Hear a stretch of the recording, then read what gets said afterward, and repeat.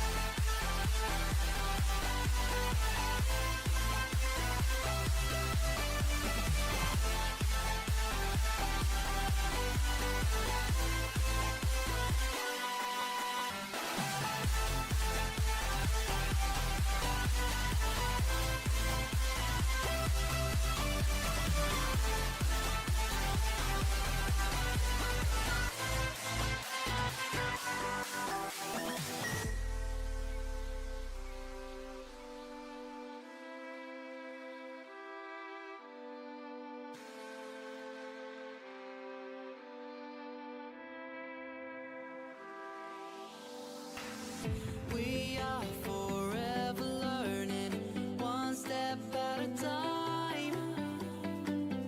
As long as the world is turning, I'll be by your side. We'll keep the fire burning, I'll never see you hurt. You know I can't explain it in a way of words.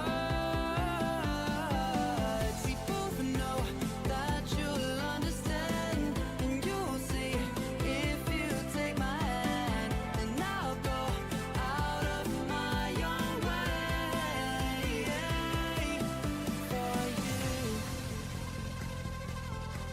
for you.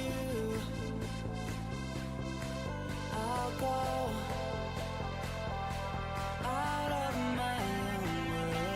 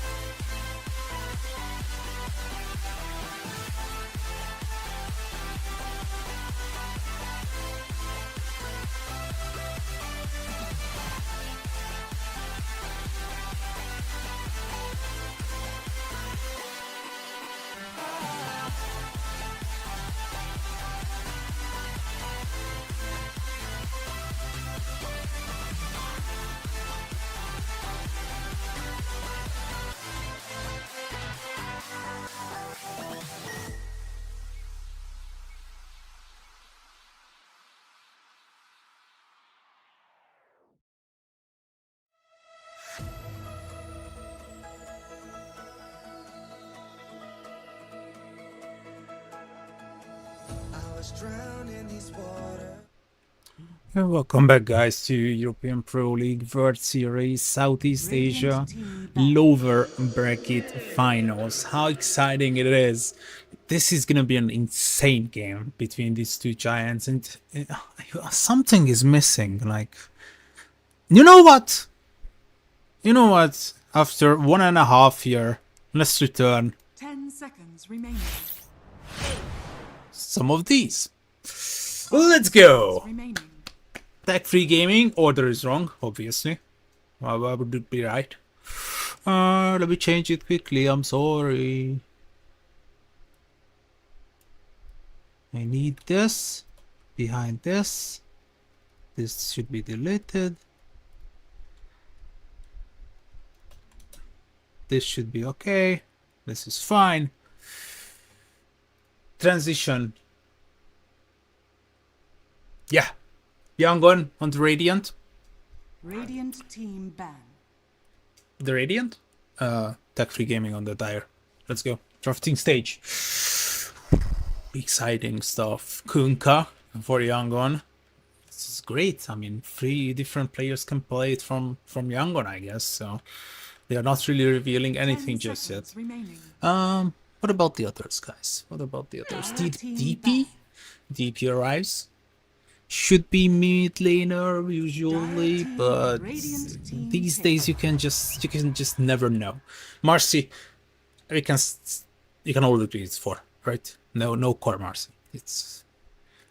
There was some occasional situational like 10 seconds Marcy remaining. course, but it was all about the 5 seconds environment that was surrounding Marcy, because that was like a good Marcy game as a core.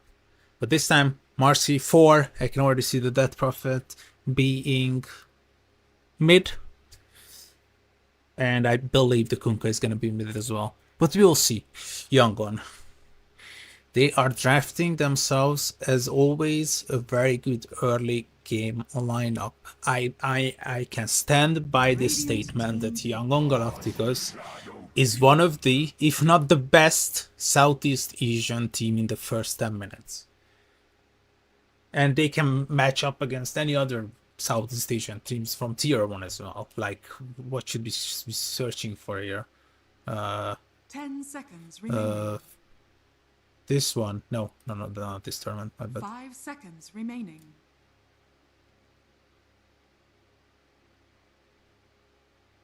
wait a minute. There was no Southeast Asian teams Dire at team PGL Wallachia? Everybody was invited. Why? Why would you... Okay, Fissure Universe. Southeast Asian teams? Are you serious? 10 seconds remaining. What happened to the Southeast Asian 5 teams? seconds Where is remaining. Execration? Where's Talon? Okay. Tiny, Shadow Demon Rise. Oh, that's an interesting one. It's starting, right? It's online. Tiny, Shadow Demon. Tiny 4? Shadow Demon 5? Shadow Demon is great against the Death Prophet.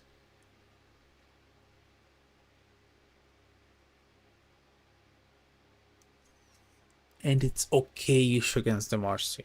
It kinda takes the Marcy out of the fight for a while, which is really effective because the Unleash requires Marcy to be very, very close to target and continuously hit him. So that's really valuable with the disruption. You can save people and etc. etc.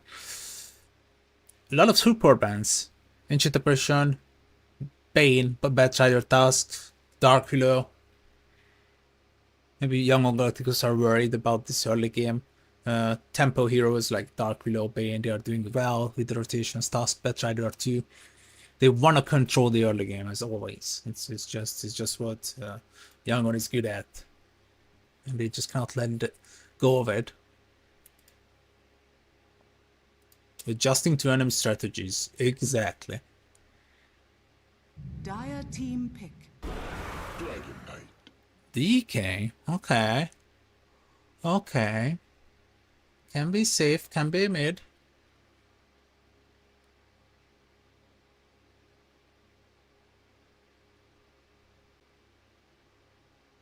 Ten seconds remaining.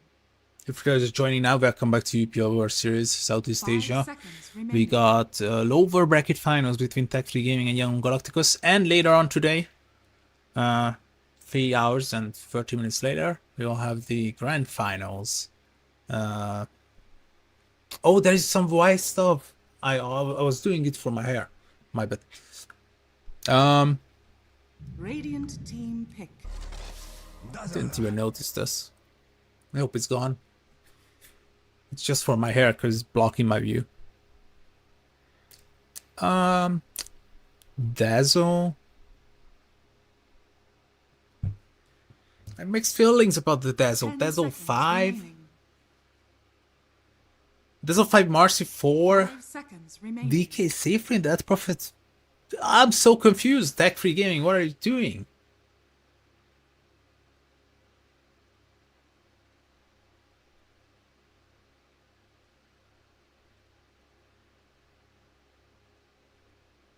It was just hair wax. Don't think about any. Don't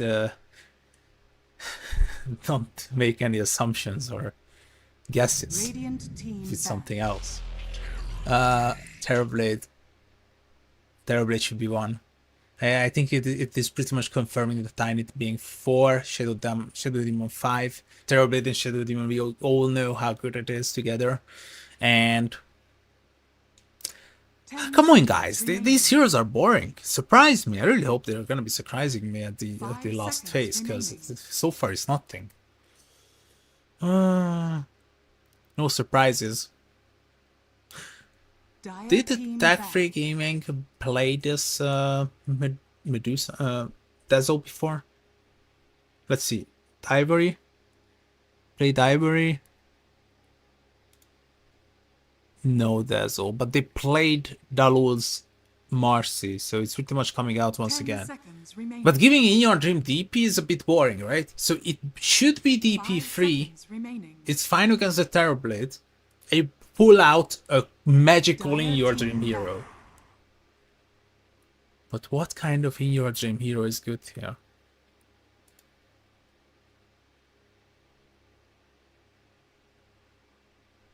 No pop for In Your Dream. He likes the Queen of Pain too. He loves Storm. 10 seconds remaining. But also is really good with DK mid. But I don't think that Prophet seconds suits In Your Dreams lifestyle playstyle. Once again, this mouth dryness in the morning is killing me. 2-0 easy for Radiant TFG. team back. What are you talking about, dude? What are you talking about? No, definitely. We will have 3 games. I can confirm it now.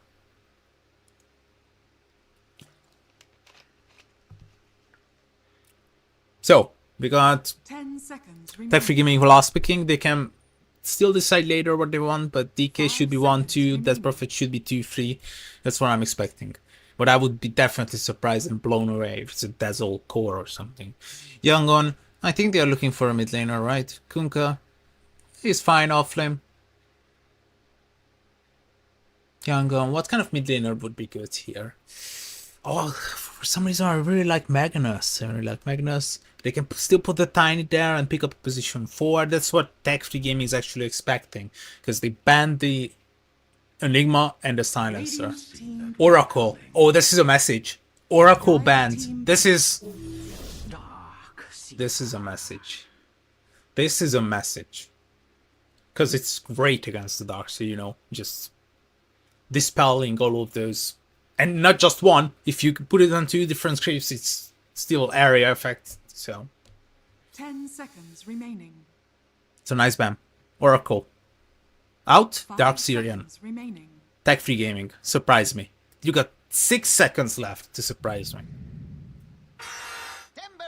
You may now select your heroes.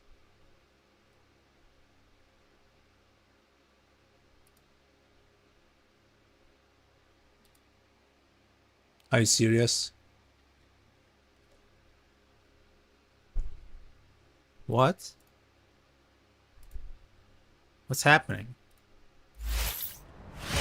What's happening? FBZ Timbersaw will be last picked? In your team DP? What?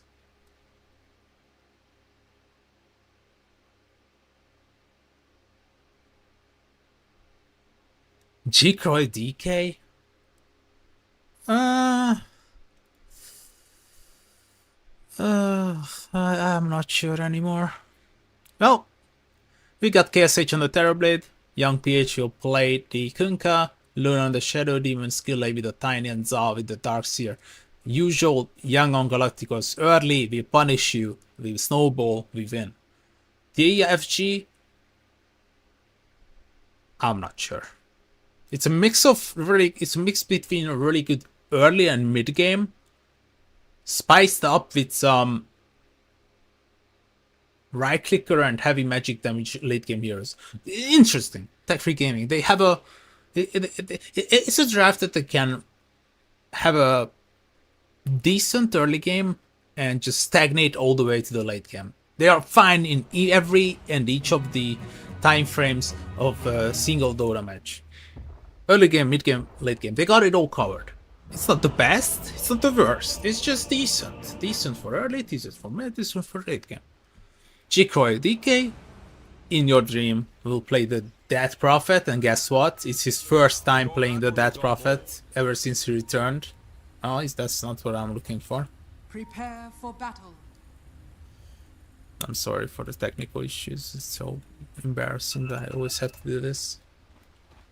Sometimes it works, sometimes it just doesn't. Troll draft. First blood deck. First blood, who is betting first blood, dude? You are insane. Like, that's just play. Oh my god, you don't. Just play roulette. You have a better chance there.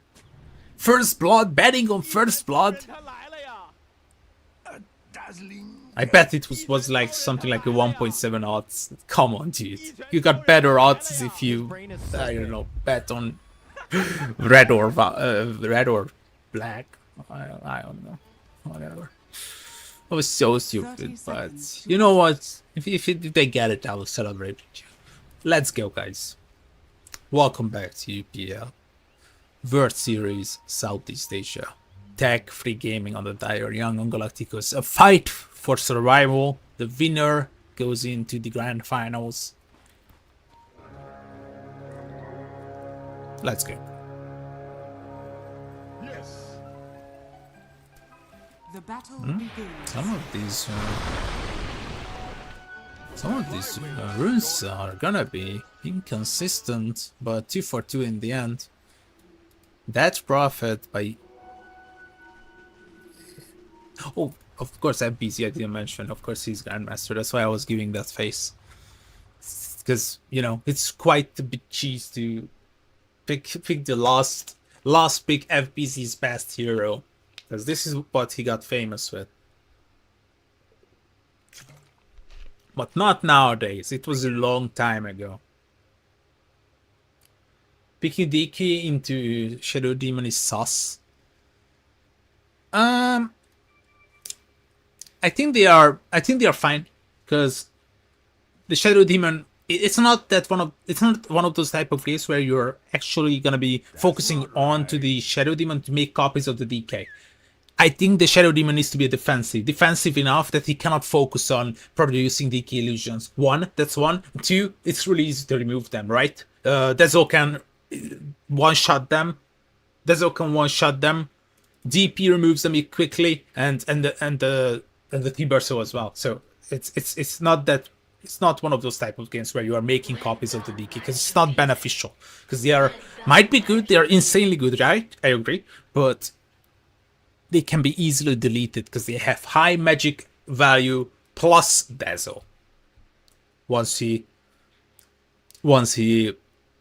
gets the poison touch on bigger levels, it's gonna be insane deleting them.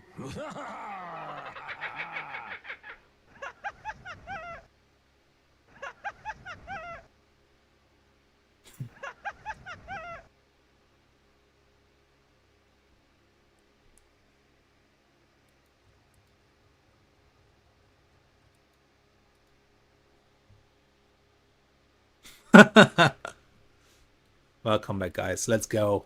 Mafia pause. I know. Spam it in the chat. Timber into SD. I think that's fine. I honestly think that's completely fine. Timber into SD. You just get the reactive armor and the X, and you're fine. You guys are overreacting on some of these. But let's just cheer for a guy because he bets Tech Free Gaming first blood. If you don't win, you are banned.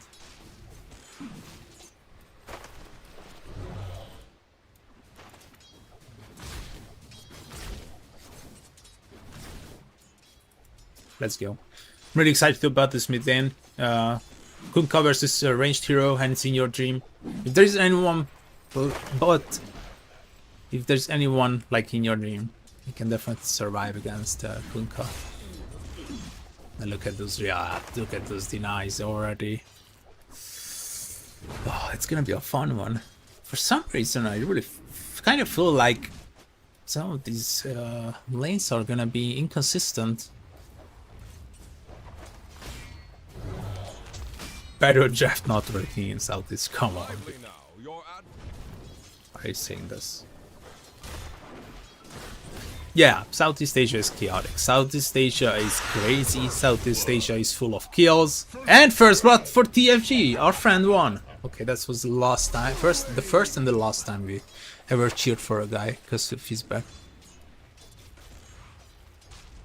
I swear if he's spoiling in the chat, he's gonna say that it's 1-0. He's bad. Step lively now. Your admiral is on board.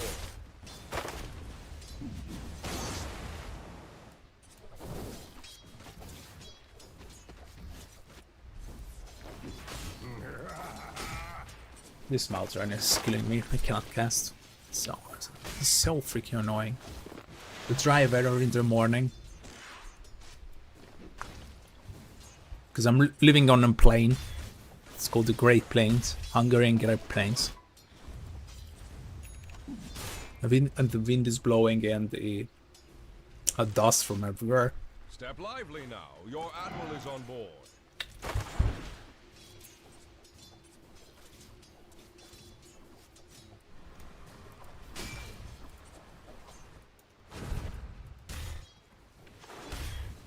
String Red Bull, more fun.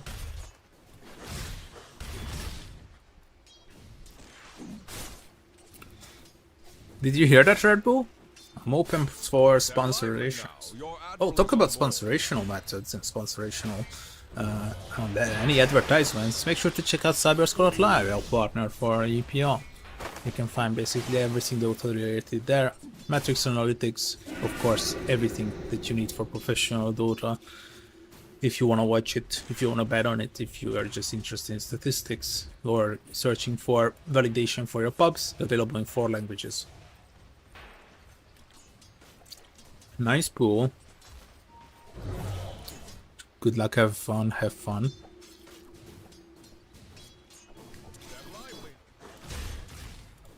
KSH doing great despite that he's laning against Timber, so.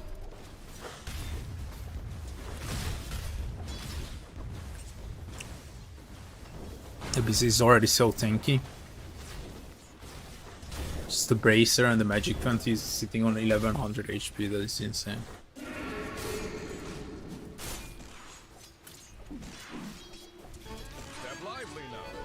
But back in my time, 12 years ago,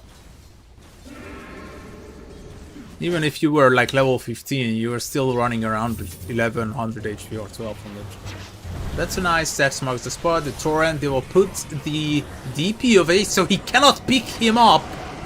Oh, that was interesting, but I think in your dream it's fine. He can just bop another of those. Oh, in your dream, no way. Can he get out of there? In your dream?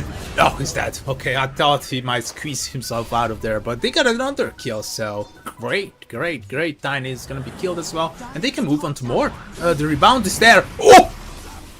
His shadow came out of his body and rebounded onto Lune. Did you guys see that? With eternal energy, his spirit escaped this disruption and hit it. Dalul, dispose. What are you thinking, young fish? You think you can just TP back against in your dream? Of course there is 2 maniacs babysitting him. Come on. How amateur you can be.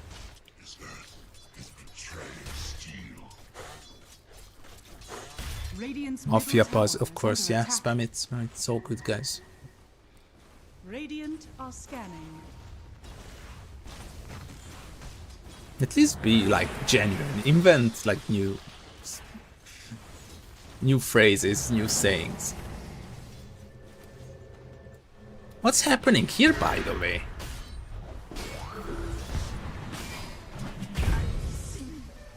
I guess Zaw is dead. Well, I have bad news for Yangon Dire's fans. top tower is under They're attack. getting destroyed in the laning stage.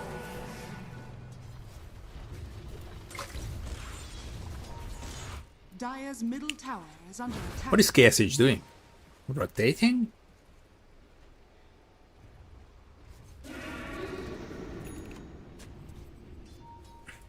Dire's middle tower. Skille, you fine? He's okay. Welcome back, guys. Welcome back. It's an honor to be here and cast you again. And I really hope we can continue in July. So, I'm really excited to provide and deliver more EPL action, as this is one of the biggest projects I've worked on in the past 1 year. This is my main focus nowadays. Radiant's And the upcoming weeks, months as well. I want to get back to like competing in again Age of Empires, but I don't know which game. So maybe if some of you can give me like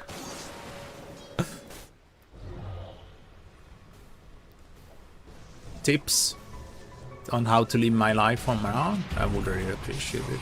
I appreciate the nice comments you guys leaving me in private. And oh, okay, teamfight is actually breaking out, so no, don't talk about private things. Oh, that was cool, but I don't think Tech Free Gaming is supposed to be here, to be honest. Tech Free Gaming might just lose 3 heroes. Oh, can he get him? No, but the DK should be dead. But who is killing him? That's the question. So we'll secure the kill. And with this, Yangon Galacticos is pretty much back into the game, right? This 1k difference is nothing. You fought and died with honor. I wanted to say something, but I couldn't find the right word for it. Radiant's bottom tower has fallen.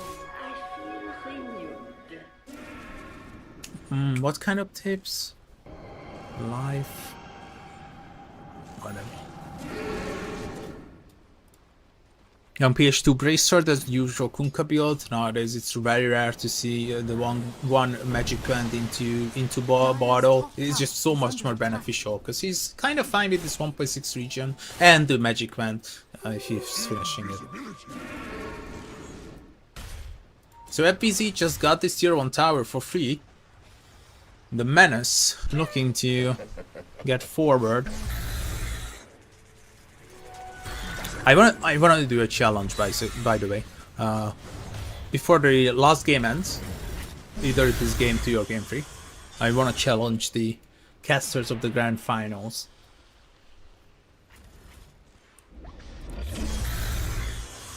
Ivory will be put onto the cliff, but I don't think he minds it. He can just TP out or dispose him. Yeah, perfect. That was cool. You could have picked him up as well.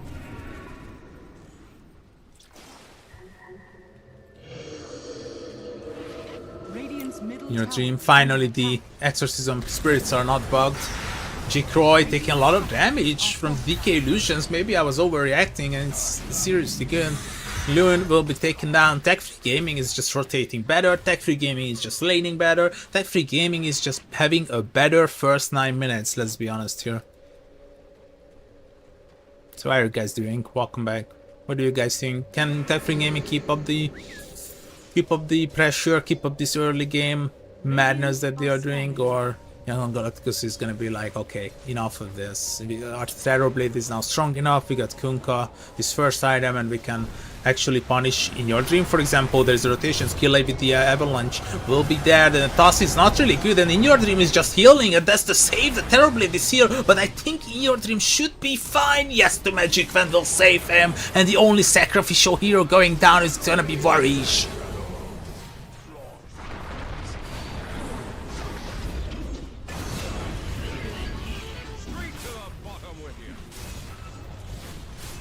What shouldn't be allowed? Dire's middle tower is under attack. Ivory plays the winner or loser. Ivory is waiting for the winner of this match in the Grand Finals. Grand Finals is gonna be best of 5. This is the lower bracket finals. Is under attack. So lower bracket finals means that the upper bracket finals. So the winners finals, the upper bracket finals loser versus the winner of the lower bracket semifinals, which is Yangon. To build quick 2-0? I don't think so. Now they are back into the game, Yangon. Let's see. 2K experience rate is still there for Tech Free Gaming, but Yangon is looking good. I wouldn't give up on Yangon, even if it's like 10k down. They can always surprise us. Step lively now. Your admiral is on board. Nowadays they are showing like nice tendencies in getting back into games where they are behind for a significant amount of time. GG? No, not GG. Just. Dire's middle tower is under attack. Oh, I want to challenge the Grand Finals casters to a viewership battle. Whether I get more viewers in the lower bracket finals or them in the Grand Finals. Radiant's So bottom tower pump is it up, under guys. attack. 1.2k, come on, don't embarrass me. We had Radiant's 3.6k middle the tower other has day. fallen. Tell your wife, tell your children, tell your grandma that it's EPL time. And In Your Dream is back. They are gonna be like, what? EPL? What the hell is this? But In Your Dream is back. Oh, they are gonna be so excited. Is under attack. Young Peach, you're dead there. Oh, he evaded! The jump, the rebound! But they are still chasing down on him. I think this is a trap, yeah. You should really stop chasing.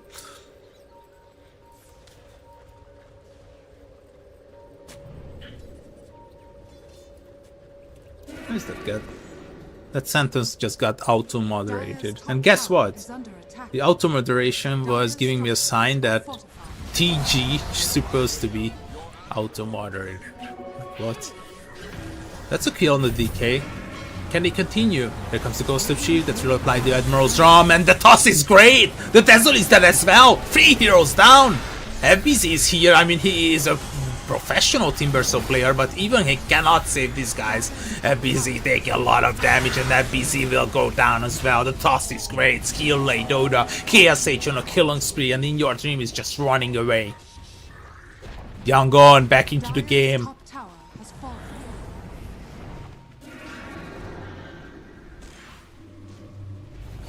In Your Dream? Is he dead? Yeah, he's dead. 11-10. Yangon.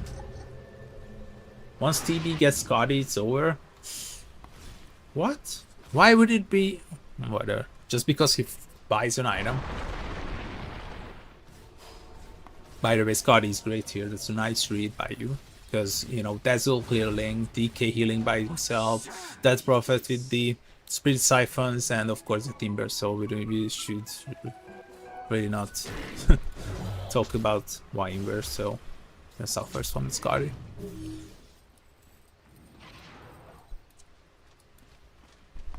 I don't know, Tech Free Gaming, the first 10 minutes look good, but ever since the magic stopped on the 2 support players, they are not doing that well. Wow, the under team, Luna almost got the blink, and we got a little bit of a bait here. That busy gonna go for the blink. Oh, I guess. Why bet and get mad at players? I don't know. Ask the others. Ask the others. No, skill I got, yeah. We have a meeting here. Za. Not even suspecting what might be going on here. Mjolnir alright for Chikroy, he has a decent farm. But yeah, In Your Dream is really running behind. It's not an In Your Dream hero. DP is not suiting the plays and the play style of In Your Radiant's top Dream. tower is under attack. I'll take that. Skille having some troubles. We will be back.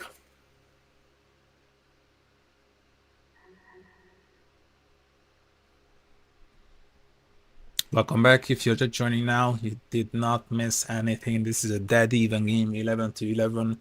Experience rate is favoring Tech Free Gaming a tiny bit, but other than that, you did not miss anything. This is EPL versus lower bracket finals of season 6 of the Southeast Asian region. Winner of this will advance into the grand finals to play against Team Ivory.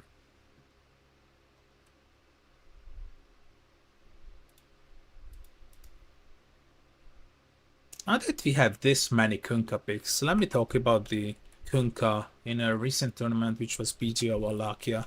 Kunkka got picked 16 times. It was played as a core safe lane 4, 7 times as a mid laner, and 5 times as an off laner. And hear me out, here comes the crazy stats. The 4 games on the safe lane, 50% win rate. The 7 games on the mid lane, 71% win rate. And the 5 games on the off lane, 100% win rate. Kunkka is busted. Kunkka is busted. The Kunkka is a gold mine. You can first phase it. It's one of the best first phase heroes. Because he doesn't care if he's countered. It just cheats on you. It doesn't care. Oh no. Might be having some internet issues. I mean, that's an everyday issue in the country where Yangon is playing from. You fought, So I don't blame them. fought honor and died with honor.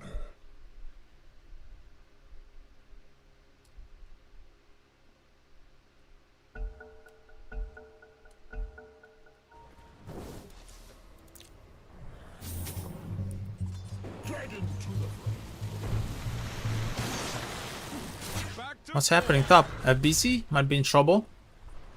KSH would love to use their Thunder. He's really low.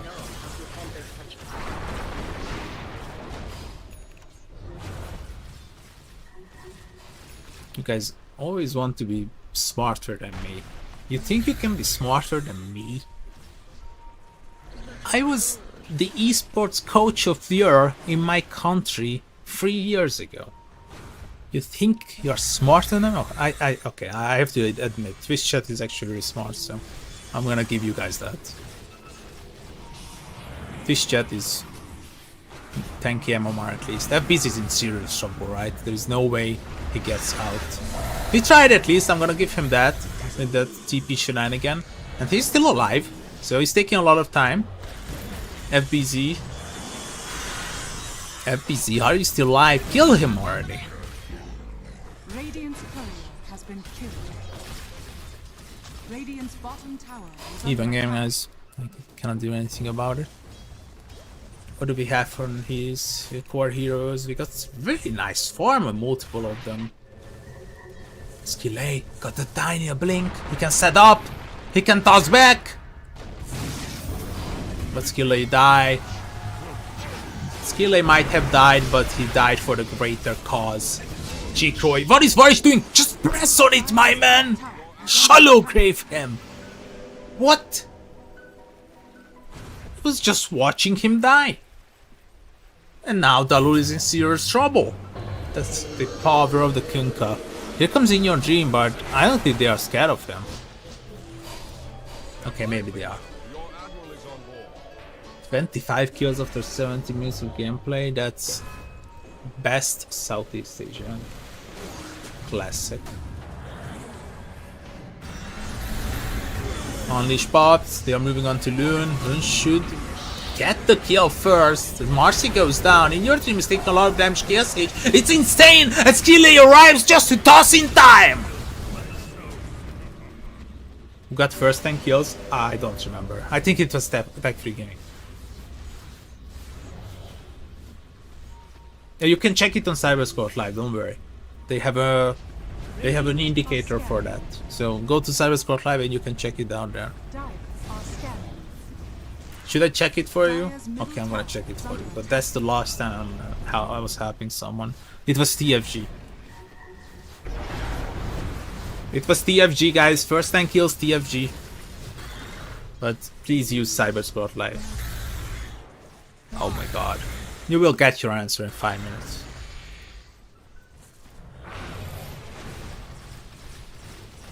The scary boss. These heroes are really free farmed. I'm usually talking about the 20th minute mark. And if you hit 10k on before that, that is just insanely good. And we got the Terrorblade versus DK who can farm better battle.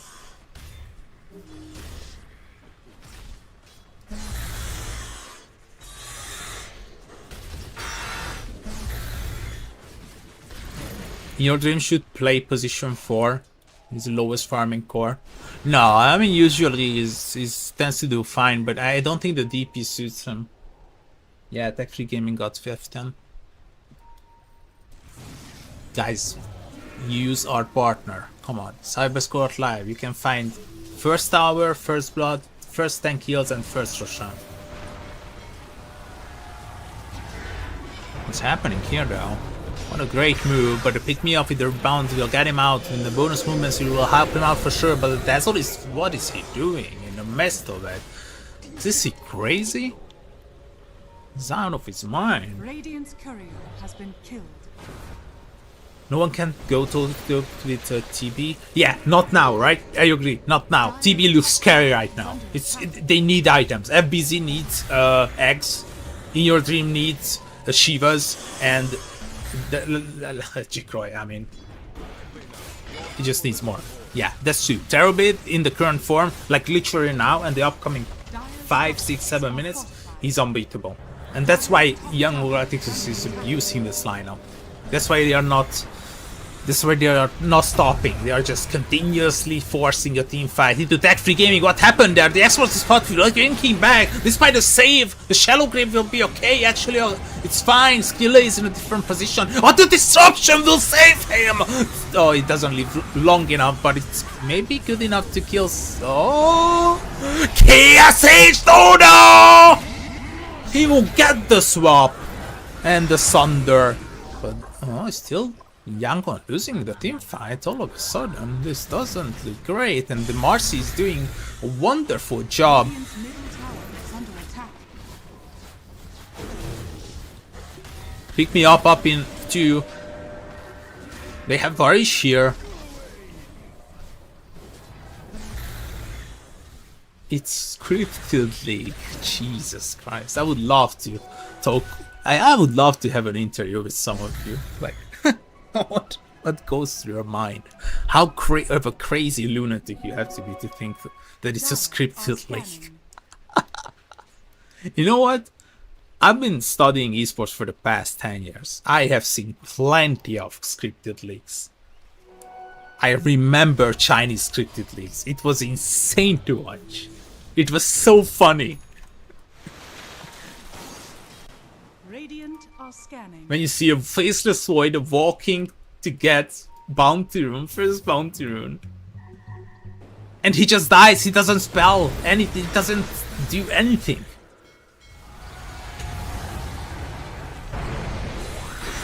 Young Page is dead. Save doesn't come out. Top tower If is the under disruption was casted Radiant's by bottom mistake tower on the Timber Cell. But they will take down the tier 2 tower, which will open up the map further on. And this is so even. First 6 kills after 22 minutes of gameplay. We got 4k experience lead favoring tech-free gaming. But honestly, I would just go high ground. They can't stop them. No DK4, no Exorcism, no Unleash. Yeah, threaten them. Who the hell cares if they are taking Roshan? Dire's top tower is under attack. With your experience, who got this game won with my experience? If you're asking me, I have literally no idea. Sometimes I can give like a nice resolution of what how I think about games, but I just can't. This is really tough to predict. It will all come down to executions. It's really hard to predict, in my opinion.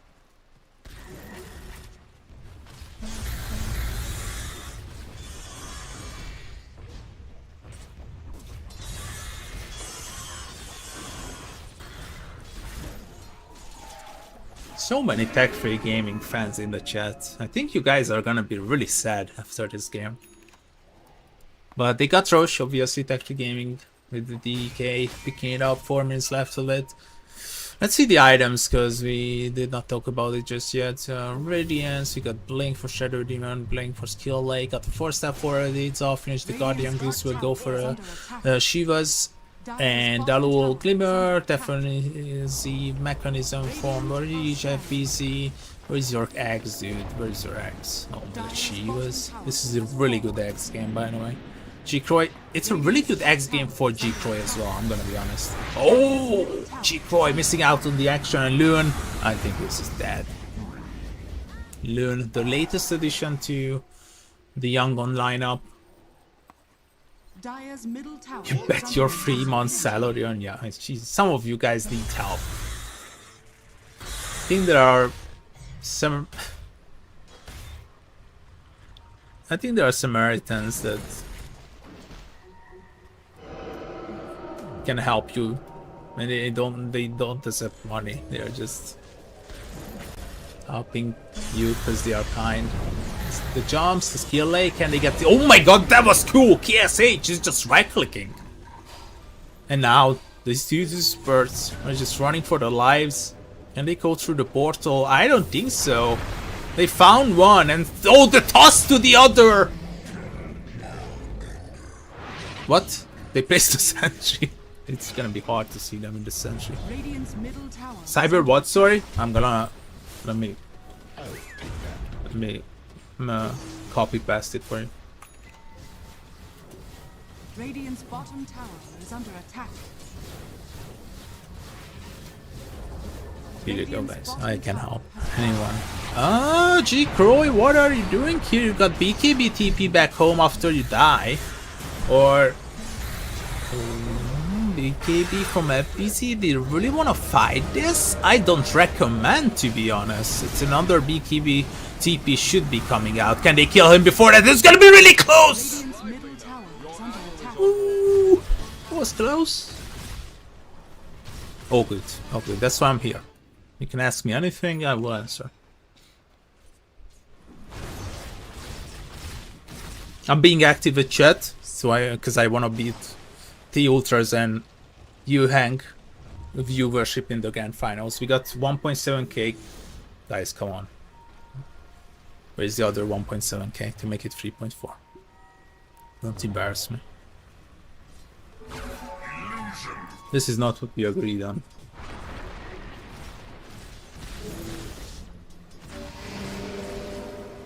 Oh, I remember Dota 2 launch back in its day. That was so fun. Dalu? You should be dead, right? Bottom tower is under attack. No, it's a bit too deep to go there. Yangon is looking great now. They are assembling a very aggressive playstyle, and it really feels like Tech Free Gaming cannot do anything with it. They are a bit scared, and they are a bit confused on what to do. Dire's middle tower is under attack. Dire's middle tower has fallen.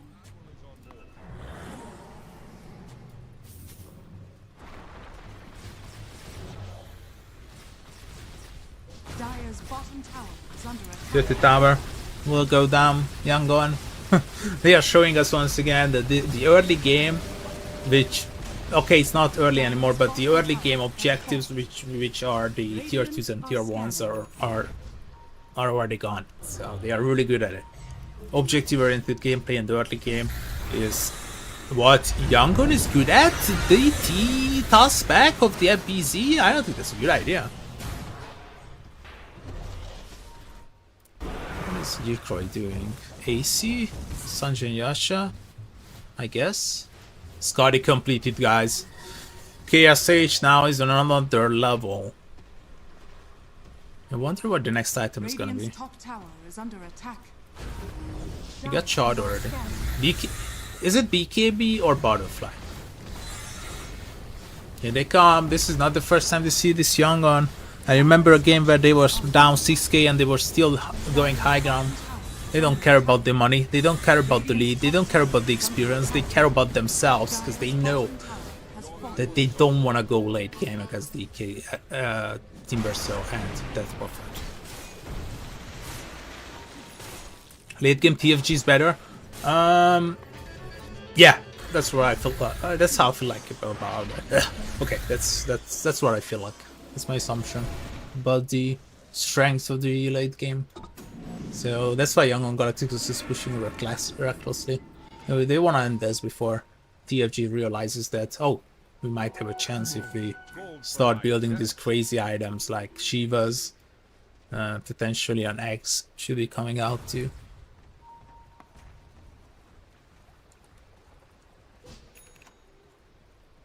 Yeah, bring it closer to 2k viewers. That's what I like to see.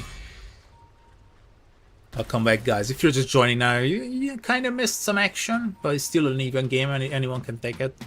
This is EPL versus Southeast Asia Season 6. Oh, what are you doing there, Skill A? What were you thinking, my friend? 40 Dire's kills. top tower is under attack. And this is just the first map, so you didn't miss anything.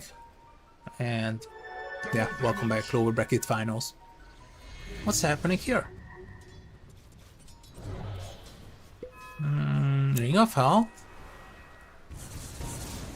Radiant's middle tower is under attack.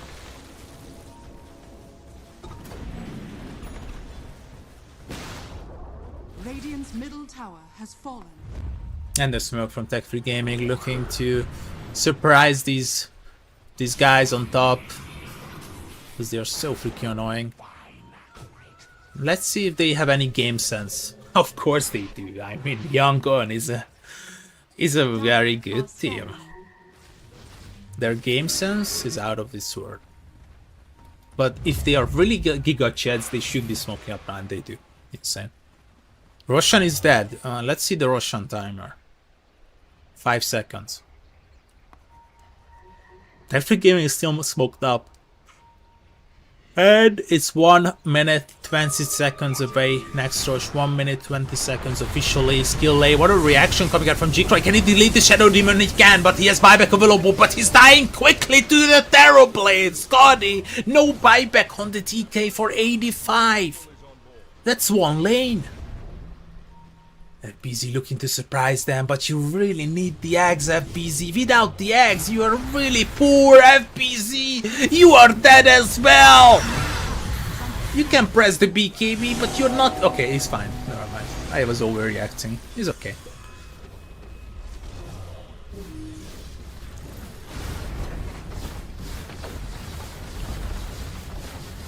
And all of a sudden, one lane gone. And you know what, if you're retreating and you take a look at here, if you count to 20, there is a very nicely friend appearing in the pit. So it's like, just count to 50. Okay, nice, keep counting guys, 10 seconds left, 9, 8, 7, 6, 5, 4, 3, 2, 1. Roshan is up, guys.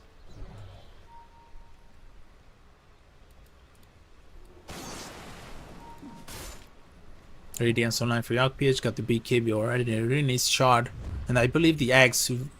Oh yeah, because the enemy is getting an AC, you should be getting a one for yourself. I agree with that. But next item for KSH, what is the next item? Daedalus.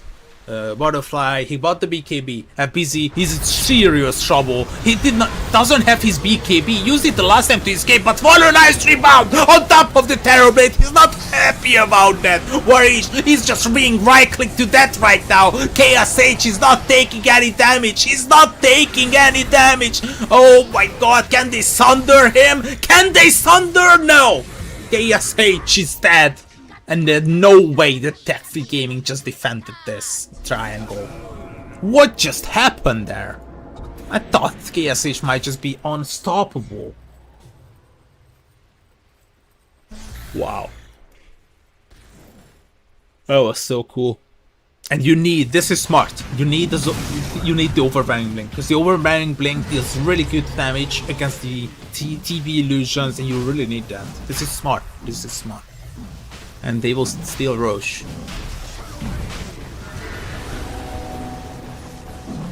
I was 80% confirming that this team fight should have been Yangon's, but something happened here and the Sunder couldn't come off. I think it was someone silencing him. Was it really a boy in your dream? So soon?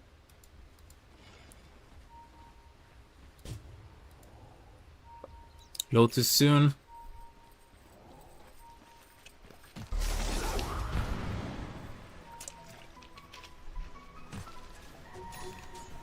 Your dream got this? Might be. I mean, that even. What can you do? Oh, wait a minute. What's that? An 18k experience lead? That is massive. How did they find us?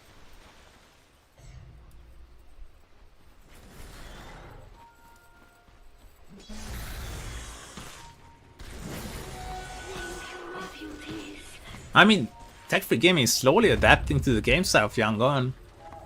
And their efficiency, optimal use of time and resources might be paying off. They got Aegis.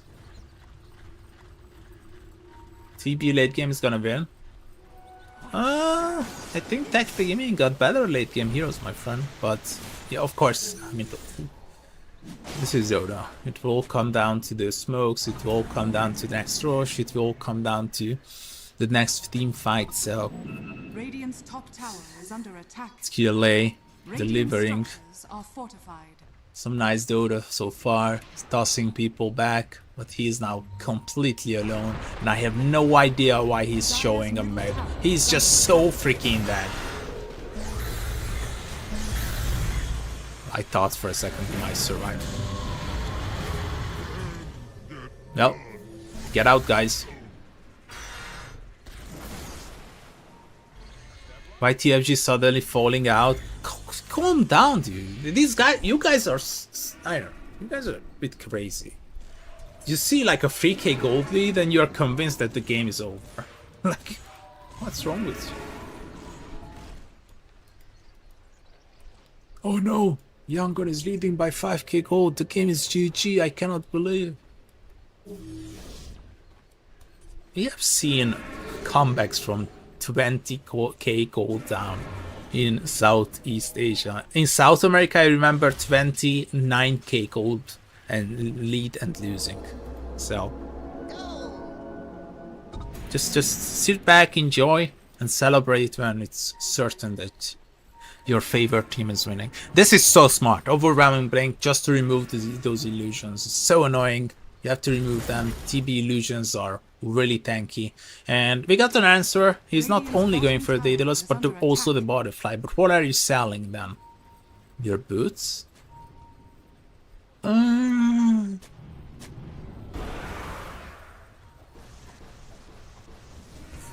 Funny. Radiant's bottom tower is under attack. Here they come. All of a sudden, the pace has changed completely. And look at that. Tech-Free Gaming is besieging the bottom tier. Free. Oh, there's a deep jump. Jikroy might have found Loon, but Loon is gonna be fine. They hexed him up, but the return hex will be there as well. FBZ still no eggs. I think this is a wide-on mistake, and FBZ might just be punished here. He will get out. But guess what, guys? The Terror Blade is cooking. Oh, a big team fight, bro, breaking out. 3 men onto the vacuum, and with the barrel wall actually getting some really nice illusions like the DK. But guess what, guys? What's happening here?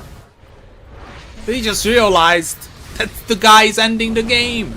Dire's middle tower has fallen. Tech-Free Gaming, you are so dead. No way he's gonna get this. No, stop it.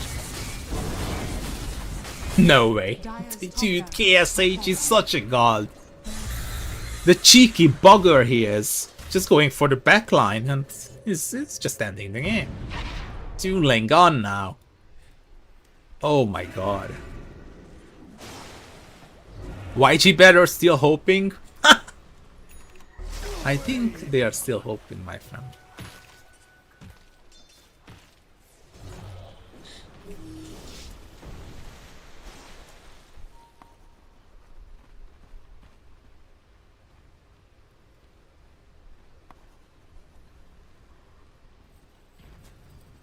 Let's go, guys. Pump the Uber number up. 2.2k is not enough to beat T-Ultras and U-Hank in our battle.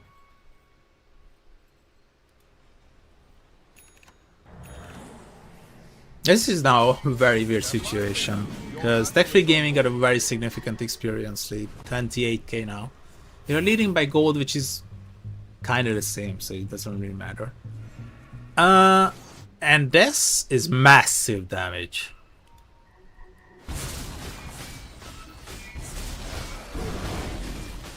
This is massive damage.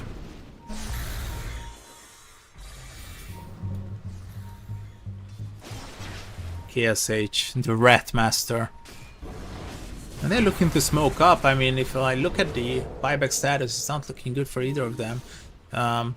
On one point, Zog gets one team are having enough gold for buyback, on the other in your dream only. A few of these are obviously just a bounty rune away from getting buyback. No, they are to come out. Let's see what they can find. Always has a perfect position to break the smoke. KSH is not using the reflection. They are jumping in. They will find the Dazzle. Dazzle should be dead. The outburst stop being used. He's saving himself in the shallow grave. But Varish should be pretty much confirmed dead. Jikroy jumping in. RPZ is going for the backline. He will hacks up the Shadow Demon. Can they kill him? Yes, he can. Luna's gone. It's a 1-4-1 for now. But KSH is just right clicking through them. Shredding them like paper. That's KSH Dota. The DK is already trying to TP home. Oh no! Talul is dead. KSH Dota. They are doing this. What's next? Can they finish this? No Marcy for 75. They can get this lane. And they got two siege creeps everywhere. I think they can get Mega. Dire are scanning. Dire's middle Or tower if they buy back, you just run. Oh my god, TFG is giving up on Mega. No way. They gave up on Mega. FBC's in, but KSH claimed Mega.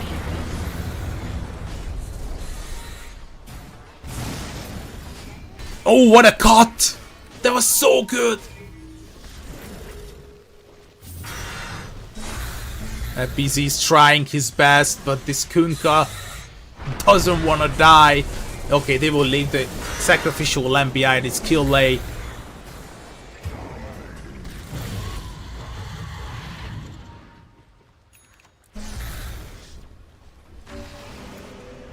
Step lively now. Your admiral is on board.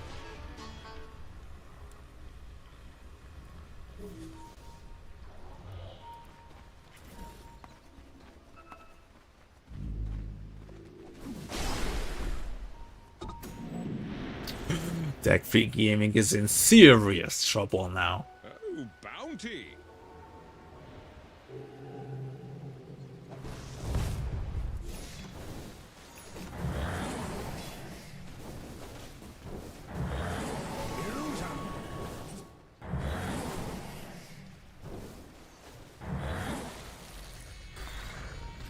Step lively now. Your admiral is on board. This game is going crazy.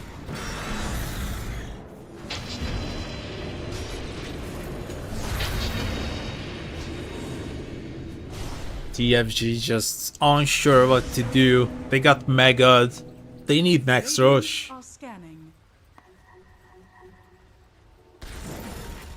I think they have to take next rush. It's gonna be the third one, right? They need it. They need it to stay alive. Okay, at least Tech Free Gaming got a nice lineup to get rid of the mega creeps, right?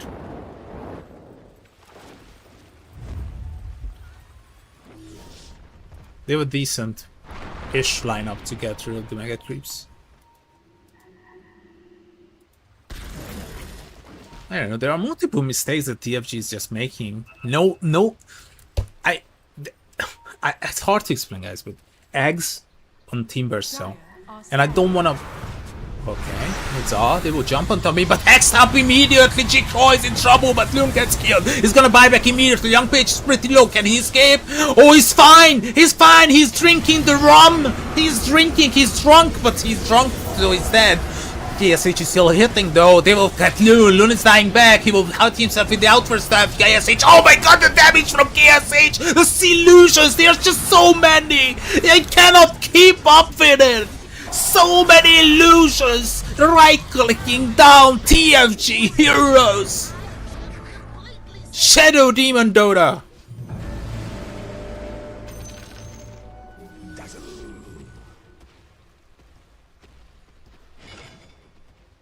And Roshan is up. I think it's Roshan and you ending the game. If you're TFG, I think you buy back and try Rosh.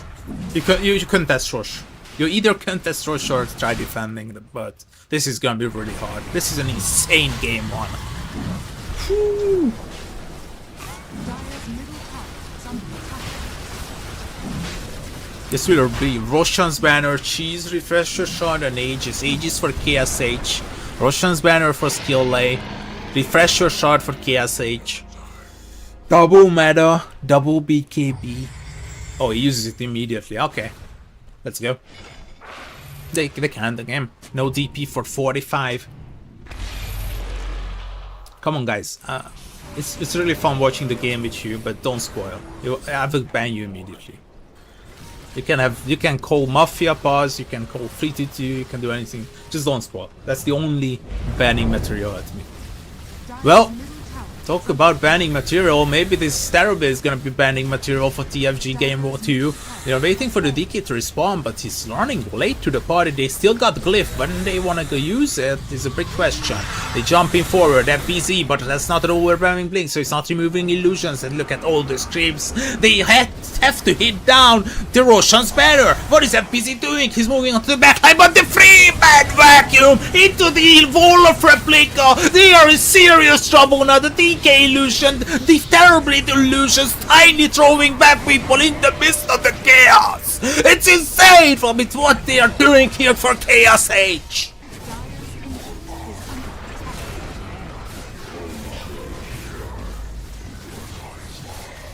Wow.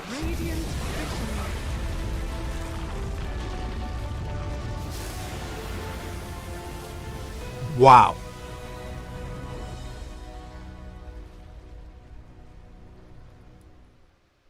What a game from Yangon Galacticos. This was insane, because that's why one of you, I remember on chat, one of you just said that it's gonna be a hard one for the DK. But no, the Shadow Demon in this game particularly has one job: to keep the Terrorblade away and produce as many bonus illusions as the Terrorblade you can. That's all. A short break, guys, and I'm gonna be back with game 2 as soon as possible. My voice is gone. Fell in love with you. You make me feel amazing when I'm next to you. You make me feel so crazy. My heart breaks for you. Can't help but know that I'm still in love with you. You make me feel so.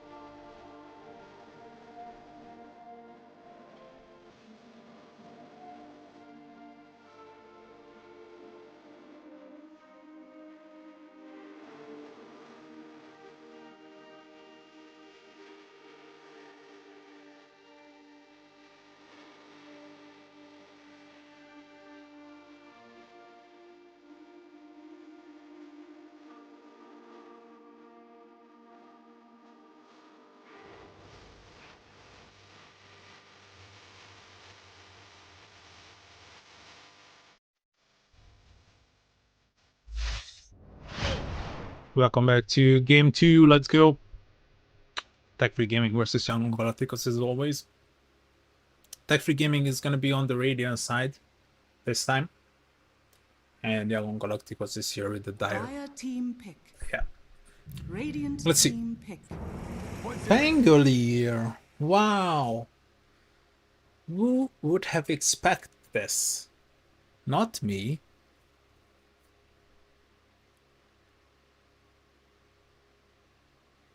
And guess what? Oh, it's Monkey King Band. Okay. 10 seconds. No Monkey, no remaining. X, no Queen of Pain. What's left for first phase heroes? 5 seconds remaining. Let me think. My brain. Marcy? Buck? You can first phase Buck. It's good against the Pango. I guess that's what I heard. I don't know.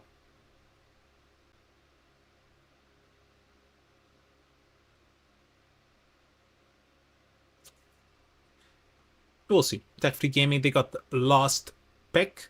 Yangon Galacticos had the opportunity Dire team and ban. the favor of of course, Kuka, the first phase heroes, is always the same. Pangolier. Yangon. That was a cool game 1. KSH went absolutely crazy. He was so confident. I loved his item progression. I loved his farming patterns. 5 I loved seconds how remaining. he positioned himself in the team fights. It was really cool. I have to rewatch that and learn a lot from him on how to position myself in team fights, because that was immaculate. Terrific. Fantastic. KSH. I think it's time to ban Terrorblade Tech Free Gaming. Let's be honest. You don't want to fall into the same mistakes twice. 10 seconds remaining. 5 seconds remaining. I think there are multiple problems with Tech Free Gaming. Just the last time I'm referring back to the previous game. I think there are multiple problems with Tech Free Gaming's approach in team fights and how to address the Terrorblade and the Shadow Demon problem, and itemization. Like, if FBZ is a grandmaster with Team Persona and he doesn't notice that if you get the eggs and you blow yourself off with the reactive armor, if you take enough damage, you can basically clear all of the illusions. Radiant team I don't know. That was a bit underwhelming what FBC brought to the table. Well, maybe game 2. Maybe game 2. They are humans after all. Like me, like you are, if you're watching. Let's go. Let's break 3K viewers and I can challenge the Ultras and you hang.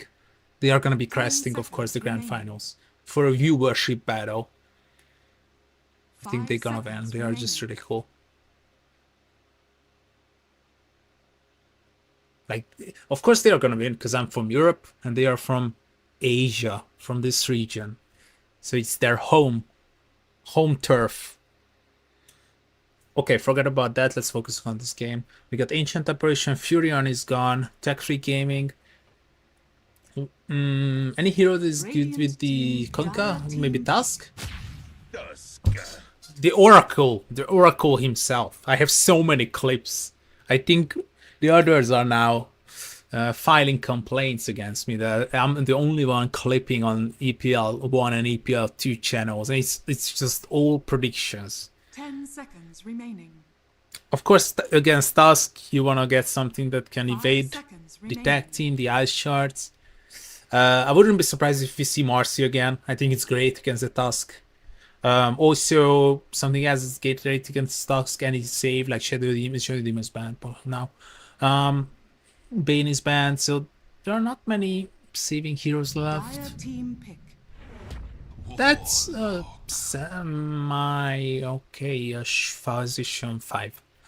But I think it's Kunkka Tusk on the safe lane. Kunkka 3, Tusk 4. Warlock Radiant team pick. and Tiny. Tiny went great. I think he was always on point, tossing back the right targets. I loved his playstyle. When it was secured that you get 1 kill and they are running away, so it's not gonna be like a proper team fight. 10 seconds He was doing remaining. shenanigans, like leaving one target behind, got avalanched, and he was immediately jumping forward to the next target to toss him back. That was really cool. It's not greedy, it's just realizing how the current team fight looks and how it's gonna end up in the end. Tiny gets picked again. I like it. But I need surprises, Tech Free Gaming. The previous draft was so down to earth, not risking anything. You gotta risk. You gotta risk something. You gotta risk. You gotta bring out a hero that is not so often picked. That's what I mean. Because once again, Yangon, they got decent team fights. They pop the Fate top, one's Chaotic Offering, and the Penguin is gonna be damaging every single member of you. And those are two melee heroes as well, so it's really hard to stop the Penguin here, I guess. Any suggestions? I don't know. It's hard to suggest heroes here. Like, that Tusk was really lucky. But if I want to mention heroes that can match up with the Kunkka and the Tusk,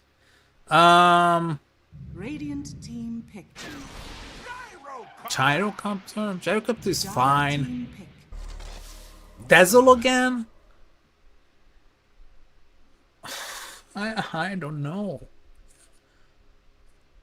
I think the Dazzle really underperformed in game one. Varish, I don't want to blame him because he got 20 assists, but 10 he died seconds 9 remaining. times and all he did was saving one guy and he's remaining. dead immediately. He just died 3 right clicks to the Terrorblade because you never save yourself. And he got Mechanism and Holy Lock and couldn't use it at all because he was deleted immediately. His positioning, his Dire team banned. item progression was, yeah, that's what I mean. Why don't you ban the Terrorblade if the guy is seriously insane with it? I don't know. It's not that complex. It's not gonna be like you are losing your pride if you don't ban the Terrorblade. Now you are in serious trouble with Tech Free Gaming. At least this time you got some nice tools to remove the illusions. Because Gyrocopter, high magic damage. Kunkka as well.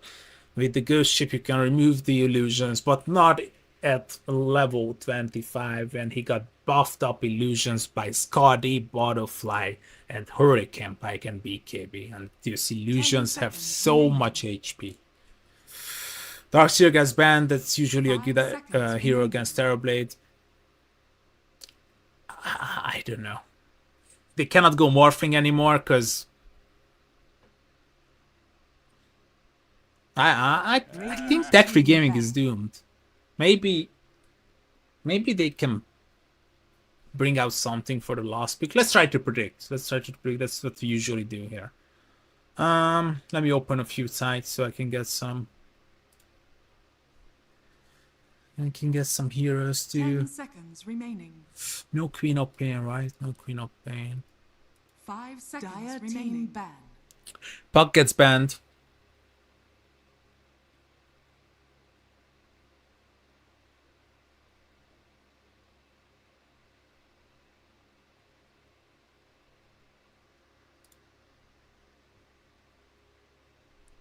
Ten seconds remaining.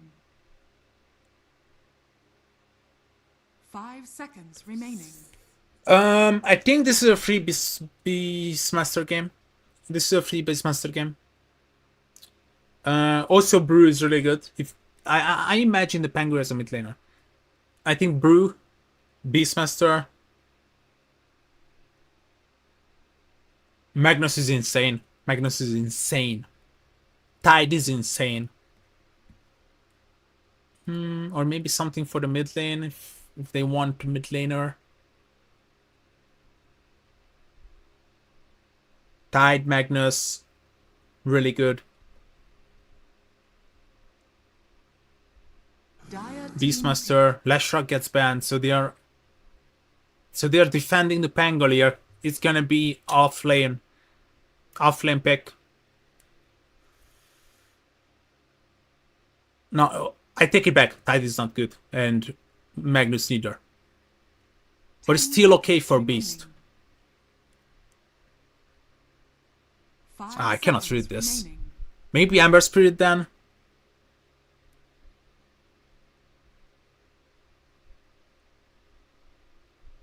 I like Void Spirit as well. Ember Void or Tide and Radiant's Magnus. team picked. Oh, Shadow Fiend. That's the surprise I was waiting for. The lane dominant hero on the mid lane. Beats Kunkka. Beats the shit. Beats, beats the shit hell out of him. That was not correct, I know. 10 seconds remaining. Tech Free Gaming. 5 How are you answering? seconds 6 remaining. seconds less in the reserve time. I don't know. You gotta bring out a offlaner. But what's left? Mars, Centaur. Choose your hero. I cannot believe this. Like, are you serious? Are you serious? Seriously? They put Warrish on the gyrocopter so Jikroy can play the morph to counter the Terrorblade. It was a bait all along. It was a bait all along. They intended this to happen because Jikroy is a great morphing player, but okay, the opportunity was there all along that they are baiting, but this is a good morphing game, let's be honest. Tech Free Gaming they figure out something. Question is, will it be enough? Will it be enough that Jikroy, he has to 1 versus 5 in this game, I believe. Varish is gonna be a useless gyrocopter. FBZ is position free just because of the last pick morphing. Position free Dazzle with the Poison Bloom. I don't know. Despite the morphing being good, it's a little bit counterintuitive, right? It's a good morphing game, but if you pick morphing into this draft, then the draft is not that good anymore. Because you have to play Dazzle free and Gyrocopter on support. That's what I feel like. I think Tech Free Gaming might just outdraft it themselves. Let's see. Let's go into game 2, guys. We'll figure out together. Don't spoil anything else. You can trash talk each other as much as you want. Just don't spoil. Spoiler, immediate Prepare ban. for battle. Thank you. Feel free to... What's my MMR in game? The last time I played ranked was... I belong in the sky. The last time I played ranked was in 2023, where I calibrated 8K, and I was top 900, top 100, top 900 in Europe. That was before the MMR inflation, because nowadays if you get like 8K MMR, you are just flat immortal in Europe. So that was the last time I played. Ever since that, I calibrated once, but I was so disappointed with the result that I immediately 30 reset it. seconds to battle. So I don't play anymore. I'm just watching tournaments, I'm just gathering information, educating myself by esports, and that's all. But yeah, my best and my biggest MMR was 8K. 8K before the MMR inflation. And the best rank is, yeah, rank 900. Let's go. Thanks for asking, by the way. No one's asking me these personal questions. He's 5K. I used to be 5K. I think the first time I hit 5K was 2017, 2018. 2018. Yeah, 2018.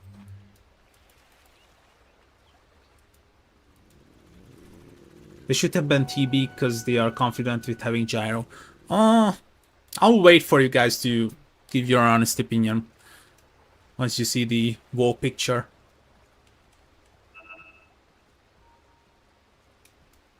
Let's see if Tech Free Gaming can crack the code on the Radiant. Bounty is 2 for 2.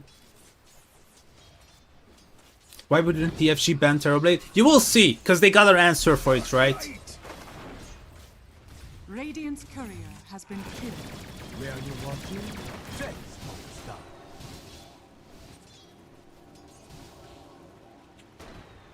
Because secretly they had an answer for it, so it was the morph all along.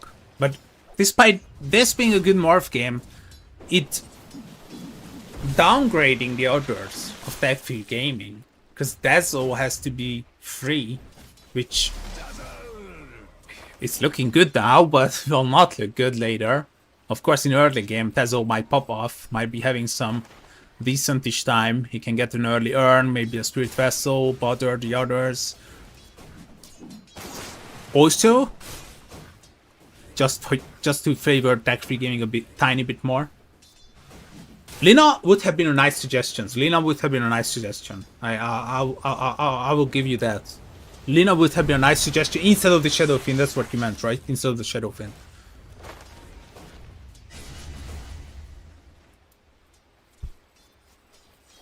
Yangon Galacticos draft greedy. I give you that. Yeah, that's true. That's true. Yangon Galacticos draft is a bit greedy. It's bit greedy. If TFG can punish it in the early game, then Yangon might have a tough early first 15 minutes. And talk about punishment. Talul is here, and in your team will get young PH.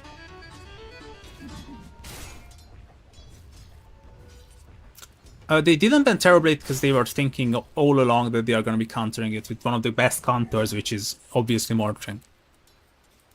Dire's middle tower is under attack. Is there Achio still mad at CCNC? Who the hell are those guys? I'll watch tier 1 Dota. Your admiral is on board. I never heard of them.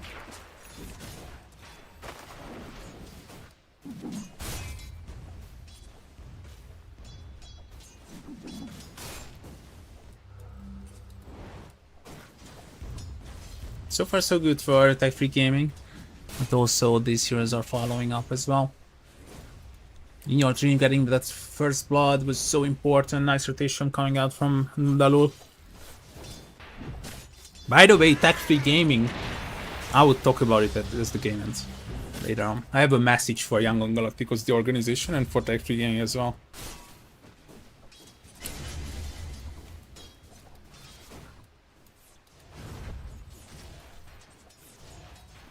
This is next level draft? Yeah, I mean, kinda. I wasn't expecting Morphing, to be honest.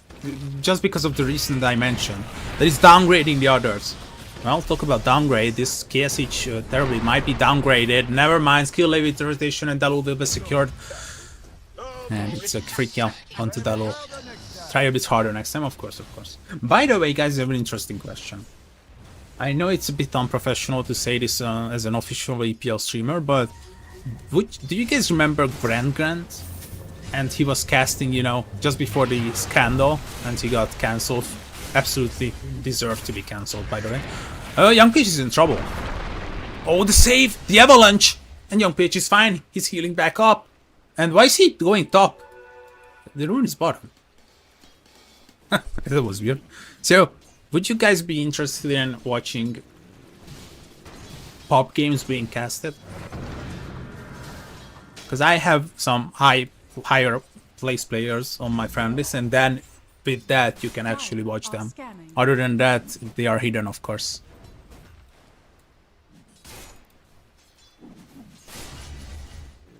Step lively now. Your admiral is on board. Maybe. It's a decent idea, right? Oh, I can see a lot of TFG fans are actually hoping. I mean, if TFG can deliver in the early game and punish this greedy draft from the Yangon, I think they have a decent chance. They still have this PSH. What is he doing? He's dead, by the way. Why was he going this way? What? Whatever. Brain lag? I don't know. You bet for your wife? Oh. Okay, I think we have to add an additional banning material to your rules. If anyone is betting his wife, should be banned permanently. So please, guys, if you bet your wife, don't tell it in chat. Thank you. But at least the spoilers are gone. I'm really glad. I'm really thankful you guys are not spoiling anymore. In your dream, Dalul joining in your dream, can he? Oh, can he? No, he cannot. He cannot. In your dream is just dead.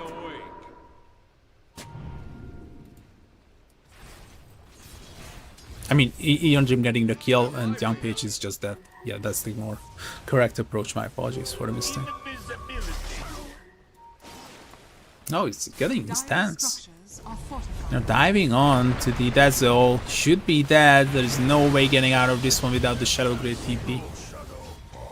Radiant They're structures rotating on the mid lane as well. Warriors is placing a very aggressive Dire's ward. middle That tower means is their under attack. main focus from now on is this mid lane.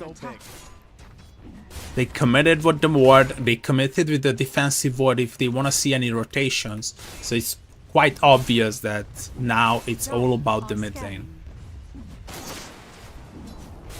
Radiant's top So tower yeah, has fallen. I answered your question. I was an 8k Dire's player, middle but tower I'm not is under anymore. attack. 8k 2 years ago would be like 10k now. Or maybe I would just calibrate and I would be like flat 6k. That's what I'm scared of. That's why I'm not calibrating. That's why I'm not playing ranked anymore. But auto chess is fun and turbo as well. Radiant are scared. Turbo is really funny.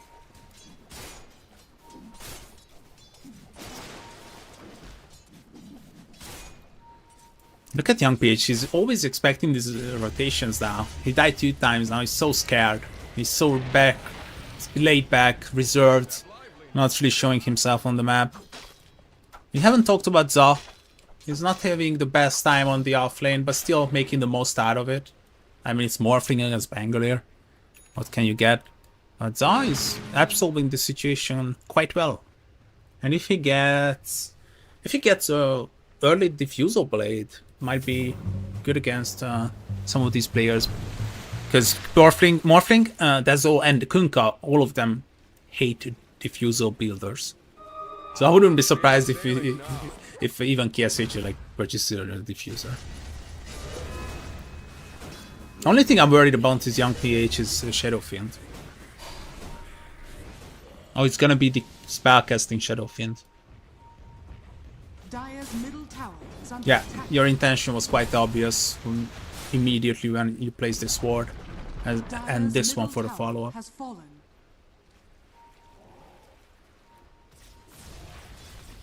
Maldrainus is killing me. Like, bought a Pepsi. Pepsi, please sponsor me. Thank you. Radiant's bottom Oh my god! They just got melted in the combo. What happened there? Radiant's Chikroy? structures are fortified. Can you explain? Radiant's bottom tower is under attack. What happened? 2 wife would be better than that's banning material, sir. That's banning material. Rotation Za is in trouble. Can he get out of this one? He's getting healed though, but you know, Varys is joining in as well. I think they just let him go. Jikro is here, and the right clicks and the torrent. It should be enough.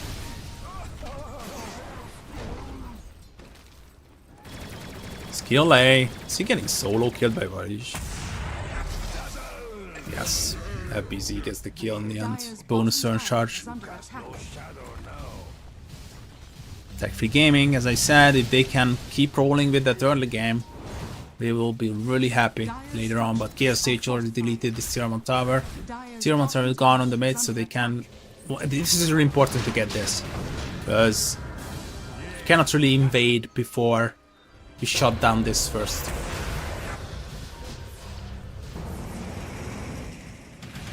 So I just realized, wait, this Dazzle is really low. I can kinda kill him.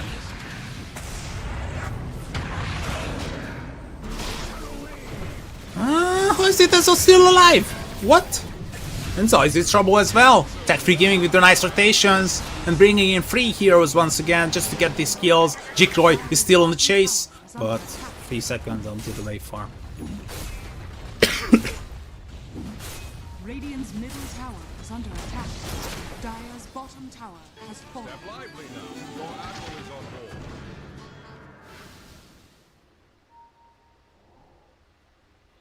Yeah, I didn't finish. Yeah, Grant. He was Dire's casting bottom pops, tower right? is under attack. I was thinking like that was actually a really good idea of him. And maybe I should do it as well. What do you guys think about that? Mi goreng? Nasi? Nasi goreng? Isn't that like a food in Malaysia? I don't know.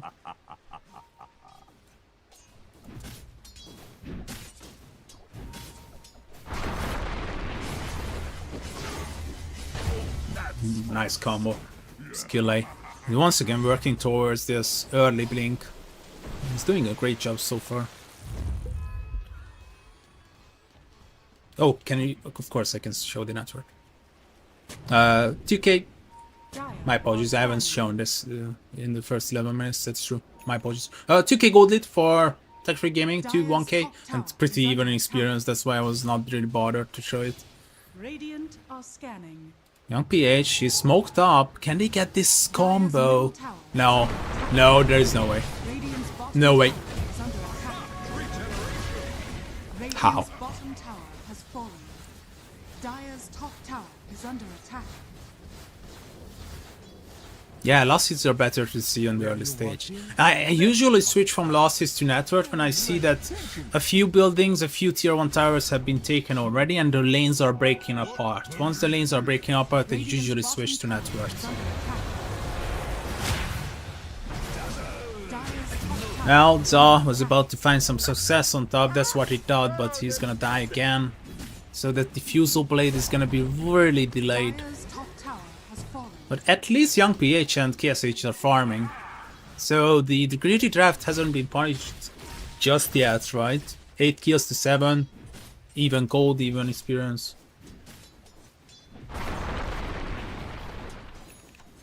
Dire's top tower is under attack.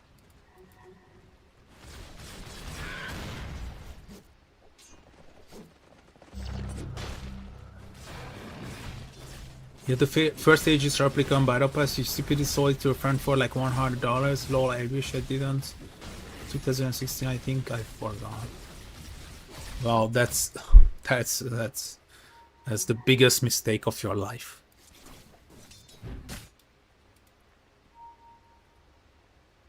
That was not as stupid. 9K peak MMR was 10. No, it wasn't 10 years ago. My 8K MMR was 2 years ago. 2 years ago, we already had like 14K players. I think 14K was the biggest. 10 years ago, Dire's top tower 8K was the top. Yeah, no. 10 years ago, 9K was the top. Radiant's But I bottom was tower is 8K under attack. 2 years ago. I remember. It calibrated in the early summer in June 2023. Maybe I said it wrong. Maybe I said it wrong. I'm sorry for that. So 2 years ago, 8K. That was rank 1000 euro. Ever since that, the MMR inflation just, and you need like at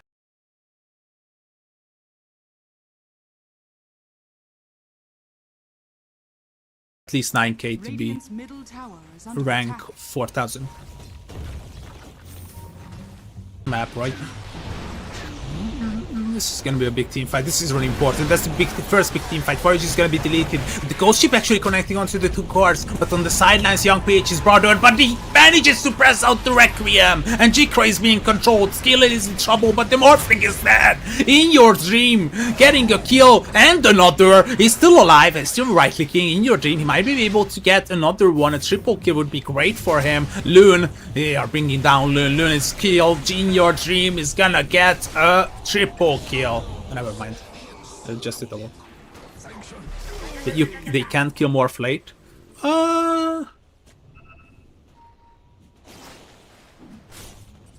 This might backfire because Morph late is good, but they have two right clickers on the other side.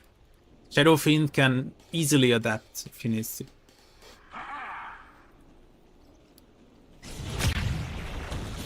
Young PH. What? Okay. Sometimes you just, sometimes you just farming the, you just farm the offlane and you die. Sometimes life is just not fair with you. But in your dream woke up 5-0 and 4 on in your dream.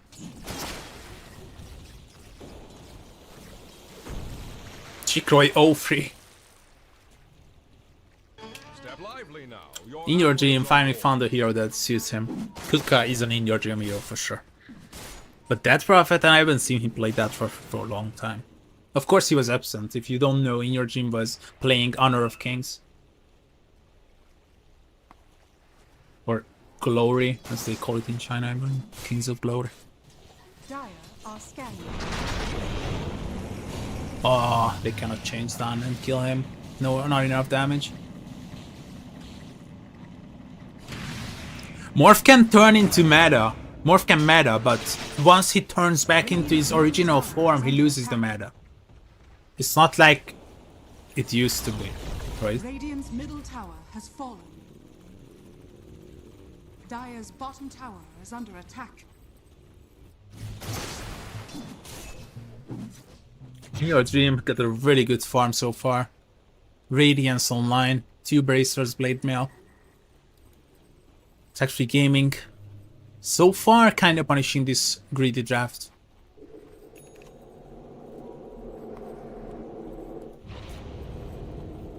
$2.4k viewers. Nice, nice guys. Keep it up, 3k. Radiant are You're scanning. not stopping until 3k because KSH is so freaking bad. Where is your Midas? Why is it so delayed? I don't know, a few more minutes and you can actually go Roach if you are TFG. Radiant's middle tower is under attack.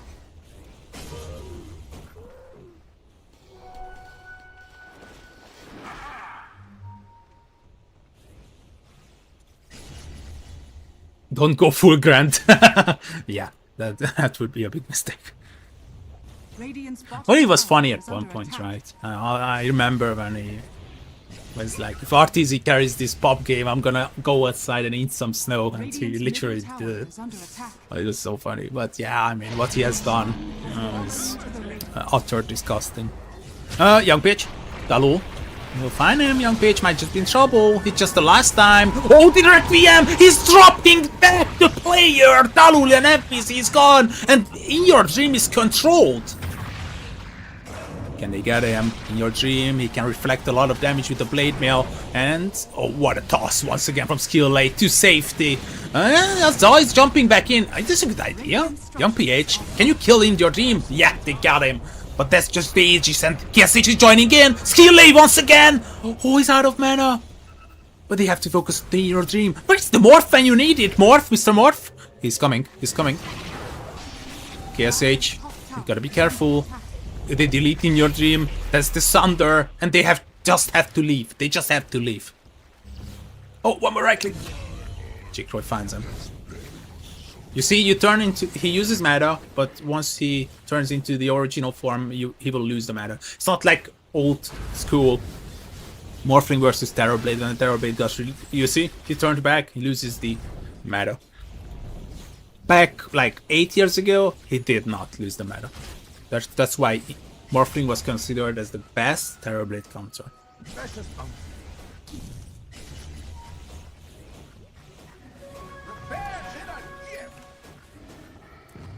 Did I ask you to who's gonna stop SF later? Who's gonna stop Pangai farm? That's what I'm saying. That's what I'm telling you basically, that Yangon Galacticos drafted themselves something that they usually Are don't. scanning. A kind of greedy, middle late game oriented game style. The same can be applied to tech-free gaming, but next to it, they have a decent early stage. And they are showing us why, but Young PH might just be in trouble. Daru is finding him, and that's the forced step, but not in the right direction. Young PH is feeding. He died 4 times already. Luna is fine. Dire's courier has been killed. Radiant are scanning. Radiant scan is on point, but they are late to the Pangalia. Did he get the Shrine of Wisdom? Oh, he did not. Radiant's middle tower He got is scared under away. attack. Consistent gameplay so far from TFG. KSH. Ice Charge misses. I think KSH is fine.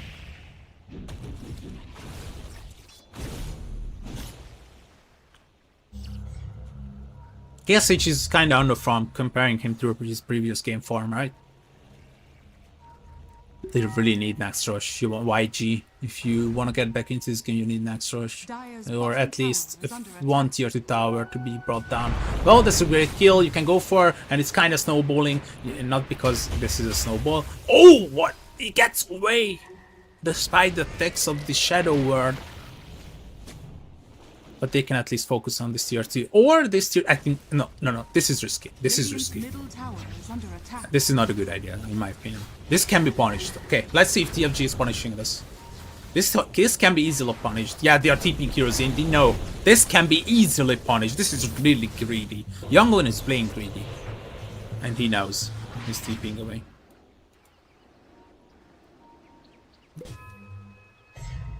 You see Morph win this on paper. On paper, yeah, Morph is winning this game.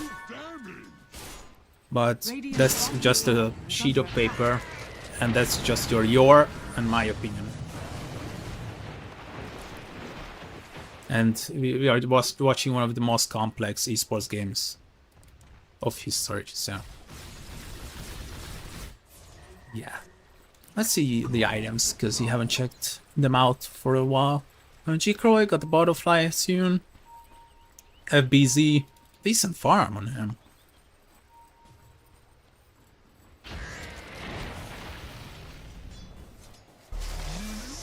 Skill A. Gonna get that first staff. 5k experience at 6k gold lead. Your team was the second player to reach 9k MMR after Miracle. Yeah. No! That's not true. It was a Russian player called Batman. In Your Dream was maybe kind of the third or fourth. Or maybe Batman was the first one or the second one after Miracle to reach 8k? I don't know. But yeah, trust me on that. I remember good old Batman. He was a Spectre spammer. There was an interview with him. That asking that why is he not joining any professional teams. He was like, I'm not interested in that. I'm just playing Dota for fun, and that's it. You can find some of his replays if you type Dota 2 Batman Spectre in YouTube. Smoke and smoke. Oh, this is exciting. What's gonna break first? Oh, it's the Tusk in trouble, but they are controlling the Gyro. Tusk and Gyro are gone. That was cool. Oh, they're moving on to more. They want more. KSH, Jikroid joining into KSH, but this is the 2 versus 3 versus 5. All of a sudden, and Skill A found him! Oh, the Requiem! Scaring him away with the fear! Skill A Dota once again. He was doing this non-stop the previous game too. In Your Dream is double. Oh, he got the BKB. Okay, then Skill A is in trouble. KSH, you gotta be careful, my friend. In Your Dream is a big tanky man. He's angry. He's moving on to Warlock. Loon is dead. In Your Dream gets killed by KSH. Young Peach is still fine.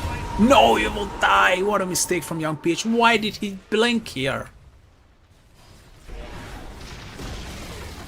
Radiant's middle tower has fallen. This is even. I love you guys. Continuously spamming the same stuff.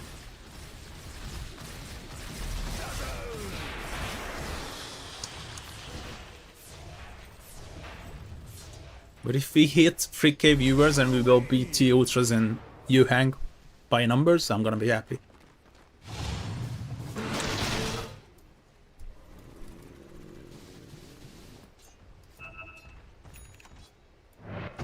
So wake up your grandma, tell your son, tell your daughter that it's today.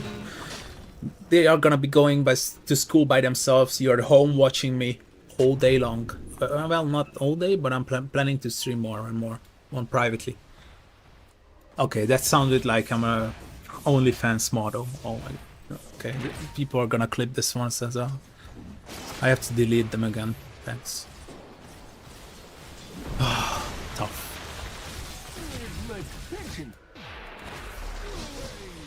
It's always so late, so late.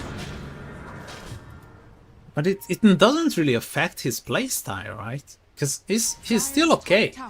3 kills, 9 assists, right? Still okay. Young PH got the X now. It means that you can get 25 with the Necromancer now. They really need to use. In Your Dream is just so annoying with this X marks the spot. I go mid, I delete the wave, and I'm back.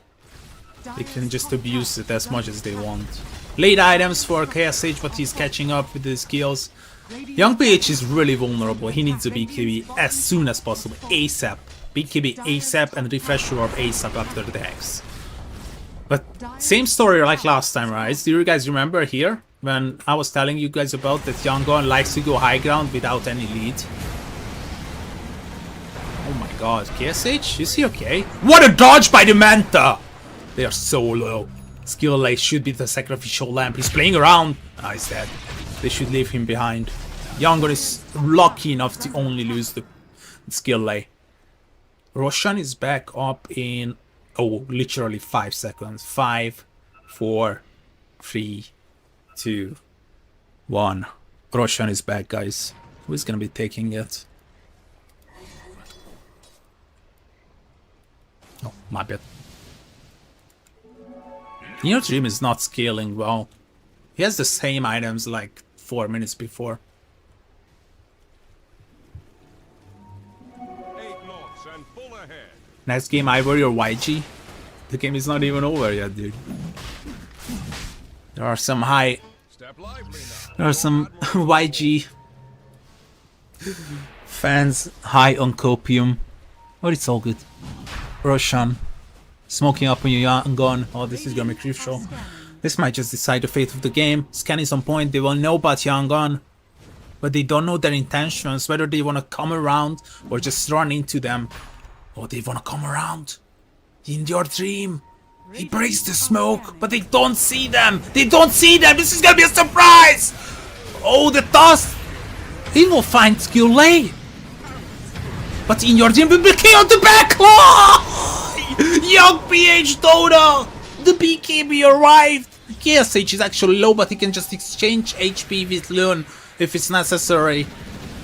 And the buyback by Skill Lay, they want Roche and they want it now. No buyback on In Your Dream and no buyback on the Dazul. How cool was that? Jumping into the backline. Cast speed reduction. Young PH. When they need him to step up, he's delivering an insane Dota.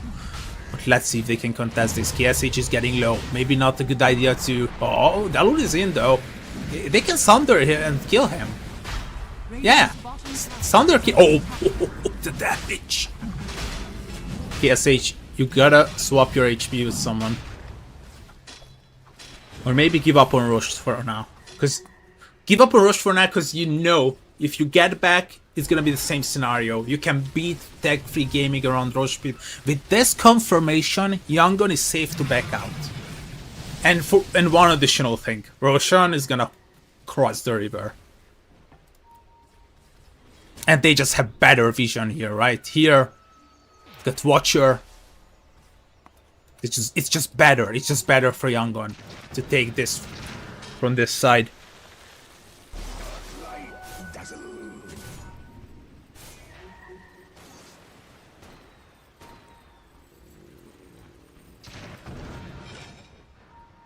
Wow, I'm so glad. 2.8k viewers. And no one is spoiling.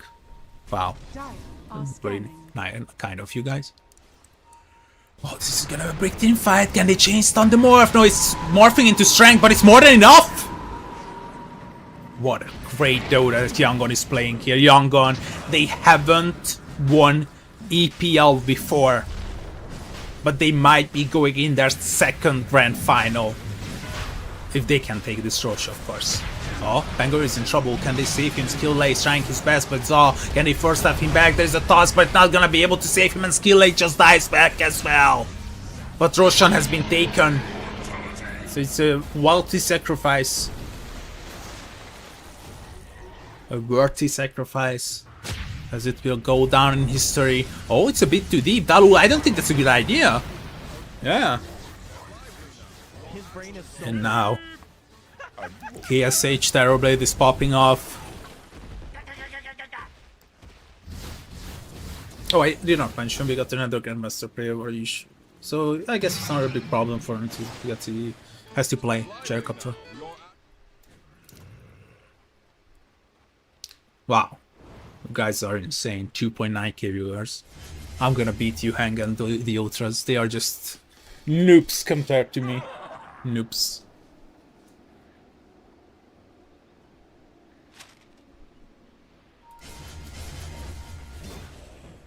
Radiant are scanning. Horn of the realm. Oh, young PH styling on them.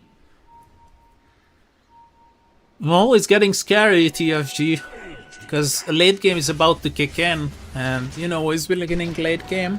I'm bad news for you, it's YG. G Croy. Where's your BKB, friend? You're playing against the Pangolier Warlock, Shadowfin Tiny, and BKB is your 4th item. I guess that's why he died 5 times already.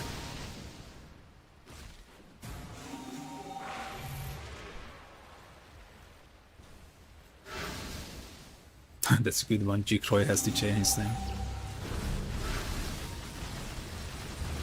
Monty vs Heroic Academy CS2. So, it's fine. Radiant's top tower has fallen. Heroic Academy is actually a good team.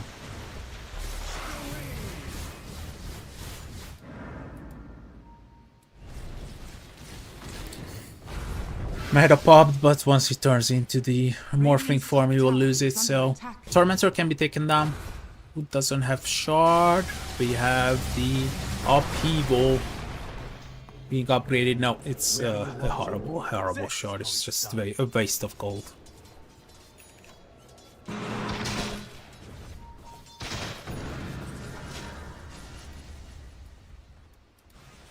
I'm smelling a big team fight, and it's not gonna go.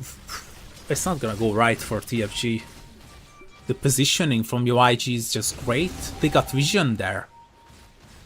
Look at the vision. This is what Yangon sees, and this is what TFG sees. They see that Terrorblade illusions are coming, and the Terrorblade showing up as well.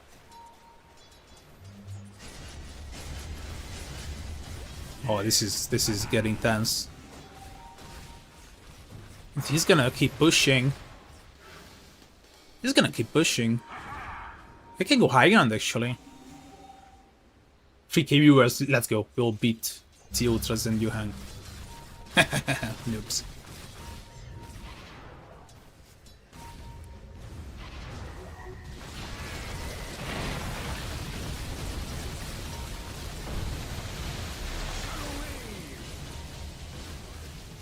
Oh, they defended actually.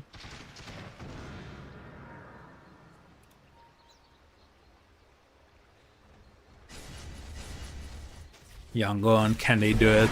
Their second grand final chance. Yangon is a team, guys. Do you guys know that meme where the dog is like has 6-pack, he's got big muscles? That's Yangon Galacticos in the group stages. And there is next to him, there's like a cute puppy.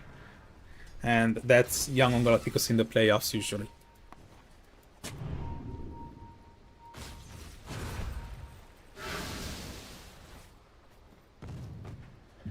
Hex online and refresher, yeah, it's necessary. I don't know. You need BKBs and you need multiple of them. I think even the Dazzle need BKB.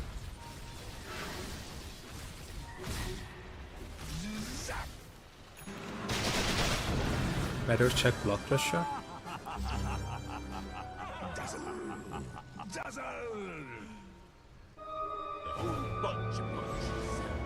Aegis consumed, so Tech Free Gaming did a nice job evading them. But why do I feel like every time we are getting into a smoke into team fight, it's just 75% of the time, doesn't matter which team smoking first or which team is being revealed, it's always Yangon favored. Like they are forcing these situations to their custom.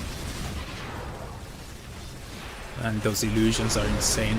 And there's the toss once again. It's the Tiny delivering and the quick kill, but the snowball save. It's more than enough. And still alive. Oh, Dalu is taking a lot of damage. Zaw might be stuck there. Jikroy will apply a lot of damage. I think Zaw is dead. Yeah, he made a mistake, but the others will get out. They got a tier 3. They wanna fight this? Wait a minute. They wanna fight this? No way. This is not a good idea. I don't think this is a good idea. They have every ultimate except the ghost ship. You have to back out. Yeah, you have to respect.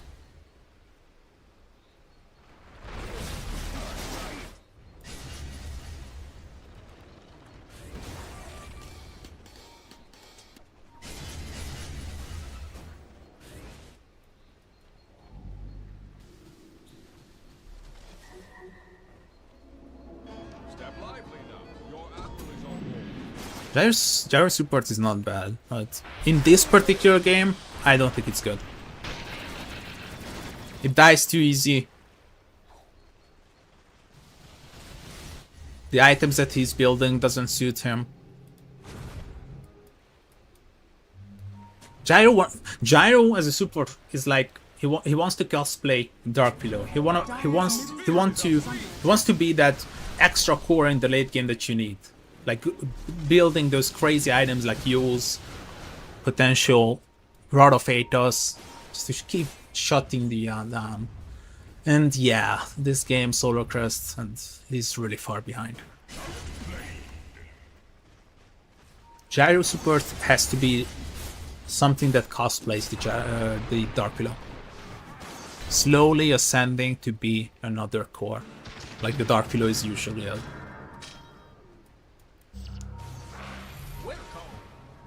Spoiler? I'm banning it. Where? No, that's not spoiler.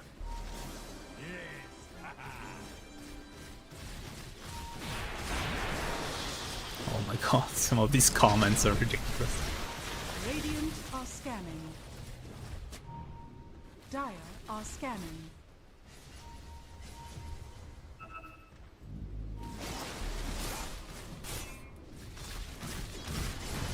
KSH has a BMKB now and he's angry. Roshan clock is in. Oh, it's gonna be a quick rush. It's 20 seconds and they don't know. Radiant's bottom tower. 20 seconds and Roshan is up. This is what the Radiant sees. They only see the terrible illusions. They are still smoked up. Dunka should break. Oh, this is... Oh, my heart cannot take it. I'm too old for this.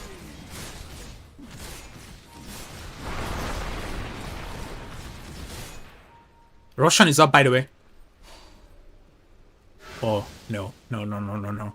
Oh, no, no, no, no, no. This is looking really good for Yangon. It's a guessing game from Tag 3.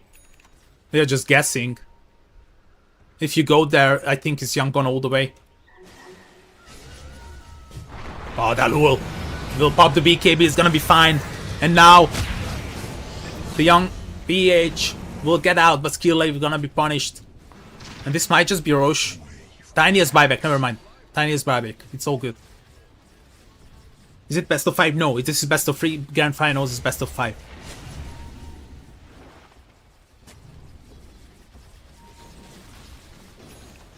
Roshan is up. In the bottom pit. Vision is good from Yangon. But they have 4 players. Refresher online for Shadow Fiend. Oh my god, I'm ready. Oh, this is gonna be... This is game decisive. This might just decide the fate of the game, or at least the upcoming 5 minutes. Young PA is jumping in. Can they find the Morphling? And once again, they have to leave him down! The Morphling is just constantly on 0 HP! The Snowball will save him, but can he survive? Chico is dead. He will buy back immediately. Tusk is coming too. The right click from the Terrorblade is not that bad, but Young PH used everything. It doesn't have an additional Requiem, so... But they reset, and they get the Aegis for themselves. Under attack. Jesus Christ. My heart cannot take it. I'm not gonna cast SEA ever again. I just want some Chinese Dota, where we have 20 kills after 50 minutes. Wow. Young PH. And that was a Morphling with full shield. He morphed to strength and picked up the shield. He had 3k shield.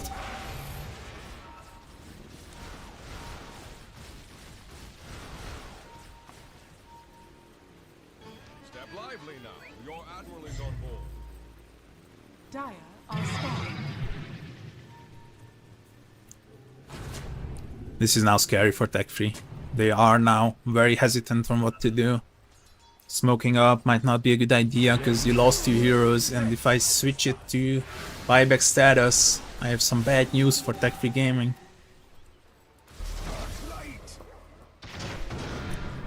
Yangon, they have a good chance. They have a very good chance now. They got Roshan's banner, they got cheese, Aegis for 4 minutes, 340 more build. 340.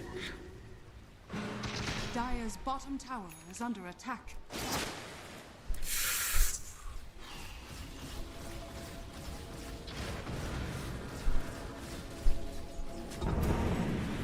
I don't know. Why is it hard to not spoil? It's crazy to me. Dire's bottom tower has fallen.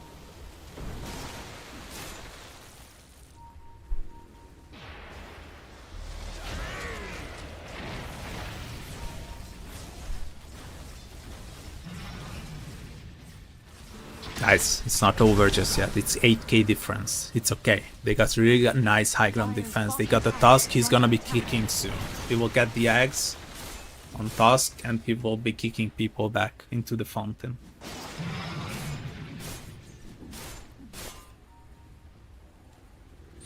Step lively. Yangon, can they do it?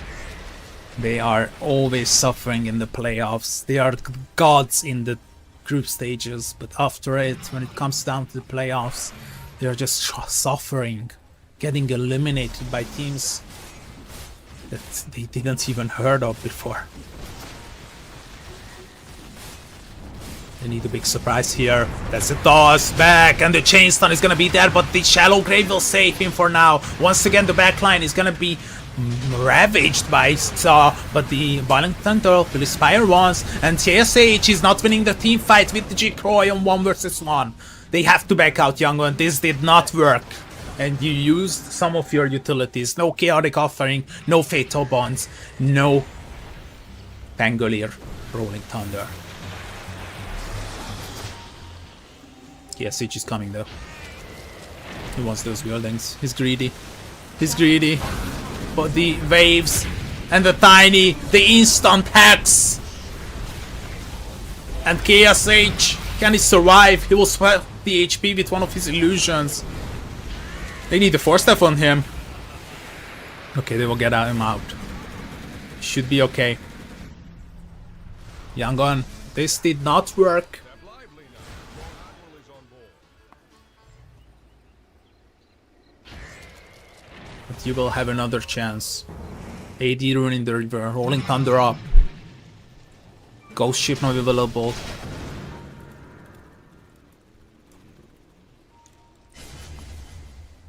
AD Rune in the river, by the way. No one has noticed that just yet. Maybe now. They see it. They saw it.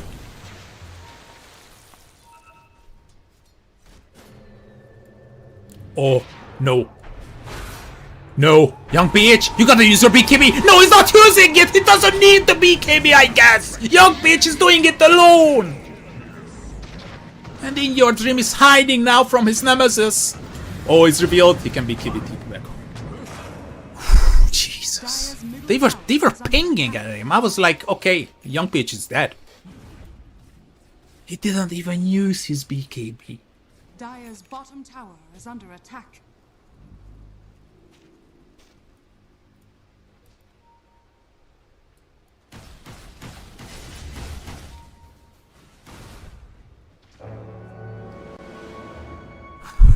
This is insane. Dire's And here they come. Aegis expired though. Dire's bottom 80 rune on KSH. Can they get at least 80 rune has been removed? Fucking freaking dispel. tower is under attack. Dire's bottom tower has fallen. KSH.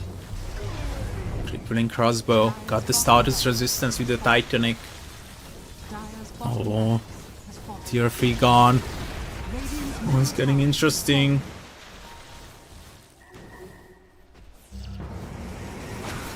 Oh, Young Page jumping in once again. This is looking great. But he doesn't use a refresher just yet because the BKBs. And G-Crow is deleting him. Young Page is gone. He can buy back and get to the outpost if he wants. But G-Crow is taking a lot of damage. So he cannot finish him with the Rolling Thunder. And he's gonna be fine. But he's out of mana. G-Crow is out of mana. This is not good. G-Crow is out of mana. Oh, they will bring down the Pangolier as well. Nice defense. In your dream, and the squad is doing it. Toss back to save him. KSH should be able to get out, but they have to leave the Warlock as the sacrificial lamb. Yangon. This did not work. Oh my god.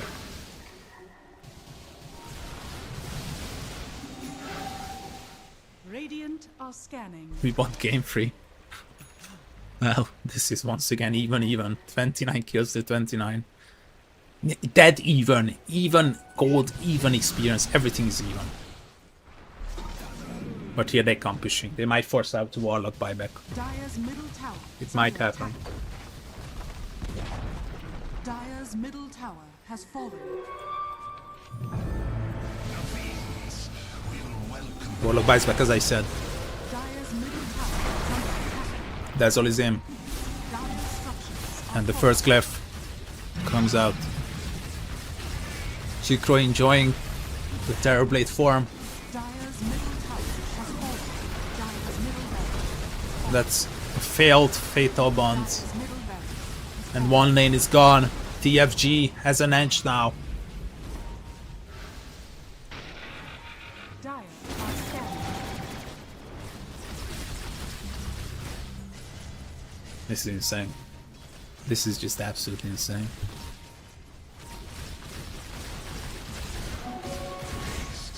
I guess it's about next rush then. My chest. Let's see when it's gonna respawn. Radiant are PKBs scanning. on every single hero now.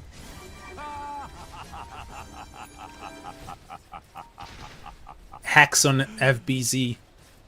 That's great. Satanic online for G-Crow.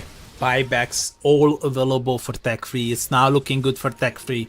Roshan is up in 1 minute and 10 seconds.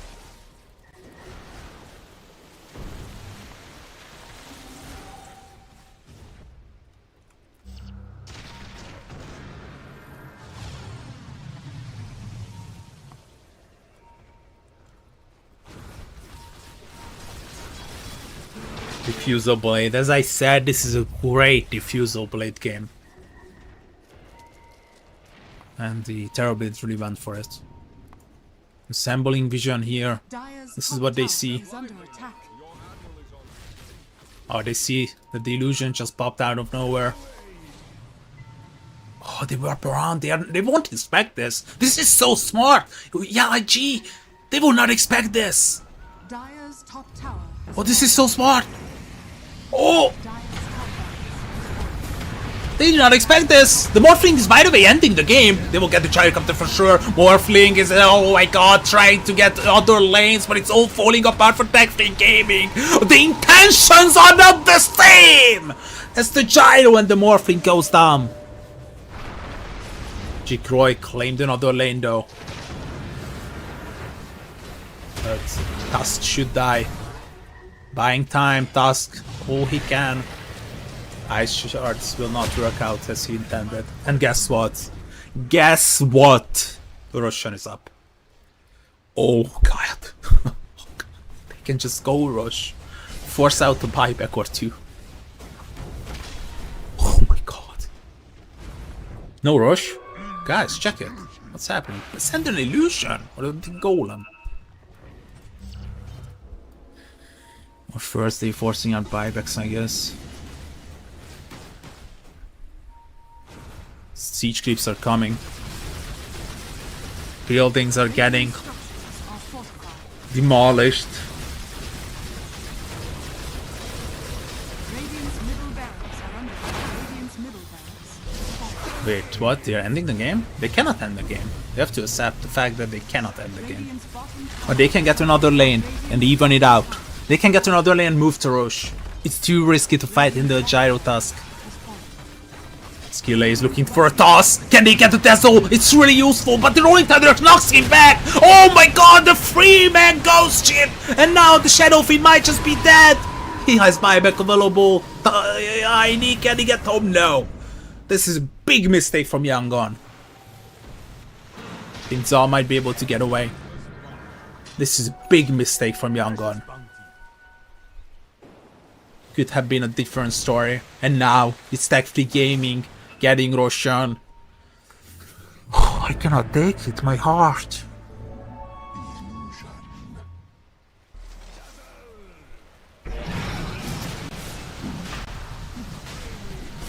TFG will take Rush.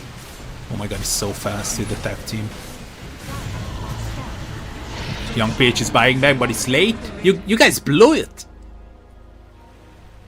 You messed up. And now if you have a bad teamfight, you're losing the game. Young gone. Hey, one bad teamfight and you lost the game. Axe immediately. Exponential production, but a 3-man Pangolier ulti. And now, oh, the Terrorblade will die! He has buyback available though, but this doesn't look good for Yangon. Pangolier is in trouble. Morphling chasing down. Pangolier is dead. He has buyback available as well. No way. Tech3 Gaming might have done this.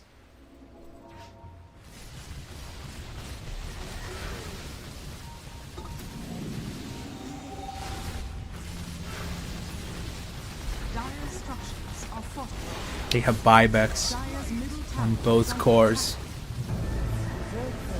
Rolling Thunder available. There's gonna be the Vorus Punch will cancel it, but the Requiem still goes through. He will heal back up and he will cast another. But is it good enough? They will get that PC and Dalul. Of course it's good. Lune is still alive. And the Morphling, it's a 1 versus 1 now. It's a 1 versus 1, but it's deleted. The Diffusal Blades. 2 of them. And Morphling will be tossed back closer to the fountain. KSH is coming. They are ready to lead Jinkroy out of the third. KSH should be careful. He changes HP with the Pangolier. 2-man Torrent and the 4 back. No way. Skill later is a toss. Can they kill Jinkroy already? Jinkroy, how is he still alive and he's ending the game? No way. TFG has won it.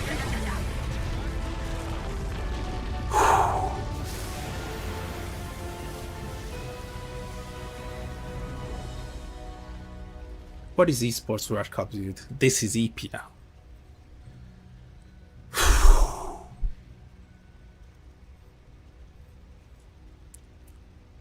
I guess we go game 3. Oh my god. Well, I guess we go game 3. This was insane.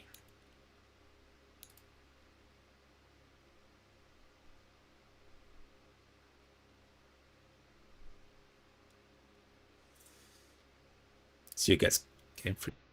Wow.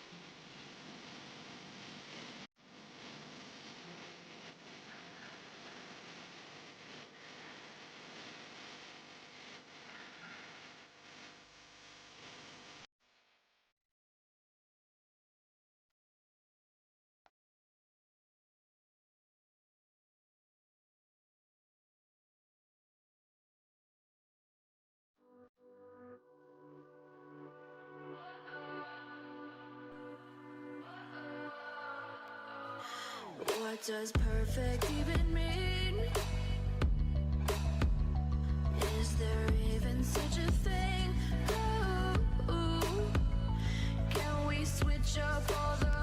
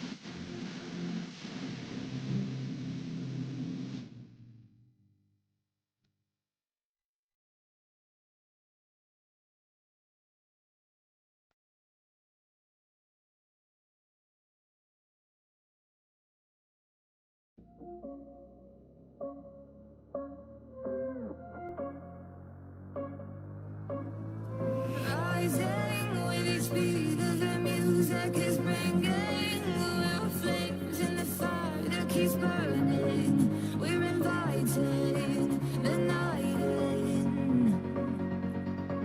Welcome, my heart so full. I'm devoting myself to the night. There's no motive. We're just listening. We're existing.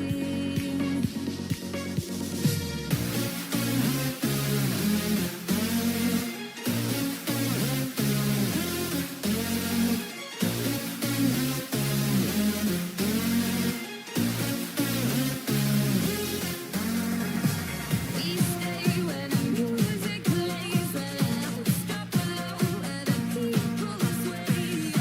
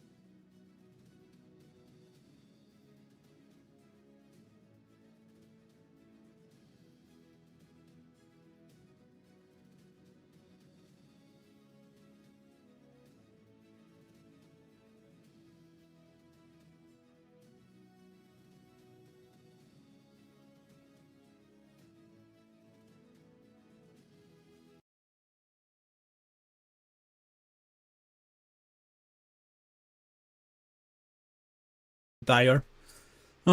Drafting stage. Let's see what we have. Kunkka, what a big surprise. Of course it's not. X arrives to an ancient apparition as well. X, I mean, it can be anything nowadays. Usually position 4 or 3, but I have seen 5 before as well. In South America, I believe.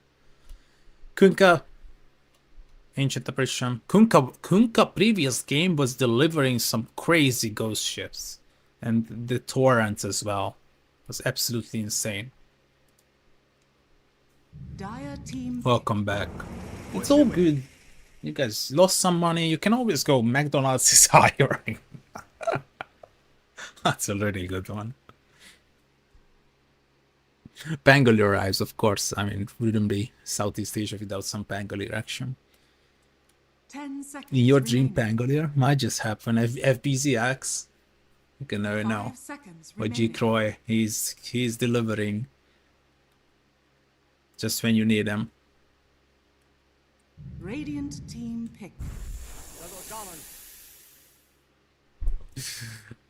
Shadow Shaman. Let's see if the tech-free gaming's early aggressiveness will have any repercussions into the early game. 10 seconds remaining. 5 seconds remaining. Oh, getting tired. Yeah, I haven't slept. Then after this game, it's sleeping time. Or, oh no, yeah, it's sleeping time because we have the next match. It's coming up. I think you guys are. I hope you guys are ready for T Ultras. You might know him from CCT. He was casting at CCT. He was casting at Radiant maybe team even picked. Visual Universe? I don't know. I think he did. Yu Hang, he's an old school Southeast Asian veteran, so it's gonna be a great duo. And they are both from Asia, so much better than me already. But my ancestors are from Asia, because if you look at Hungary and the Hungarians or the Magyar people's story, we came from under the Ural Mountains in Russia. So I have Asian ancestors. If they were 1,000 years ago. Who 10 wins? seconds remaining. These questions, dude. Clockwork arrived meanwhile, and Gyrocopter. I talked about that I like to play auto chess nowadays. Now, that's a good combo. Gyrocopter and Clockwork, both of them are keen and mech. Razor? Razor is a weird, different kind of Gyrocopter. Has magic damage, can deal physical. Same for Gyro. 10 seconds remaining. Today, come on, we are live, don't 5 worry. seconds I'm here. remaining. I'm here to get you rolling once again. Left side, Yangon. Right side, Tech3 Gaming.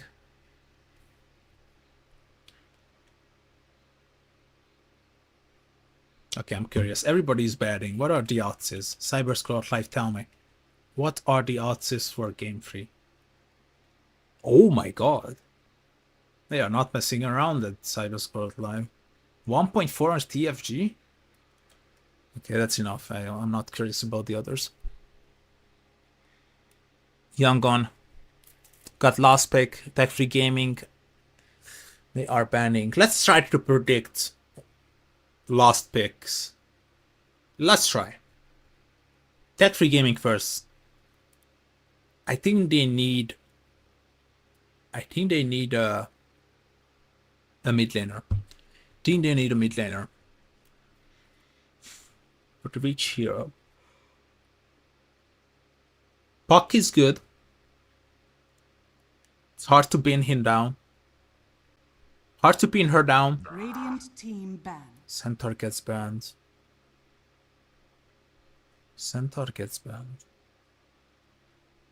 Yeah. Kunkka, Ancient Oppression, Gyrocopter, and Clockwork. If they get the Stampede, they can just run through this lineup. I agree. Centaur is a good ban. But if you are banning, I'm sorry. If you're banning Centaur, you should ban Mars as well. 5 seconds because remaining. it's kind of what they're doing is kind of similar. Yangon, if you're Yangon, I think you're focusing on heroes that In Your Dream plays, and In Your Dream loves Puck, and he would hate it if you guys ban it. Radiant team ban. Vengeful? They're expecting Pangolier to be played by In Your Dream. I mean, he played it against Ivory team. That's the only game they won against Ivory.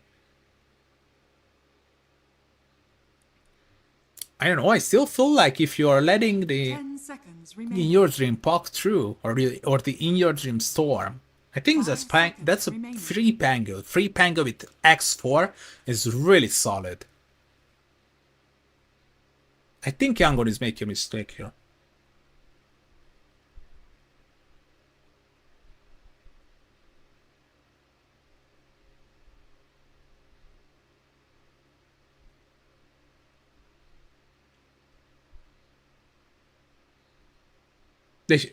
I think their focus is not right. There is even one more interesting hero that In Your Dream likes to play, as the Invoker. I think this Pangolier is a bait. This Pangolier is a bait.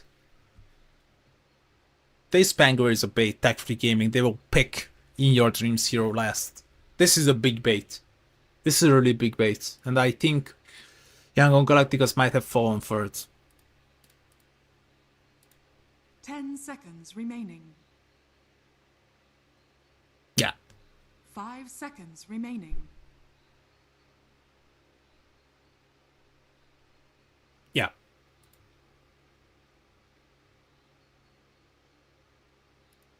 Dire team pick. Radiant team pick. I told you, I always know. I'm inside their minds. Okay, it can still be fixed. It's all good. It's all good. Darkseer for Zai is still 10 there. seconds remaining. But there is another hero that we did not talk 5 about. seconds remaining. There is another. And it's called Beastmaster.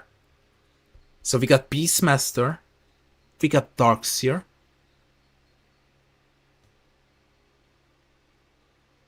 And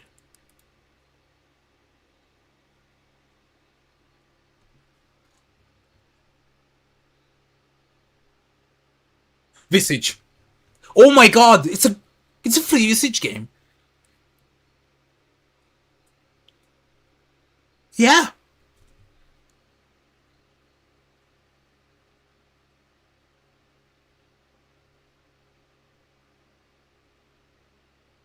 Oh, will they pick it? Oh, kinda similar, but yeah, Offlane Viper, let's go. Oh yeah. Oh yeah, Offlane Viper. Offlane Viper. Let's go. Offlane Viper officially. Let's see the chat. I'm not gonna miss anything, guys. If you guys give me 4K viewers, that's gonna make me cry. Actually, don't do it. We got previous game. We got 3.6K. Wow, guys. I think they are gonna be raising my wage. I think I'm getting a promotion. If I can deliver 4K. Can we predict with points? You know what? It's your lucky day. It's our last game. You guys been kind enough delivering 3.6K viewers. Of course, I'm doing it. Okay. Start. Which team will win game 3? We got Yangon Galacticos and versus Tech-free gaming. Yeah, you got 10 minutes. Maybe not. That's a bit too long. Okay, you got 10 minutes. Because the Steam has delay. Here you go. Lash is great. Lashrak? Wait, let me start the stream. At which point you said that shit. Freaking ad, dude. I mean, I don't know. Prepare for battle. Yeah, I don't want to play with Visa card. Thank you, guys. That's a nice call. That's a nice call, dude. You called Viper and they did it. That was a cool call, but I think they picked the Viper for the Razor, to be honest. They picked the Viper for the Razor. We'll see. It's gonna be fun. I see for you a future full of death. Lash is great for which team?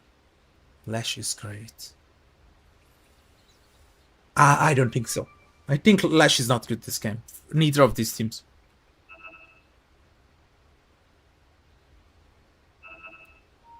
30 seconds to battle.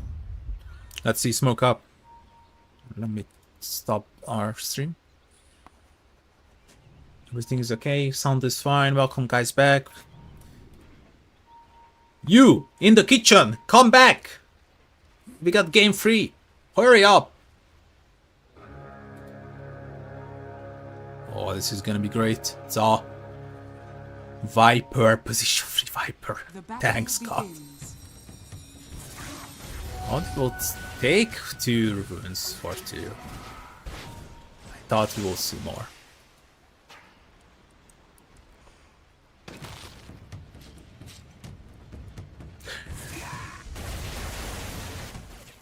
Shaman's so good in this patch, I agree.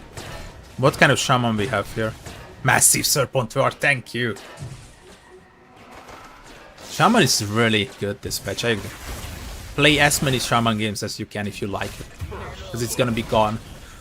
Skill first blood, TGFG claiming first blood. I really thought the Viper is gonna get first blood, but Viper is so low. This mid lane is gonna be interesting.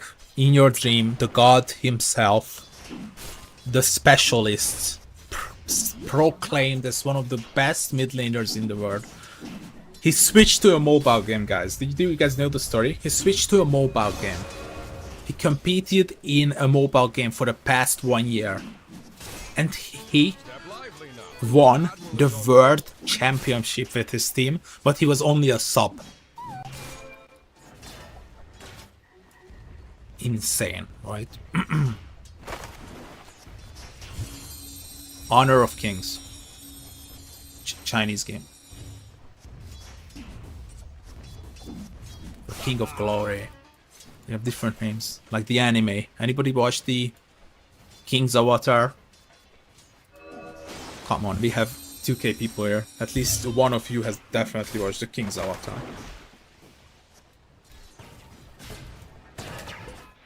Good start for Tech Free Gaming so far. FBZ is perfectly manipulating the lane equilibrium. Look at the amount of creeps he has. And Dalu is keeping KSH far.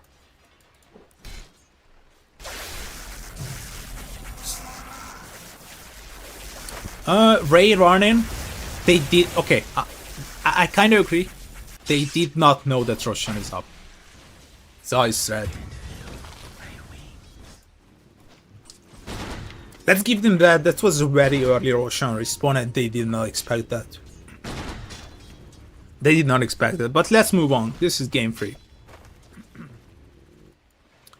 Yeah, that Viper pick was a really great prediction. I'm gonna give you that.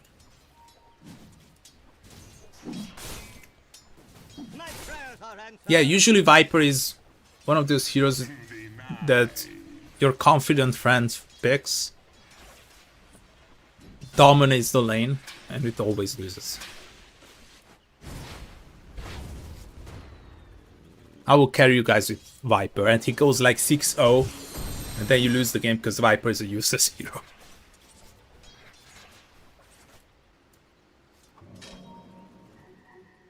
Puck is always good in pro matches. Yeah, Puck is the most popular pick on mid lane. Thanks for pausing, guys. At least we can talk about the chat. Can get the predictions.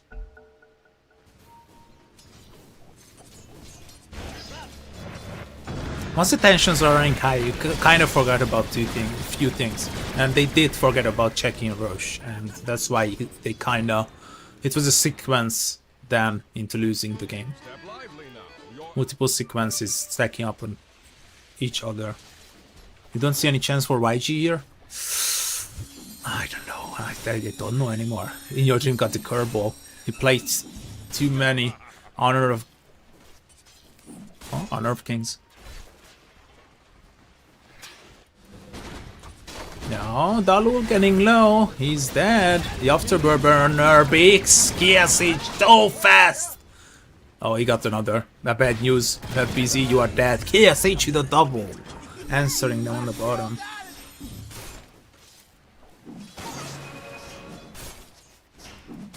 In your dream and young PH.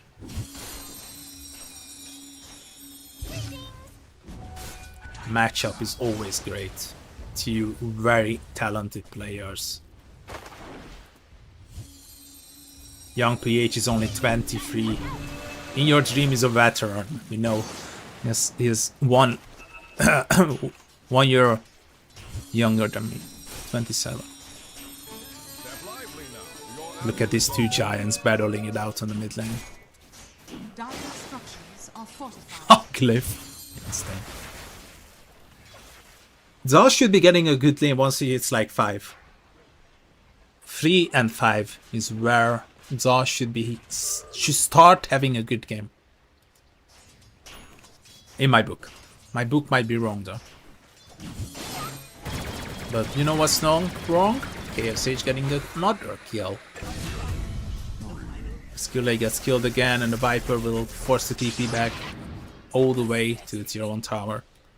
So this Viper is not really working, and I have bad news for Yangon Faz. If the Viper is not working, there is nothing you can do. It's just send him to jungle and get a Midas. Maybe bring in this Ancient Apparition and try to get a kill.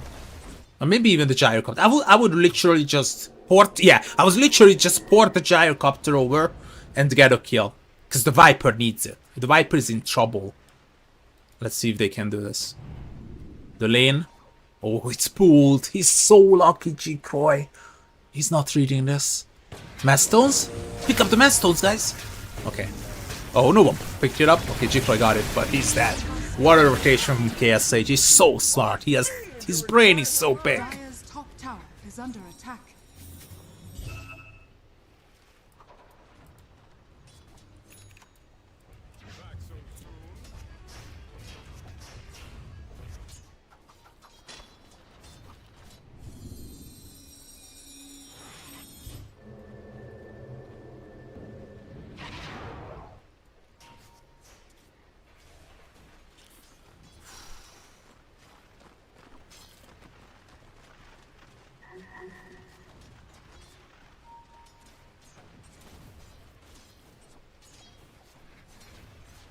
I hope you guys like the casting.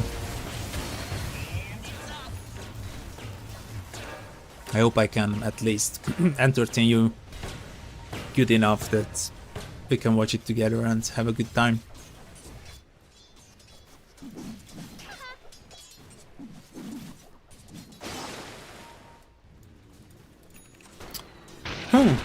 Things are slowing down. KSH is only getting the Falcon Blade just now. Despite he being 4-0, he's on top of the network chart. Lanes are breaking kinda up, so let's move to network. Maybe it's a bit too early. Lanes are not breaking up. Rotations being made though, sooner than later. Young PH doing the stacks. You can farm multiple creeps, keep multiple camps together with the Tidebringer.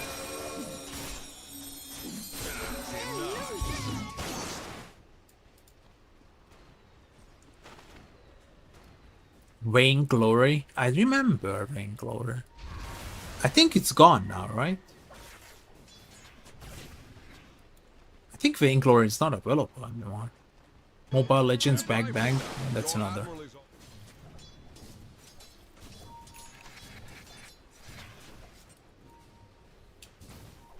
Okay, let's see the run first. Hello. He took the 80 room, but he's gonna be frozen. In your dream finds a dream coil and moving on to the ancient apparition. This is gonna be a free kill. Dalul, can he live?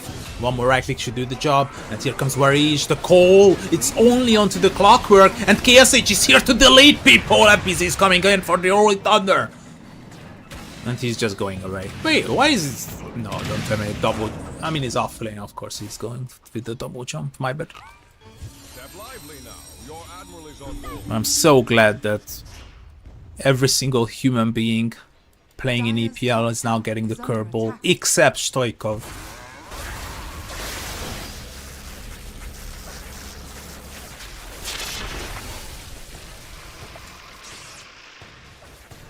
Uh-oh. The damage is gone. Zaw. He will lose his life, but Jigsaw is dead. Oh, he will get denied by the creeps! What a play! I'm talking about like it was a big play, but it was so so much about luck.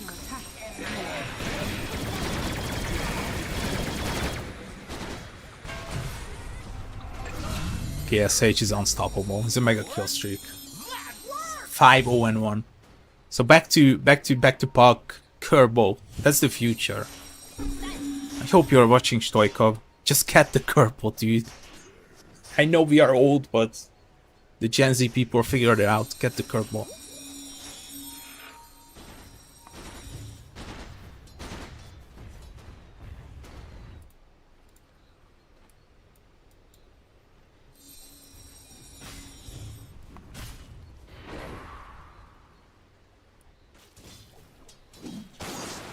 Decent farm, young PH. Gyrocopter keeping up, but it still feels like tech-free gaming. Their safe lane went really well.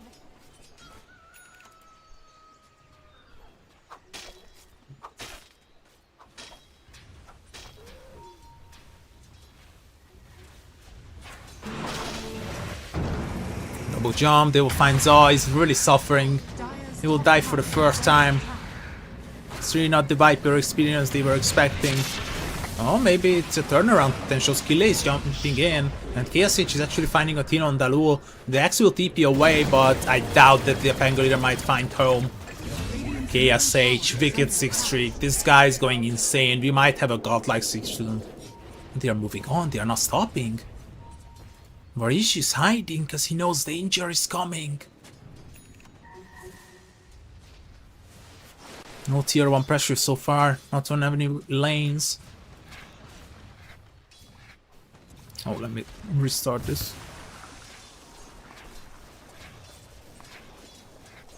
Fucking advertisements again, dude. Why? Radiant are scanning. I don't want a Visa card. Dire's Thank you. top tower is under attack. Admiral is on board.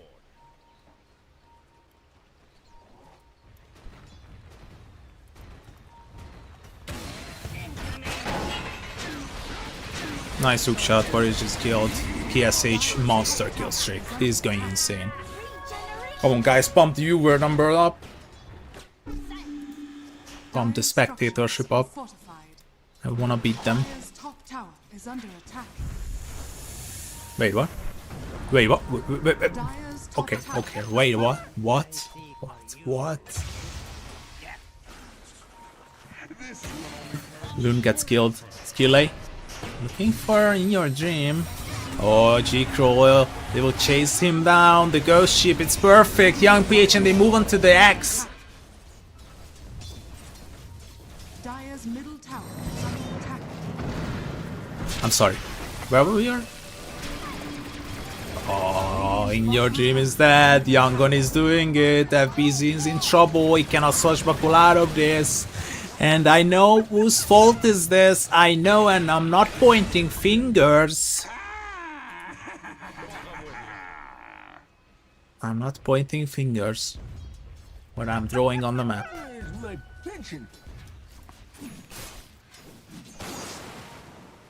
Zaw is back into the game. He did not die the last time, and now he's tanky enough with the fluffy hat. The raid band not gonna die. And we'll get an early 4 stuff. He's fine. He's okay. TFG Badders are shaking. Why would they shake? It's been the same lead in the previous game and they won easily. X2 last hits, really? No, 5, come on.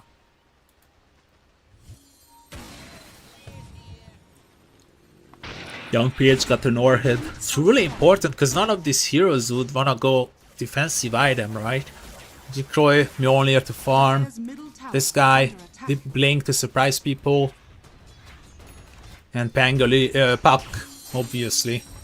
Nowadays, BKB is getting popular on Puck, so he might be getting it as a third or second item. Radiant's bottom This is a tower really is under genius attack. sword hit approach, and they are getting them in Structures are fortified. Your sail. the result of it. I haven't played any mobile MOBAs.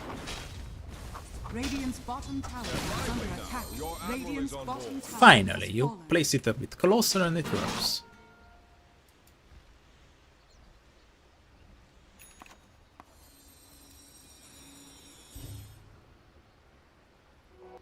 Mine.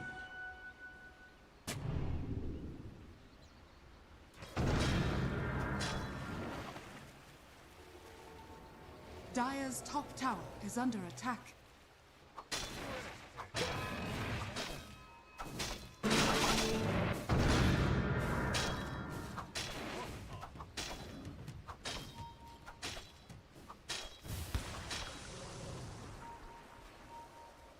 Radiant are scanning. Za about to be ganked. Can they kill him?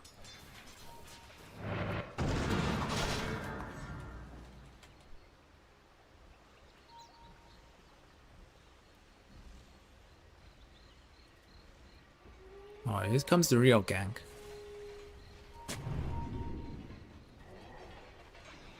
Boom! There it goes.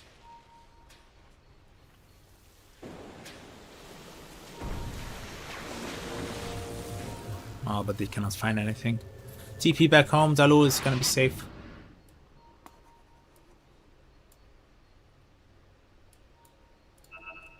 Homo, he's a mega kill streak. Oh, I got scared.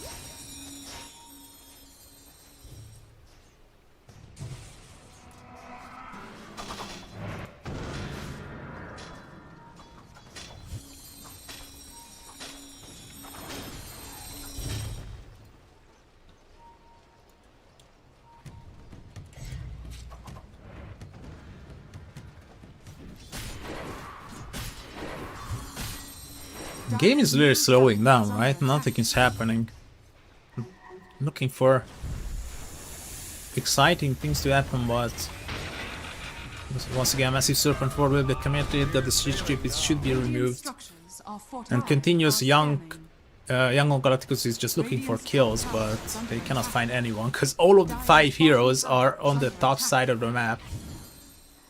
I guess they are hiding.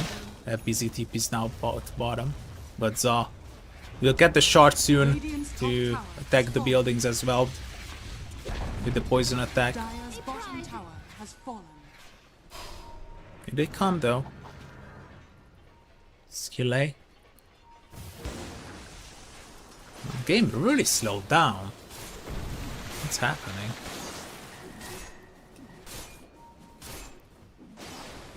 Step lively now. Your Dire's admiral bottom is on tower board. is under attack.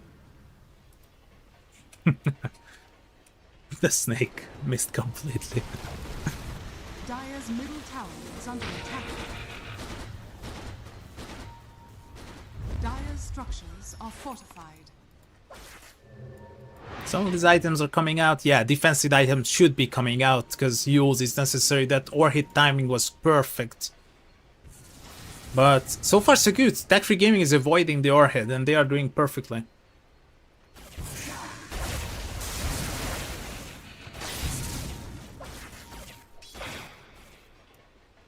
Step lively They now. cannot find anyone. Oh, Jikroy! Surprise! It's Jikroy, Dota! And he will die. They can move on to his tier 2. In my opinion. Shaman rank. I can tell you. Just a minute. Shaman's rank is... Middle tower is under attack. He's currently rank 89. That is 14k MMR. Step lively now. Your admiral is on board. There it goes. Dire's top tower is They want to contest this, are you sure? No, they jump again, and your dream will find the clockwork. It's gonna be an easy kill, but the ghost ship is arriving once again. It's like the previous game, but he's gonna be fine on the puck. Oh, the torrent connecting, and your dream might just be in trouble. In your dream, they're knifing him down, and he will burn. He got poisoned, and now they are not stopping. They will bring down Dalul as well. KSH is absolutely insane in this game. 11-0-4, 5-0-5 on Young PH. This Viper was just a bait. The Viper doesn't do shit. He baited you. That's the Viper. The Viper strikes you. Oh my god. The FP Gaming is in chain feeding. Once again, previous game it was the Kunkka, this time it's the Kunkka again. These Kunkka players have no chill, man.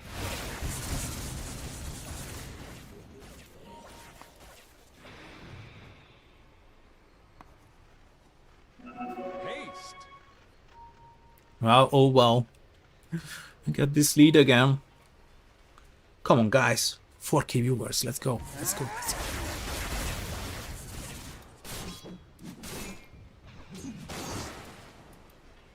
viewers mode legit make me cry. I'll get a bonus by boss, EPL boss, if I deliver 4K viewers. Well, so far so good for Yangon, but we have seen this story before, right? Like the previous game, it was good for Yangon, but Tech3 Gaming, they were hiding some surprises for the late game. This time, of course, it's really hard because of this overhit. Young PH cracked the codes. They see Ivory, she's dead. Ivory is just chain feeding. It's gonna be his 6th death. He will be brought down, and the kill belongs to Young PH or Lun. Who the hell cares? Next thing we should talk about is Rush. Because with the massive Serpent Ward, Tech3 Gaming got a recent Rush lineup. But because of the Viper and Gyro, I think it should be favoring the Radiant. And since it's bottom, I think it's about to be taken seriously. That's gonna be the next objective. Radiant's middle tower has fallen. You feel like Gyro is too strong to throw? I mean, yeah, but that's the downside. You are 13-0-4, you will get another kill. Okay, 14-0-4, you're 14-0-4. If they kill him once, that will be 1.5k gold. And KSH being dead, I believe 70 seconds. So, if Tech3 Gaming can find the Gyro kill, I think they have a decent chance of coming back. But they need to shut the Gyro down. At one point. It doesn't matter if it's now or 5 minutes later, they have to shut down at least once. And hoping that it's gonna be before he gets Aegis. Wait. Guys, calm down. Calm down. This is still throwable. Don't throw it. Radiant's bottom tower is under attack.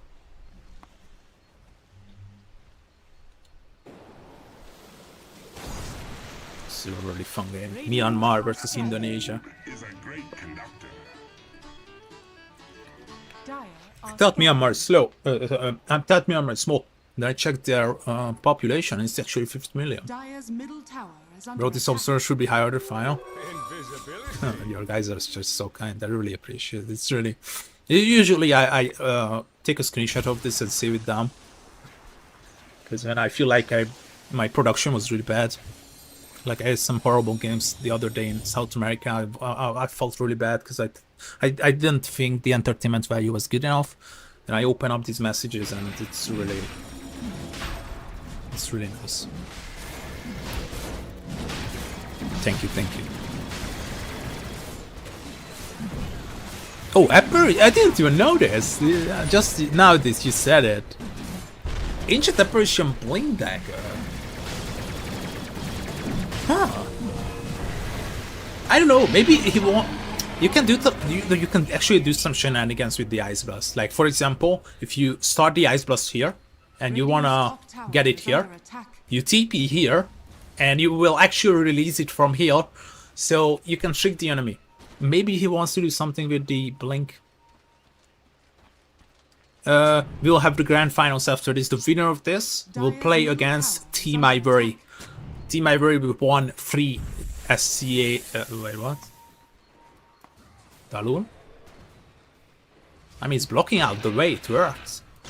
Gyrocup is not touching that. And you clear the wave, I guess. Viper got shards already? Come on. Buy the shards, dude.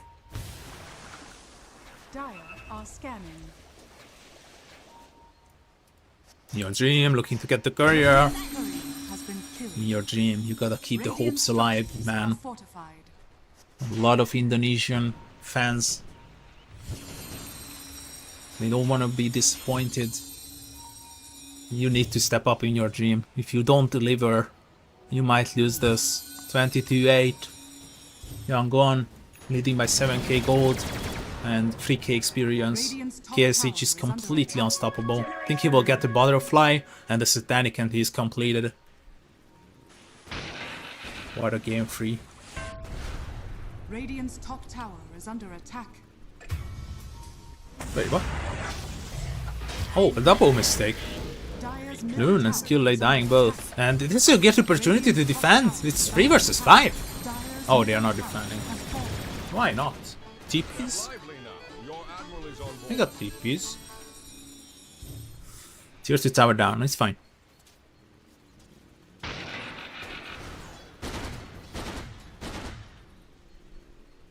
In Your Dream is a very talented player.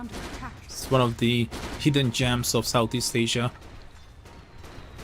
But he gotta deliver. Because so far this gameplay is pretty average. And Yangon, they are just getting more and more objectives. Oh, and I guess they are ready to go high ground? Aegis, 230 left. Can Tech Free Gaming stop this? I don't like this. I think shard is a mandatory item on Viper. If it's 4 Viper, 5 Viper, I don't know. If it's jungling Viper, you get shard.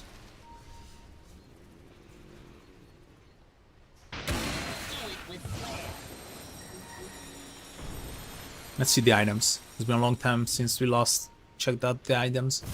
Solar Crest almost done on Lumen. We got Young PH with the BKB. Yules, 4 staff, no shard still. It's just out of my mind. Link, the surprise, more left range and the BKB is ready. Dream Coil. We'll get the Aegis. They're trying to finish the Aegis. Yeah, Young PH popped the BKB, but the Razor, what is he doing there?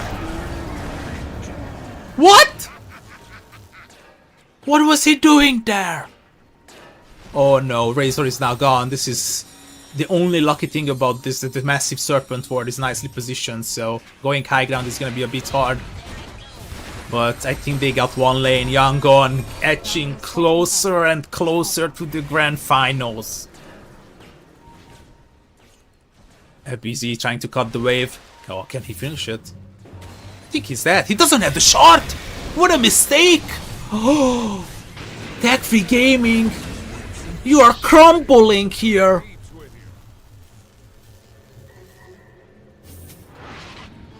And Yangon is not stopping. They want more. Dire's middle tower is under attack.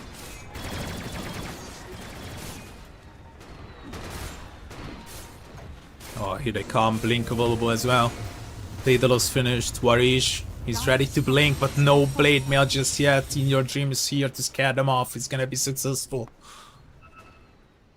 Jikroy stopped one MMR in Southeast Asia. No, he's second.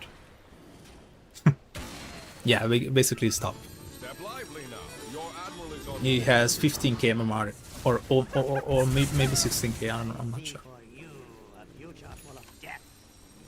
Yangon, I like this. They are keeping up the pressure. They are not letting TFG breathe. They are not letting. They are just locked in their bases. Courier comes out. It's dead. It was the Yasha. It was the Yasha. Now he doesn't have Yasha. Oh, Oh, they will try themselves out. There's the deep jump. The Pangolier. Can they block down? The Gyrocopter is in huge trouble. He's not healing. He doesn't have Satanic. What a find by Daluris Varish is dead. And they are controlling onto 2. And here comes the Razor. He's trying to TP back home. Can he make it? No, he cannot. Zaw and Young PH are delivering some serious Dota when they need it the most. And in your dream, oh, just blinks away. And I think that the Pangolier can cut, and in your dream will cut this. Oh, they will be successful. That's so important. Shard? Come on, dude.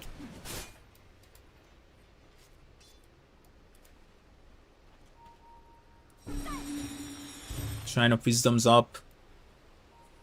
80 rune in the river. Roshan's timer up into, according to Gabe, an 89% win probability for YG. That is insane. I don't know, I'm not convinced just yet.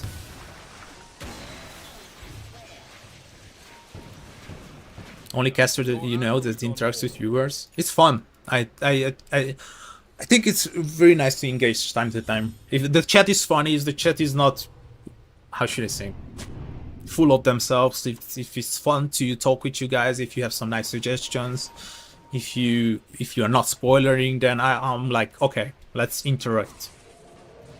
Not every time, because I need to control the camera and 3 additional windows, but sometimes I'm taking a look at the comments and it's really funny. I'm gonna read it, I'm gonna answer. If it's something interesting, I can answer as well. If it's a spoiler, I can ban.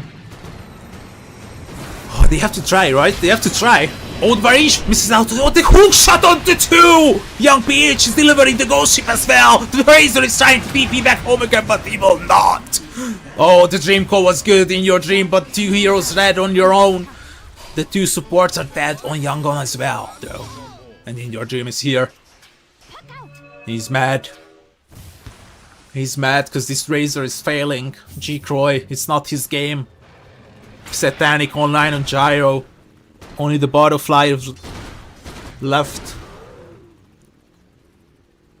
In your dream, yeah, he needs to wake up. I think he's fine. It's more like G-Croy.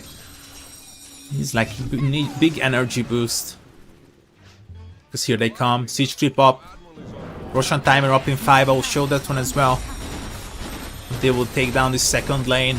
No one is stopping them. Oh, the core! Varish! Do they have enough damage? They are locking him down. The Hex! And the Shackles, but he pops the BKB and the Satanic is it completely fine. KSH gets a kill of Varish. And Dalu will be killed as well. No buyback. 40 seconds without the 2 support players.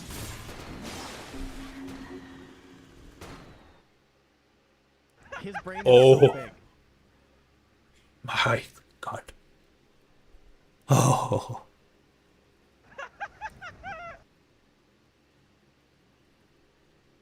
Roshan is up, by the way. That was really quick. I don't know. I don't think they can stop them. Like, Dreamcoil up in 4, but where is your damage? Razor? He's so far behind. What is this build? I don't get it. Pangolier, it's all up to you, FBZ. Can you stop them? Where is your shard, dude? Of course you are dying. Tech-free gaming.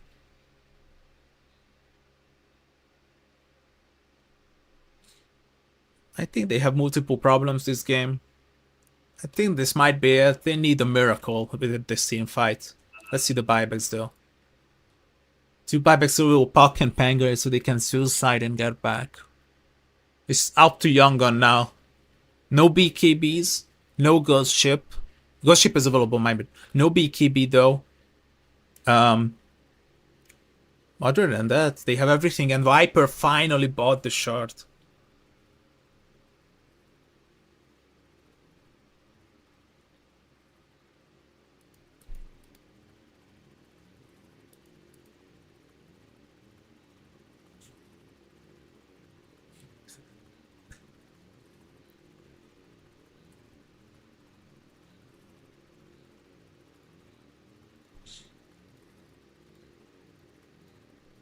They have to figure out something at BZ. Once he gets back, they will have Rolling Thunder, and Dreamcoil is up as well.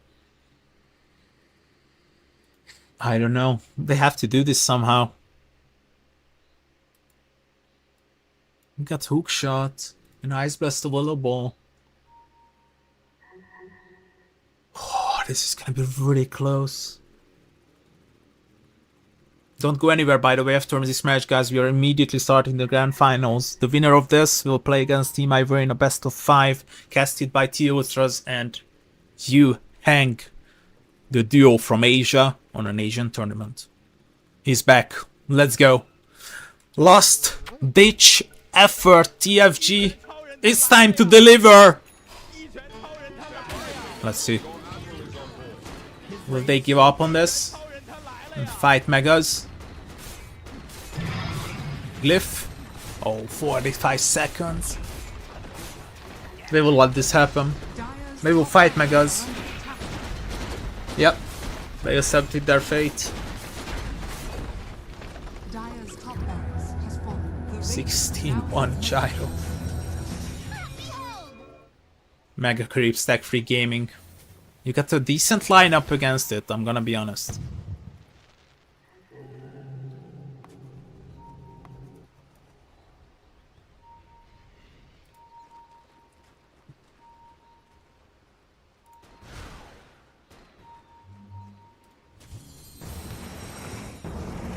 Oh, here they come. Can they pick off the Kunkka? It's a really important kill. Can they get it? No, he grabs the BKB and is completely fine with the ghost ship. He's drinking rum.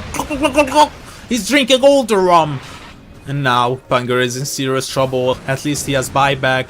Oh, he's jumping onto the low ground. He's gonna be okay. Okay, Axe dead. And they got 2 supports. Your last move. In your dream, about to play some Dota. Just when they need that, and will secure buyback for his Shadow Shaman. Can they pick off this guy? KSH, do they have enough damage to kill him? I don't think so, but maybe they can steal a Roche. This is a 4 versus 3. No buybacks. Axe is gonna be available in 6. Roshan is roaring for help. Help is coming.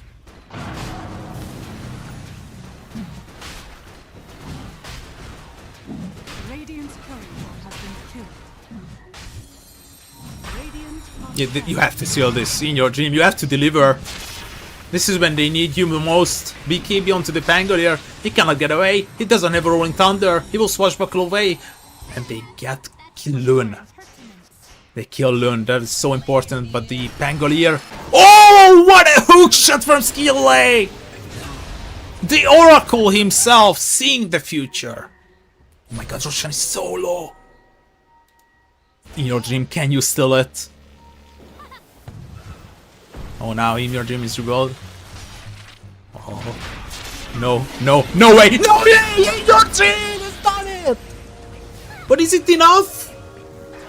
Oh, you have to defend back in the base. It's in trouble. You might have stolen that, but... Your dream is dead. His brain is so big. Uh-oh. His brain is so big. This might just be GG. Dude, what's happening?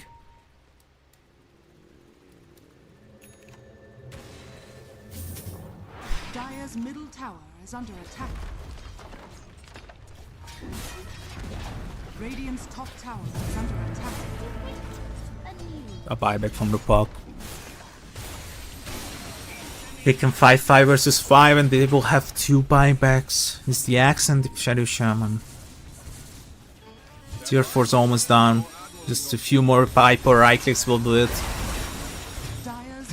Oh, Yangon, they are so close from for their second grand final, but here they come, the last ditch effort from TFG. Can they deliver? Zoi is standing forward, he's the big front core, but he's being damaged, he's getting low, he gets the bite boost, but it's not enough. G-Croy is completely alone, he will be just right click, no G-Croy for AD, and Loon gets killed and Zoi is deleted. Oh, this is looking good, but the Pangolier will die as well. In your dream, will claim another. Buybacks coming out. TSH trying to end the game. Warish, what a call! Onto the Kunkka! Can they finish him fast enough? Kunkka, he has BKB, he has Orhill, he's gonna surprise you. Gyro come to his fine, he will pass the Satanic, he's okay. TSH with a triple, he's about to find more. The Ghost Ship will connect onto the puck, but he will jump out. In Your Dream is fine, a few more right clicks, not enough, because of the shackles. In Your Dream is still okay. TSH with an ultra kill, by the way. Oh. My god, my heart cannot take it. Southeast Asian Dota at its finest. In Your Dream is still there. TSH is being cornered. He's being cornered and he's dead. They are defending. Oh, they are buying back on every single hero. FPZ with a triple. 3 versus 2. They have to keep the magic alive. Young PH is coming. The Gyro just TP'd. Loom is here. They are here to finish with 6 siege creeps. Will it be enough? In Your Dream, trying his best, casting spells, 13 until Jikroy. Jikroy, I don't think he will make it. In Your Dream is taking a lot of damage. There's the Rolling Thunder into the midst of it. Young PH is being sustained, but it's dead! KSH is ending the game. The siege creeps, they cannot deal with them. Razor is back, but he's TPing immediately. KSH is ending the game. What, can he end the game? No! No way! The siege creeps, guys, the siege creeps, the siege creeps, you have to delete them. You have to delete them. They are only focusing on buildings. What? What's happening? Dire are scanning. Oh my god. I have to drink. I'm done. I cannot take it anymore. My heart is...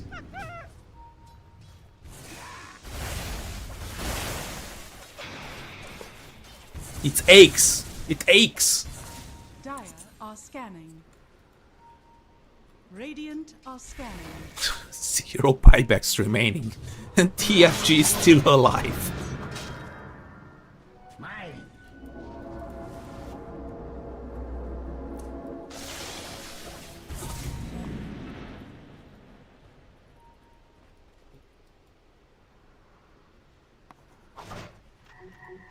Radiant's middle tower is under attack.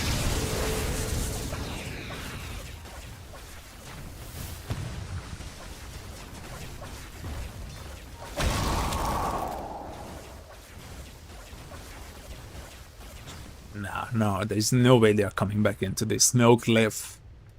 Radiant's middle tower is under attack. Radiant structures. I guess they are still alive. Let's see, Gabon. Gabon, 94. Okay, that is accurate.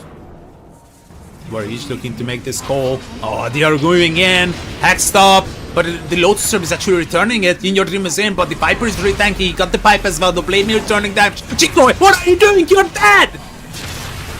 This is not a good idea, guys. The Viper might just die, but the others, I don't think they are getting home. In Your Dream is gonna be fine. Dalul will die. Because he... Oh, no, not good, TFG. You are not this much back into the game to do these kind of things. And now you have to defend 5 versus 3.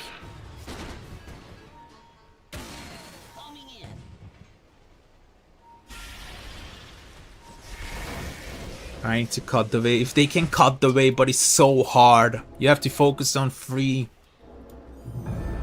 Viper buys back, he knows. No buybacks on deck 3 gaming. Yangon, they should be able to finish it. That's what I said the last time though.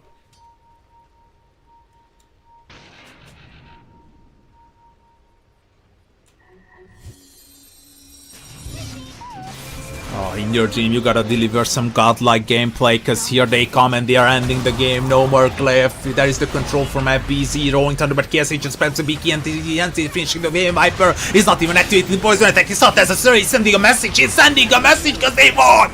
Yangon! In their 2nd grand final in EPL history. Outclassing TFG here.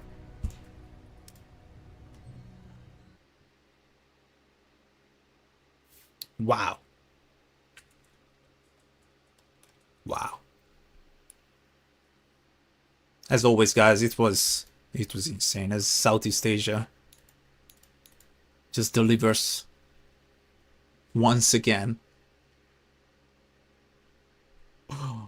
What a crazy game 3 and game 2 and game 1 as well. Well, it was very fun, guys.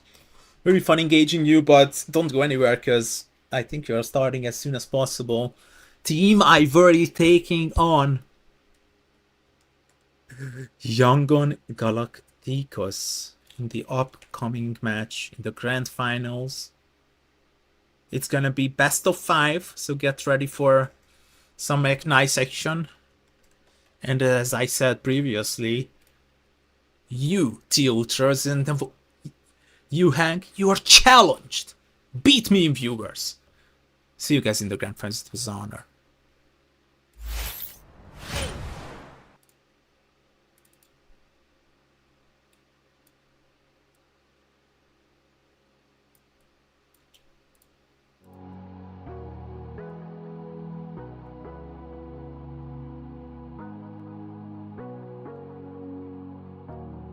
Sorry I kept you waiting forever and a day. But now we're out here together with nothing standing in our way. Can you feel the attraction? Feel the attraction. Can you feel it between us? This energy's inside us like electricity. Feel the love running through like electricity. Feel the love running through like electricity. Like electricity.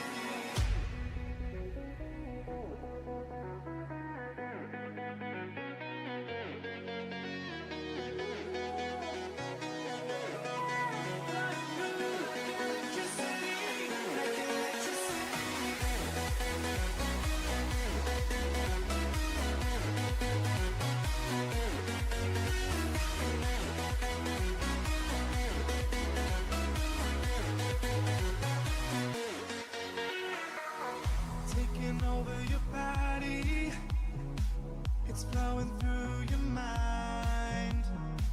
This feeling's got me on fire. Don't ever leave it all behind. Can you feel the attraction? Feel the attraction. Can you feel it between us? This energy's inside us like electricity. Feel the love running through like electricity.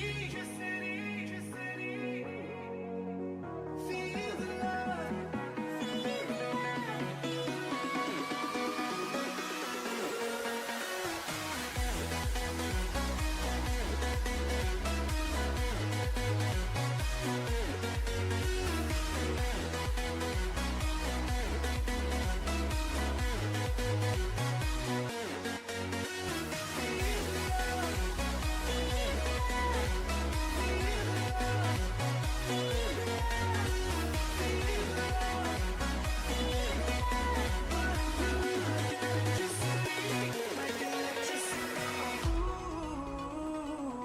Can you feel me? Ooh, can you feel me?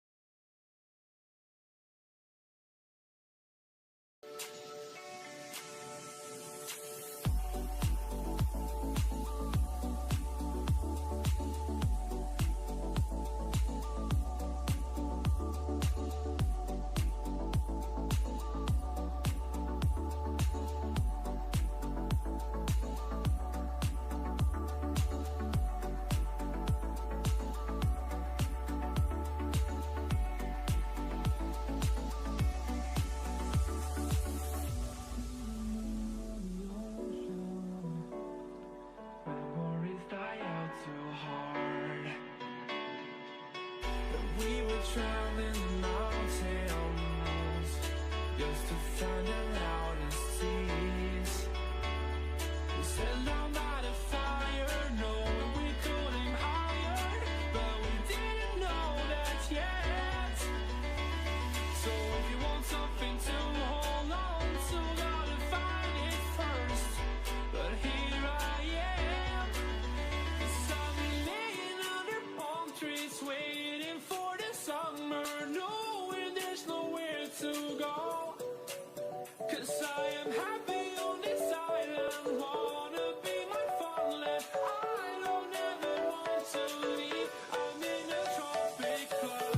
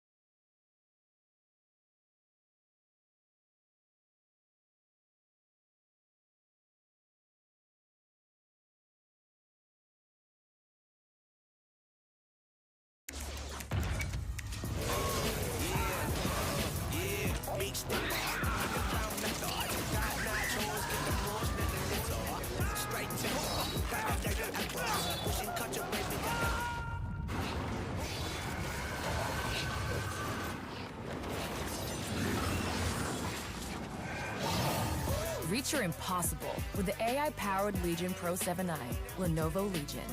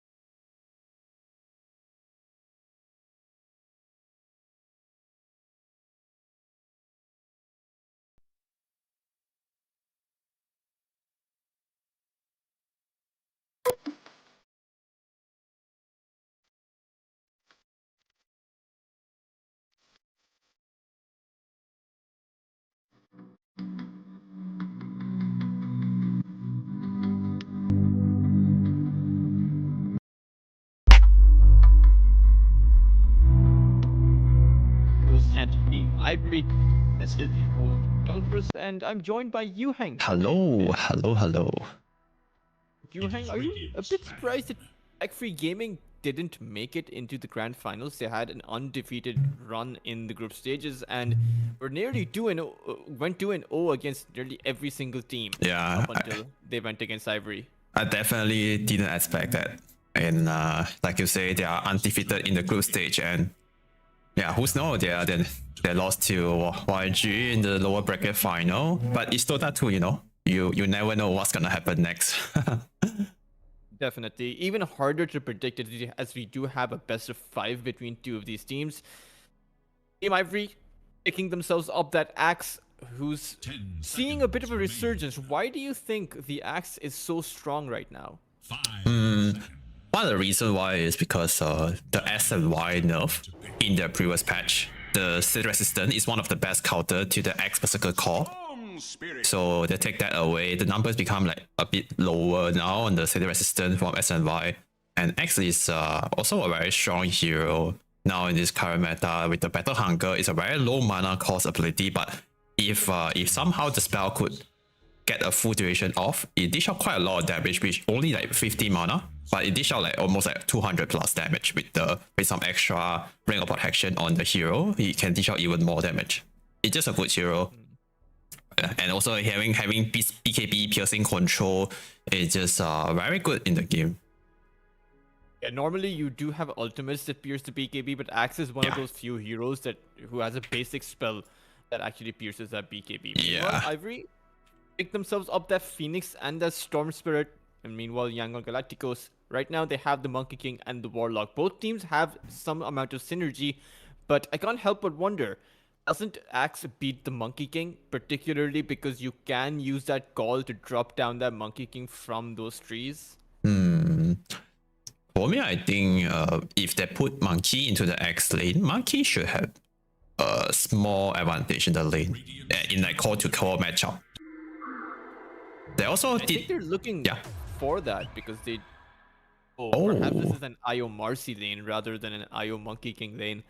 Yeah, they want to put the Monkey into the Storm Spirit lane ideally, and Marcy against X is okay. It's not that bad. And also I like the ban coming from Ivory. The ban of the Abaddon is one of the best hero against the X. Yeah, he could dispel the Battle Hunger. He could turn on his Aurora Time during the Berserker Core. Yeah, that's a very good ban. I think that's the best hero against the X now in the meta. I wonder how they're going to keep this IO alive though, because normally the Wisp is pretty weak against the Spirit heroes, right? The Storm Spirit, very easy jump into the IO to try and take him down, at least be able to get that Vortex off, and then you have the Phoenix and the Axe that can come in with that follow-up. So how is this IO supposed to survive? Yeah, you have a very good point. That's the problem now for YG. They need to keep this IO alive, but so far, Ivory, they have one good answer, which is the Storm Spirit. It can always zip to the back and kill IO first, but it's not like a guaranteed kill. They might need like one more hero that could go in with Storm together, so they will have like enough damage to delete IO first at the start of the fight. It's very important to kill IO first, and the amount of sustain, the amount of heal coming from IO is pretty insane. And right now, YG, they have 2 defensive support, so Ivory might want to get like another kind of assassin hero, jump to the backline to kill 2 support like Warlock and IO first. Of course, they can't pick themselves up a Kunkka. Otherwise, I would think that the Kunkka with that X mark is pretty good against that relocation. Oh yeah, that's right. But for Ivory, I think they should be going for another support pick. Do you think this Marcy is going to be a core Marcy, or is it... okay, it has to be a core, right? Because you do have a Warlock. But I wonder where they're going to be positioning this Marcy. Perhaps towards the safe lane? Should be the safe lane. Safe lane IO and Marcy combo. But if they run Warlock at a position 4 is... I'm not very sure how's the lane matchup. But Marcy usually want to pair it with a aggressive hero or someone that could enable him to run in. But if you go with Warlock, the lane is kind of passive. The the hero don't seem so well together. So it's better to put Marcy IO in a safe lane and Warlock to the position 4. And Ivory pick up the Tusk. Okay, so looks like Phoenix and Tusk support an X core. They need another core that could use tag team. Something like Terrorblade, it got banned out by YG. A good light kick hero. Templar Assassin maybe? Yeah, that's a good one too. Or something like Morphling. Strike on the IO, right? Yeah. For the burst damage, could be doing pretty well. Meanwhile, you do have a Swen and the Terrorblade ban. So Ivory actually have the option of banning out that Morphling and picking up that Templar Assassin. Yeah. But the Tusk, surprising, we see that, at least for me, because the Shards doesn't exactly block the IO there. He can essentially just tether himself out of that position. And perhaps if the Tusk is able to get that scepter very later on, and you can break the tether by using the Walrus kick. But that's a niche mechanic that doesn't always come into play because the scepter isn't really a core build for a support Tusk. But for YG right now, they do seem to be lacking a bit of sustain. I think both of these teams, you call it, man? Templar Assassin. That's a TA. And I wonder if YG are going to go for the Morphling, because you do have an Axe on the other side as well as the Phoenix, right? So your lane will be lost. There is no way a Morphling wins against the Axe and the Phoenix, or the Axe and the Tusk. Either way, it's not really a good look. 5 seconds remain. But perhaps, I mean, they can... this is a bit... It's a bit of a weak draft coming out from YG, I will have to say. I mean, sure, they have a lot of heal, but they don't have a lot of HP on their heroes. Yeah, you're right. And IO pick, I think it's the first time I see in the tournament, in this EPL tournament so far. And also, one thing that we forget to mention is YG. They have a Korean coach, which is a foreigner. I think having a Korean coach in the team and plays a big part for the game. And that's the slug last pick, and it looks like a mid slug. Oh wait, no, it's a carry slug. Not sure how I feel about the Slurk. Slurk is weak against the Phoenix in the lane. Also weak against the X2, yeah. Weak against the Axe, weak against the Storm Spirit, who now can go for the Orchid, right? Templar Assassin, okay, so sure the Slurk does melt the refraction charges, and I would actually think that Slurk is a bit stronger against the Templar Assassin, because you can use the Shadow Dance. The Templar Assassin doesn't exactly have an easy way to dish out damage against the Slurk, unless you're using the Psyblades and dishing out damage to the Slurk as a secondary target.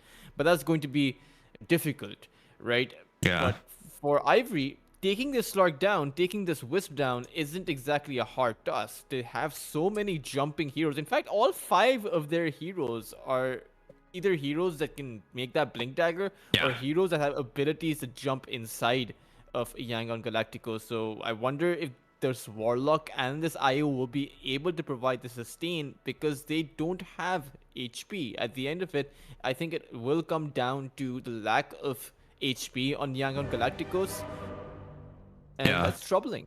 I totally agree with you. When I see all like YG heroes, all their heroes, especially Slug, they're all like very low HP hero, might get easily run down by all the Ivory's hero like Tusk and X and TA. When they run in together, it's kind of hard for like Slug and IO to fight back. And it looks like position 3, Marcy here. Also, that if I forget to mention, Marcy is one of the best hero against the Phoenix Supernova. It's one of the best 8 killer when he turns his ulti on. But Slug in this game, our last pick, I'm really not so sure about this one, because X is also one of the best counter against the Slug. Even he can dispel the Battle Hunger, but the Berserker Core is just into the Blade Mill. It's just very good against the Slug. And I don't think the Berserker Cores get dispelled, right? With the Dark Pact? It can't be dispelled.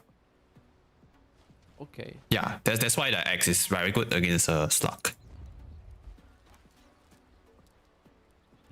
Let's see. I mean, it's been a while since I have seen the Slark carry come out. Yeah. Don't really see that hero all that much more anymore, but both sides going to go for a smoke. Both sides trying to wrap around.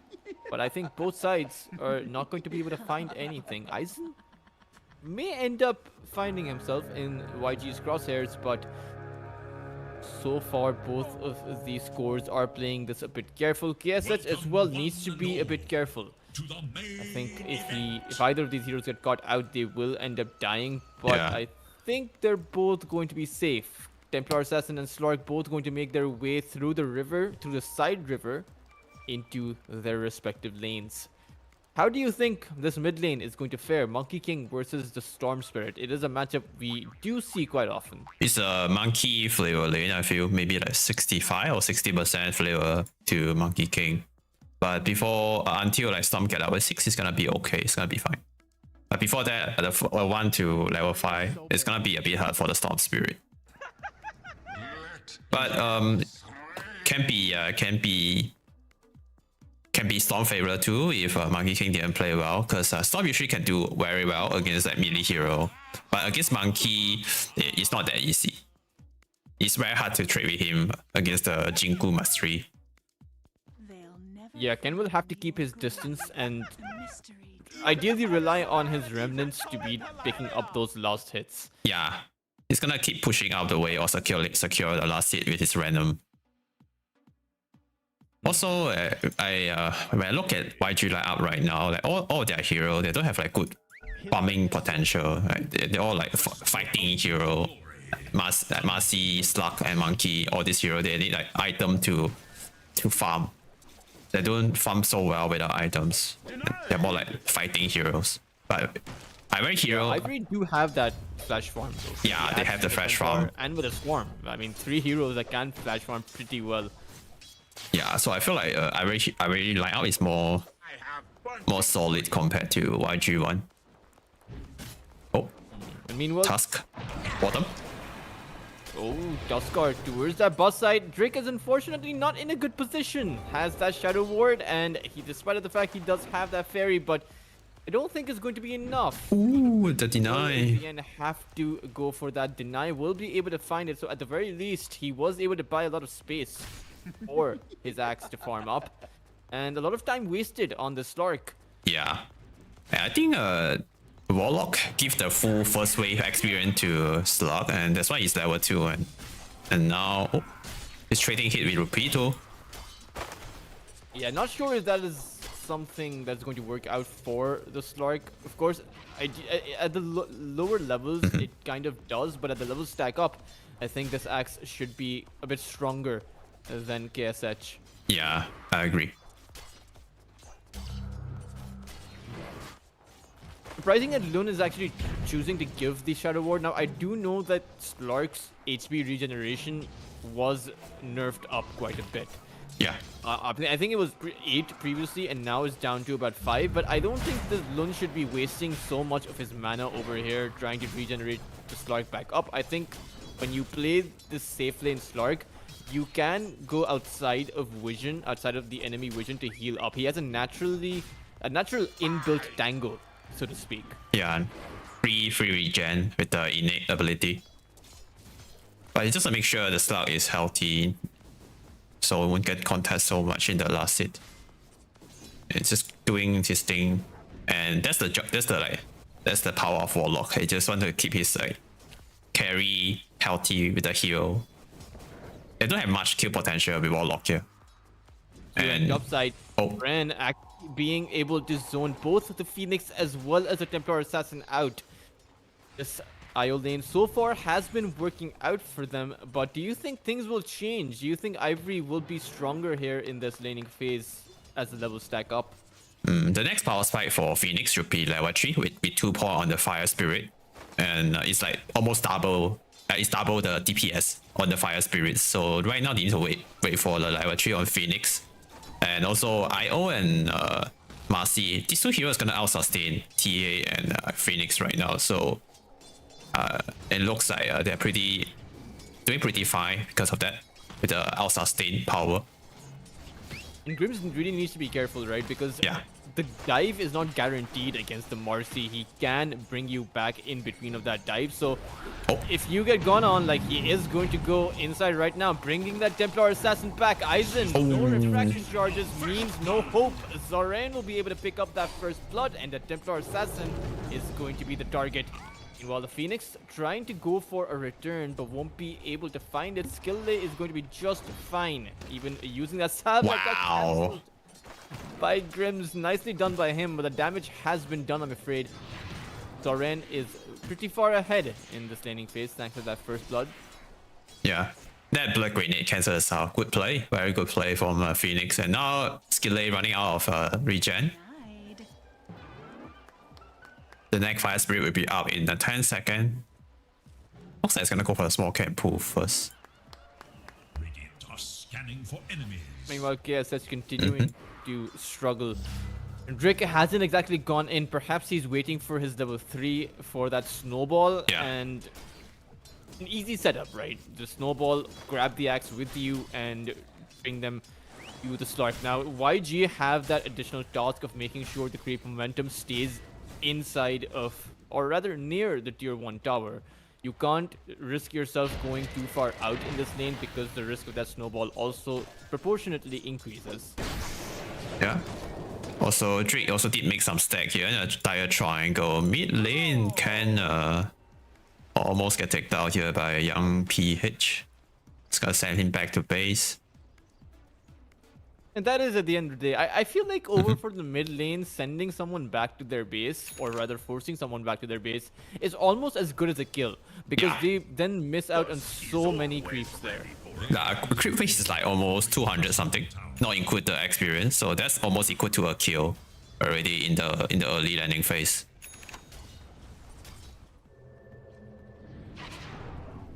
And young PH managing to actually push out his wave inside of the opposing tier 1 tower. Perhaps he will be able to grab the momentum by his side. And meanwhile, topside Zoran was trying to find the grab there, but won't be able to get it.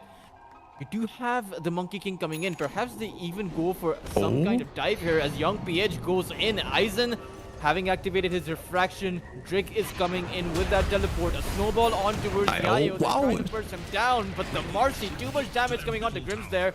But I'm afraid the targeting from YG isn't on point. They are targeting different heroes altogether, and Grims is going to end up falling though to the Marcy. But a Storm Spirit is here. Ken does have his level 6, and I believe that it's going to be the end of that excursion for both sides, as they only grab themselves one support each.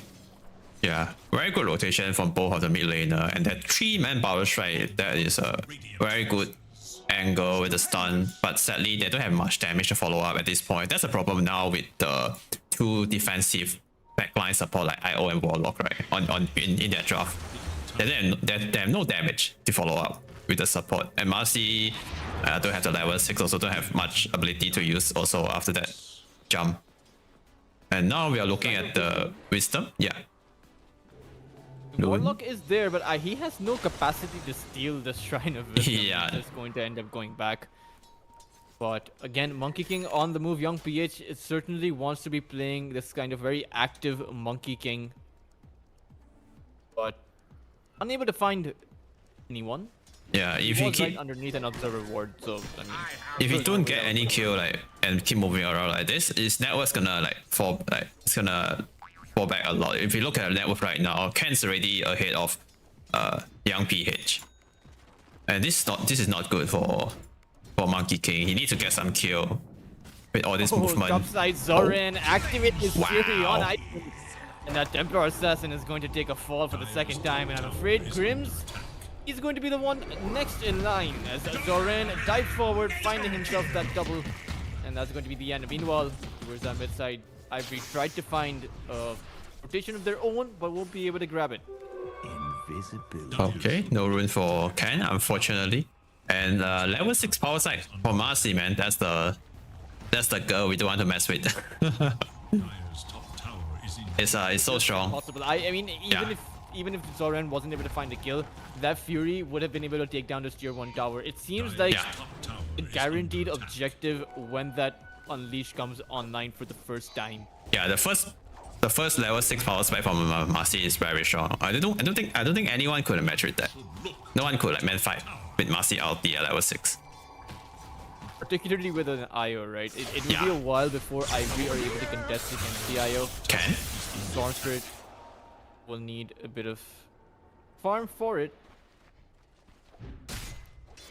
Right now he's making his way towards a Gaia. I wonder if, and we have gone pretty far away from the Orchid builds of the Storm Spirit, but I wonder in this game if that will be better, because the Orchid is so useful against both the Slark, the Monkey King as well to cancel his channeling, the Warlock. I mean, it seems like the Orchid is actually good against 4 out of the 5 heroes that YG have. I think the story of this game is like YG is the cat, and every this game they are the mouse, they're the rat, the Tom and Jerry. So YG is the one that want to be active, and for Ivory they just want to chill and sit back and let YG run to them, and then they can just buy all the like 3D item and farm, get all the good item later on. They will win the late game later. I think their lineup is very good going into late game later with the X, TA, and Storm Spirit. And YG, like I mentioned just now, their hero don't farm very fast. So when the time go late, when the game go later, it's gonna be hard for them in terms of net worth catching up if they don't get any kills.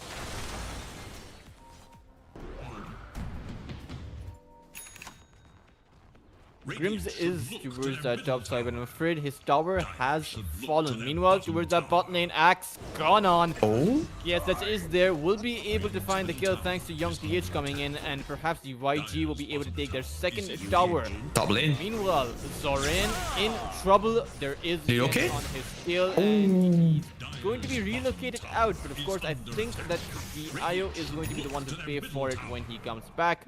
Young PH coming. Or is he? Young PH is there, channeling his Wukong's command, and Marcy surprised there as he gets brought back by the IO. And with the, underneath the Wukong's command, you really can't do much. Rick is going to be the only casualty, and I believe that Ivory were able to read that one as well, as they didn't really expend too much there. Yeah, I think if can, he's trying to zip in and cancel the relocate with the electric world deck, but sadly he didn't manage to get it off in time. Also, like they only commit the task in on the IO relocate back just now. That's a very smart move also. They didn't fully commit. If they fully commit right there into the Wukong command, getting 2 heroes stunned by the Power Strike, that would be another sad story for Ivory. That's okay, only a support. Even they have like 6 kills against like 1 on Ivory, they only have 1k gold lead. It's not very bad for Ivory right now. But the mid tier 1 tower is very important. They might need to use some resources here to defend the tower. We can see Rupito is heading to a mid lane now. They know that this mid tier 1 tower is very important to them.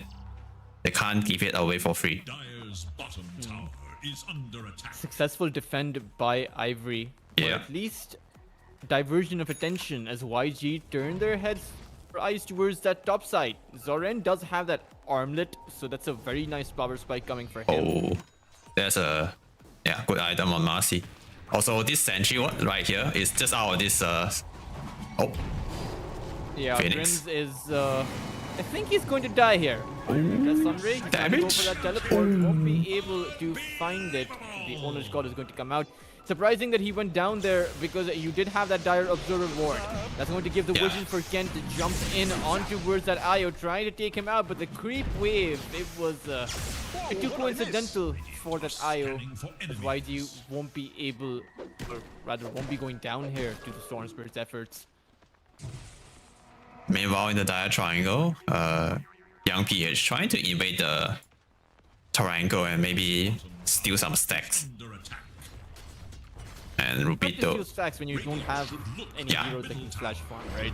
I mean, I don't see anyone being able to go up there. Yeah. Rupito has an entire blade mail, so this means that the Slark can't do anything to him. Not even the Monkey King, I believe, is that Jingu will only serve to damage the Monkey King himself. Yeah. Storm Spirit, mid lane, jumping on towards the Monkey King. That is an ambitious kill, as the teleports are coming in. Lone will have that Shadow Ward, and the Dusk, meanwhile, Drake coming in from the other side. Relocate to bottom. Ooh, big kill. Wow, KSH was able to die there, but Oh no. have the Marcy, who came in with the relocate. The snowball, though, coming in on towards that axe. Zoran will be able to make quick work of that boxer.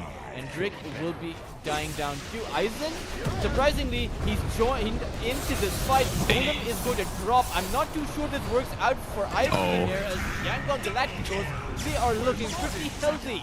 Zoran will jump forward, Ken running out of mana, won't be able to find the kill on towards that Marcy thanks to that toggle. And Young PH, will he go in? Storm Spirit, Ken does have that Soul Ring, will be able to make it out. That is an expensive exchange for Ivory, who did lose 3 of their heroes there. Also the wisdom as well. Oh no. Scanning for enemies. Oh, Rubito. Does he want to be going back in? 2-man Berserker call to start things off. The charge is actually going to protect that IO inside of there. Meanwhile, Young PH able to regenerate most of his HP thanks to that Boundless Strike. And everyone, again, target prioritization is not there. Another call by Rubito this time around. A triple kill to be found. Wow. Ken is going to zap forward on towards Zoran. Yes, it is there, but I don't think the Solar who wants to be sticking in this position will be able to turn it around though. On towards that Sorcerer. Ken still alive, able to find that zap, and the stuns coming in from Drick will be enough. YG overextend. They got a bit too greedy and they ended up getting team wiped. That's a very decisive move coming from Ivory. They walk into the Shrine of Wisdom at the last second, I think, and just interrupt YG from taking it, and somehow they win that fight.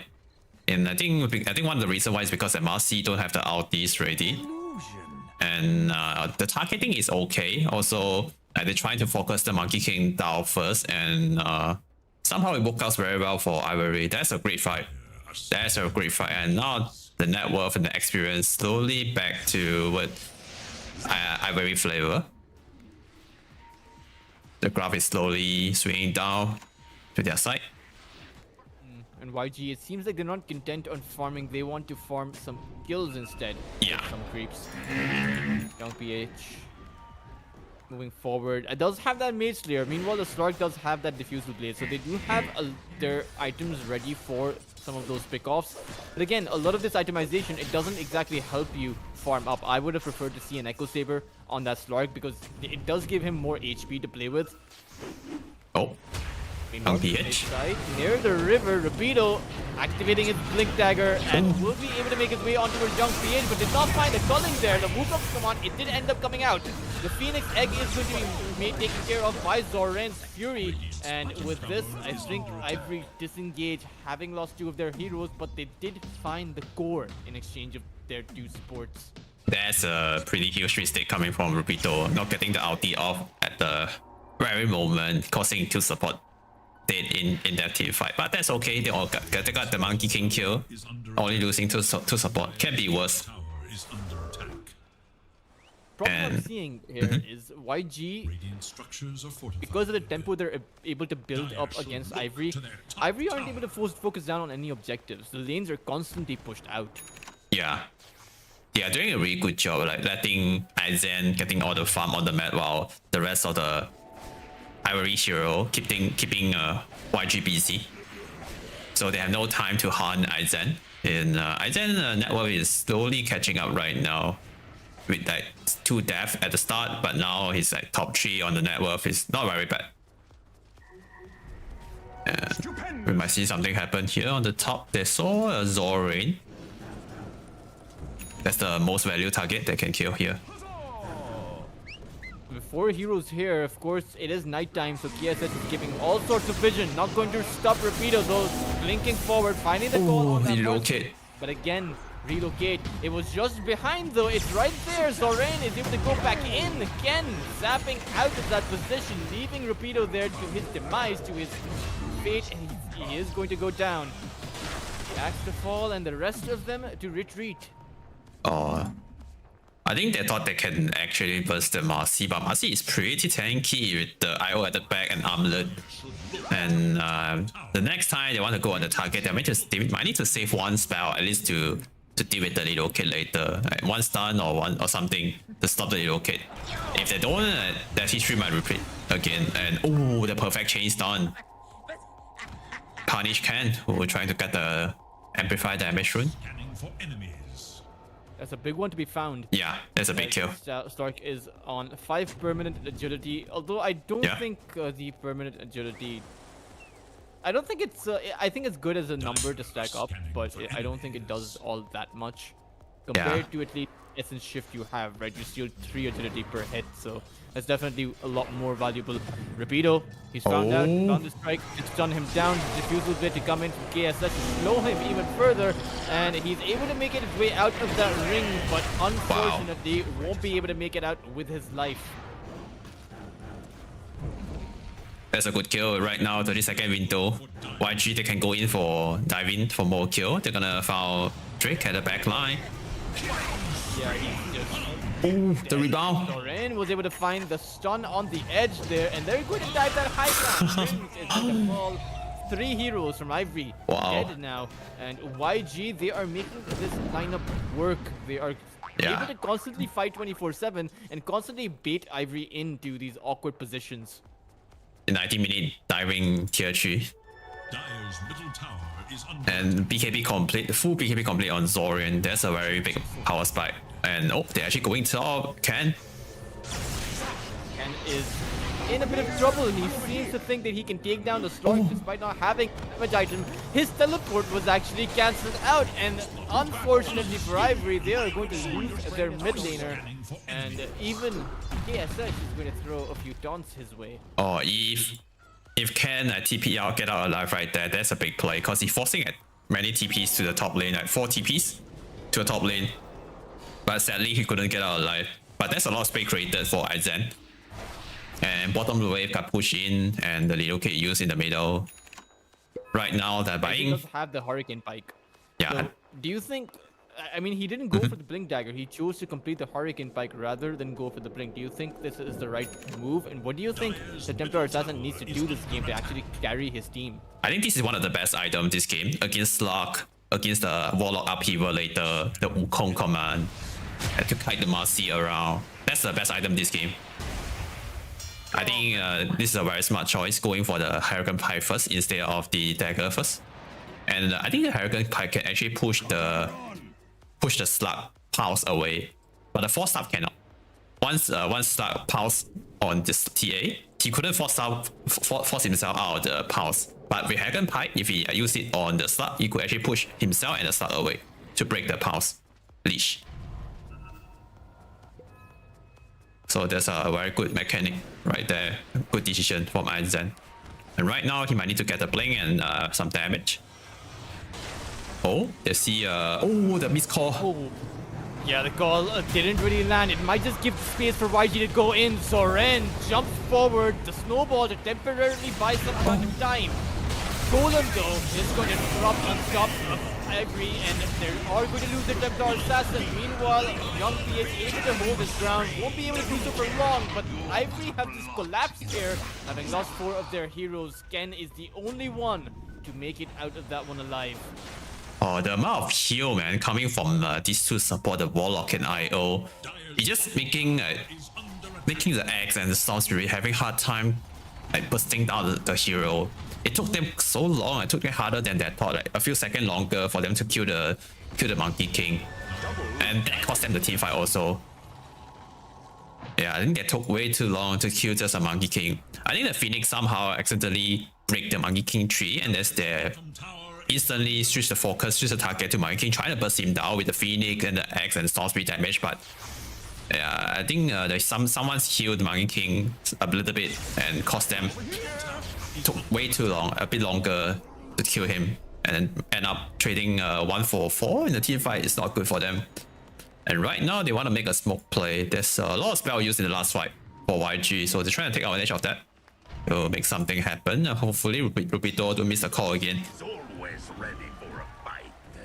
Roshando currently, and unfortunately Ivory, they are not going to realize this. They are going to walk in the complete opposite direction, and it's going to be a freebie for YG. I wonder who they give the Aegis to. Perhaps to KSH, but he doesn't really have any problem surviving thanks to that Sanj and Yasha and the fact that you have that IO to support him. Perhaps Young PH should collect it, but they still do. They created a good Krish.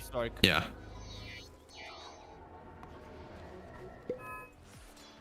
And I think YG are in a great position to actually take that high ground as well, or at least attempt to take that high ground. Yeah, they could actually force some reaction just by hitting the tower, force them to come back or force them to defend or something. They still need to win a team fight in order to break tier 3 tower. Dire's middle tower is under attack. And this is such a hard game for Phoenix also. Forget to mention the IO overcharge also gives some good attack speed to his tether target. So it's gonna allow them to kill the egg faster. And now they have level 2 on the egg. So that's very important, from 6 hits to 8 hits on the egg. So they might change the team fight outcome. I wonder though if Ken should be sticking around towards that top lane. Oh, Gonna zap forward, try and steal some creeps, but is going to eat a bounded strike for now. Of course, it does have that zap out. YG don't exactly have too many stuns available, and won't be able to hold the Storm Spirit down. He will end up TPing out. But, that's a good space created by Storm for a lot in for at least 2 core show on the top lane, and now they have more room, at least like 30 seconds or 1 minute to get something on the map. Item progression, Aizen just finished his Desolator. That's a damage item. Yeah, it's a big one as well, as he has that Blink Phoenix. Dagger too. But Phoenix got out. Grims is going to end up taking a fall. And down now for about 40 seconds. So YG can either look towards pushing out that top tier 2, take a risky attempt towards that high ground, or even try to go for more of these kills. Yeah. Right now, there's a BKB complete on Ken too, so you can just go for the BKB TP, and only Warlock Golem could cancel that so far. There's no basher on all 3 cores on YG yet. Okay. They are camping on the top lane. Ken might be in trouble, but it's not the target they want to go on because he has a BKB. And there aren't any sentries nearby, so they won't exactly see Aizen, but he's actually revealed it here. And we'll find that blink out. Unfortunately, Young PH went out at the exact same time. And that's going to be a bit of a coincidence for both of these teams. And it's going to be a coincidence which makes it work out for both of them as well. Yeah. 2 minutes left on the Aegis. So far, they only got 1 kill right during this 5-minute Aegis timer on the Phoenix. Only 1 kill in the last 3 minutes. So Ivory, they are doing a really good job splitting up, playing with the mat, not getting caught. And there's only 4k gold. Now being sieged down, and I think it's going to go uncontested. I don't think Ivory want to fight outside of their high ground quite just yet. Yeah. Meanwhile, Young PH, he sees the Phoenix, but doesn't know the axe is there. So I wonder if he's going to be going for this kind of play. Oh, they see Exos as well. Wukong? Yeah, Wukong's command to come out. Rapido, though, he's going to be fine for now, but not for a long while as the relocate does come in. Yes, it is here. Underneath his Shadow Downs, the axe, no more mana left on him, and he is going to end up taking a fall here. And that's going to be a kill. Oh no. Yes, that's, or actually stolen by the Monkey King. I think he used the Wukong's command, so he called dibs on that kill there, and perhaps he might even find himself another one. Zoran was able to catch out that Phoenix. He used that Ghost Scepter, but that's not going to help him. Yeah. I think... Oh, Aizen? Okay. He got out alive. Yeah, he's going to be fine. And Golem dropped down towards Ken as he was trying to find that TP No mana. out, and a good bounce coming in from TSH. Of course, it wouldn't have mattered. Ken had no more mana to play with. She picked off from bottom to the middle and start with the X1. I think he shouldn't press his Crimson Guard and his Guild Guard right there. I think he should just press the Soul Ring and try to die faster, because it's giving a lot of action shift to the slug, and that allows him to hit high ground right now. He has like 41 stolen action shift with extra 123 agility. That's a lot of attack speed and damage. give it away to Krish. So, and now I'm not sure how they're gonna deal with the slug right now. They're gonna try. Yeah, too many SS just stacks up on him and he hits like a truck right now. KSH, meanwhile, falling incredibly low, but still able to survive thanks to that Wukong's command. And I think both the teams are going to disengage. Aizen getting one lost hope. But it seems like Rapido wants to be going in, finding that Berserker storm, Monkey King to fall, and the Culling to drop that IO. Two heroes are now down, and YG, now they have to actually make a desperate attempt to retreat. That's a good move coming from Ivory, catching 2 heroes when YG trying to retreat. Good play. That's a big play.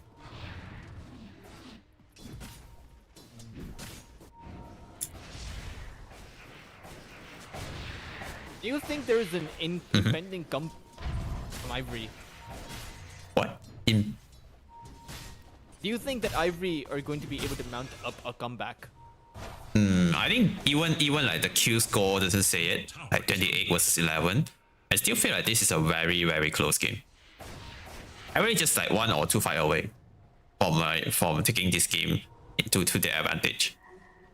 Do you think there are any specific items that Ivory need to be making? I think it's about team fight. It's about how they execute team fight, and also it's very important for Ivory to protect the egg. If they somehow could let the egg like pop, I hit the stun at least on like 2 or 3 hero in the team fight, I think that's the very crucial key for them to win the team fight. And whoever win the next team fight is gonna take the next game. Also for Ivory, they have the right hero. They have a TA, very good sieging hero to break high ground. But for YG, Slug rely on the stolen action shift in order to hit high ground to do building bad damage. Marcy and Monkey King, yeah, they have some good damage, but they're not the best high ground siege hero. So I still feel like with the Fury, still pretty decent at taking down those towers. I mean, he does have a sacred relic, so he's going to be able to make a nullifier as the Aghanims as well. Also, he bought the armlet with he's a universal hero, so this hero hit actually pretty hard. But you need someone to sit back at behind him. He cannot just walk up and hit the building alone. Yes, it also has that shard up, so their ability to stand and fight is pretty strong when you consider the fact they have those chains around them, right? They have the Wukong's command as well as Slark's shard. Oh, Now going to make their way towards that bot lane. They will see that Storm Spirit Zoran was able to spot him out, and under the guise of the smoke, Ken won't see this coming. He does have that teleport out though, and he needs to be using it right now. Meanwhile, I think they're going to turn their attention on towards that Dusk, trying to chase after him, and Drake is going to end up dying. Too long of a cooldown on his Link Dagger, and he's got it out.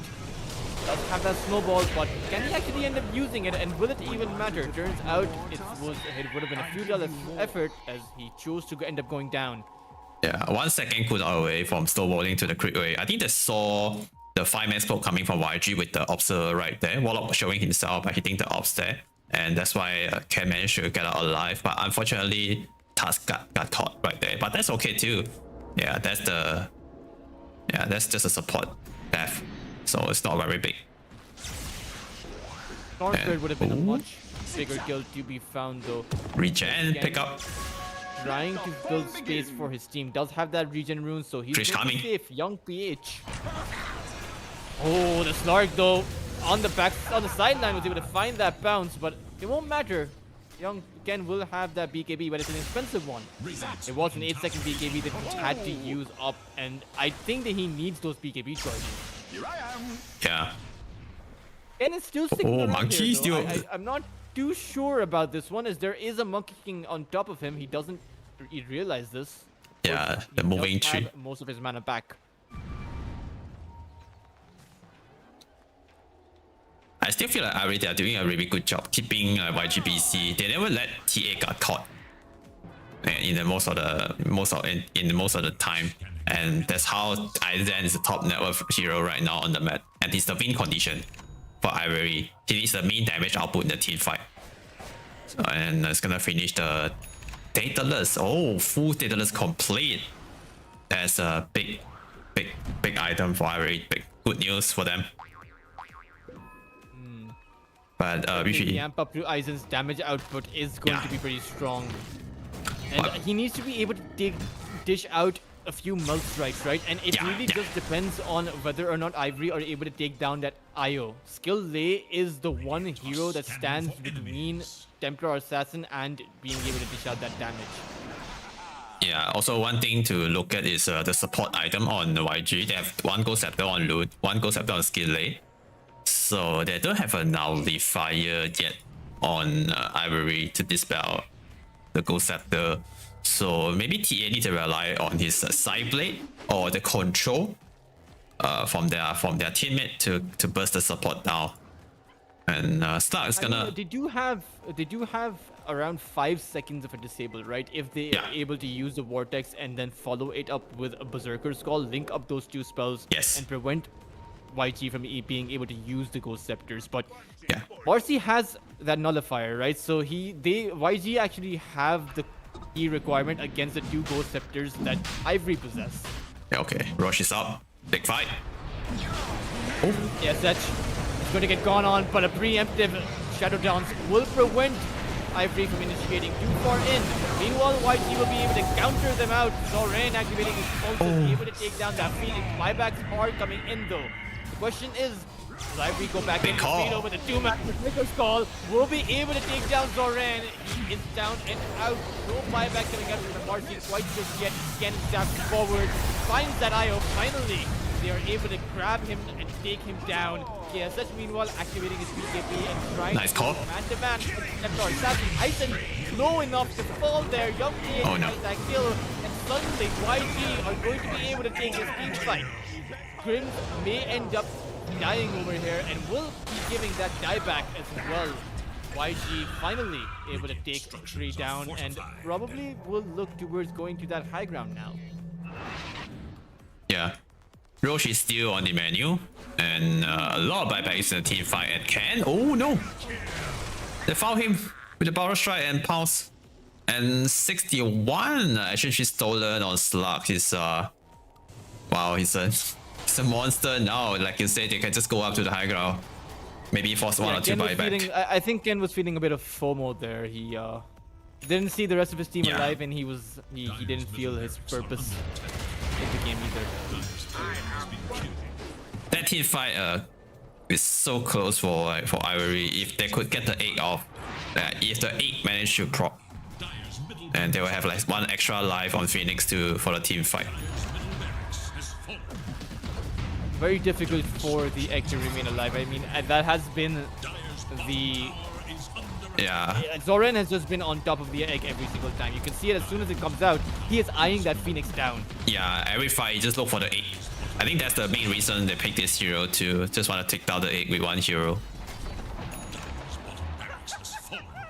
And once Lark gets this Scardy, oh man, I don't think that Ivory will be able to contest that. I mean, sure, the Templar Assassin, the damage output coming from him is pretty nice, but Aizen doesn't have a BKB, so he doesn't exactly have anything to survive against that magical damage coming out. And it's not even the magical damage, it's the amount of disables coming out, right? It's the amount of roots, the upheaval from the Warlock, the Slark's bounce as well. And keep in mind that you are going to be in the midst of that Wukong's command, so that refraction isn't really going to hold up. Yeah, you are right. And right now, there's no one good man fight Slug right now. Also, Slug, need to give some credit to him. He did a very good job in the last team fight by saving people with the depth shroud with the shot, making it so hard for Ivory to burst the target with the initiation. Even Rubito managed to get some good call off, but they couldn't finish the target. And that's why causing the TA jump into a very awkward position to stay in that position long enough, allows Slug to go in to get all the light click off, steal all the action shift away from Aizen. And now this team fight, I'm not sure if they want to take it top Roshan. They're gonna get this Aegis for free. It's gonna be hard later for Ivory to defend the high ground. For buyback status, so far all 5 heroes on Ivory, they have no buybacks. I'm not sure how they're gonna defend. Radiant's bottom tower is under attack. Going to be very hard. 2 lanes of frags now down now. Ken is being chased down as well. It's nighttime, so KSH sees him from a mile away And again, really needs to be careful. Oh, Ken, they see him. No, he's there. There's a Monkey King on top of him, and the rest of YG are going to descend upon him as well. Again, is now down. Does he have buyback? Turns out he doesn't. Yeah. It's going to be 70 seconds that YG have with a full Aegis on that Slark. And they can just run up to that high ground. They only need to take down one more lane of racks, and I don't think that Ivory are going to be able to hold it without their Storm. It's gonna be hard.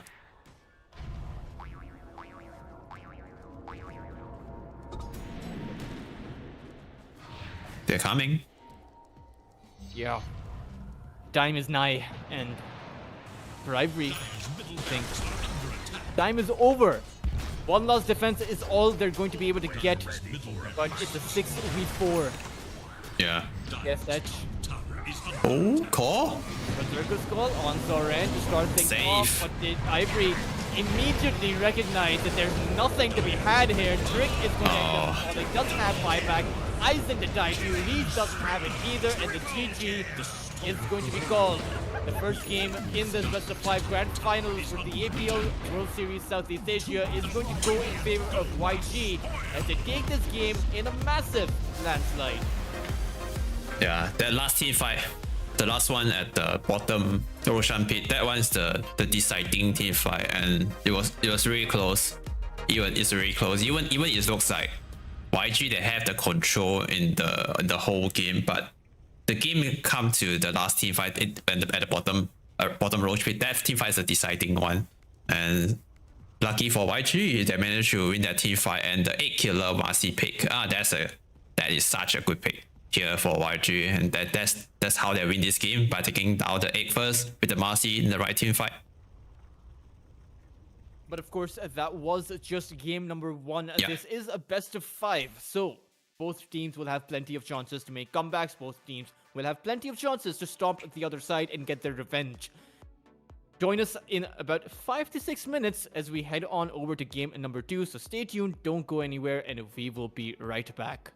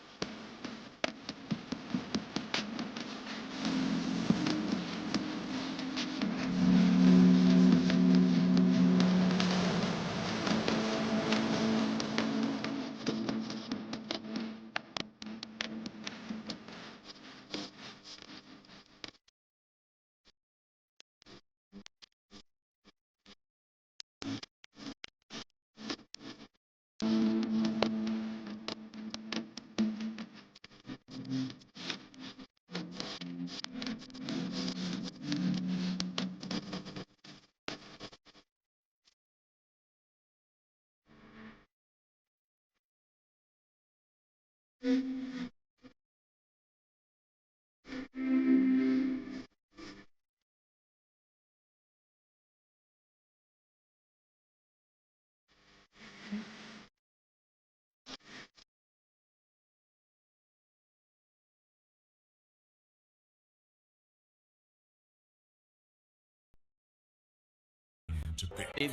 weaker draft because they didn't lack, but they had a lack of sustain. But Ivory didn't seem to capitalize on that. Yeah, and this game number 2, the penalty IO and the slug looks like yeah, kind of afraid of the YG aggressive play style in the last game. And also they deny pick the Monkey King to counter the Kunkka as well.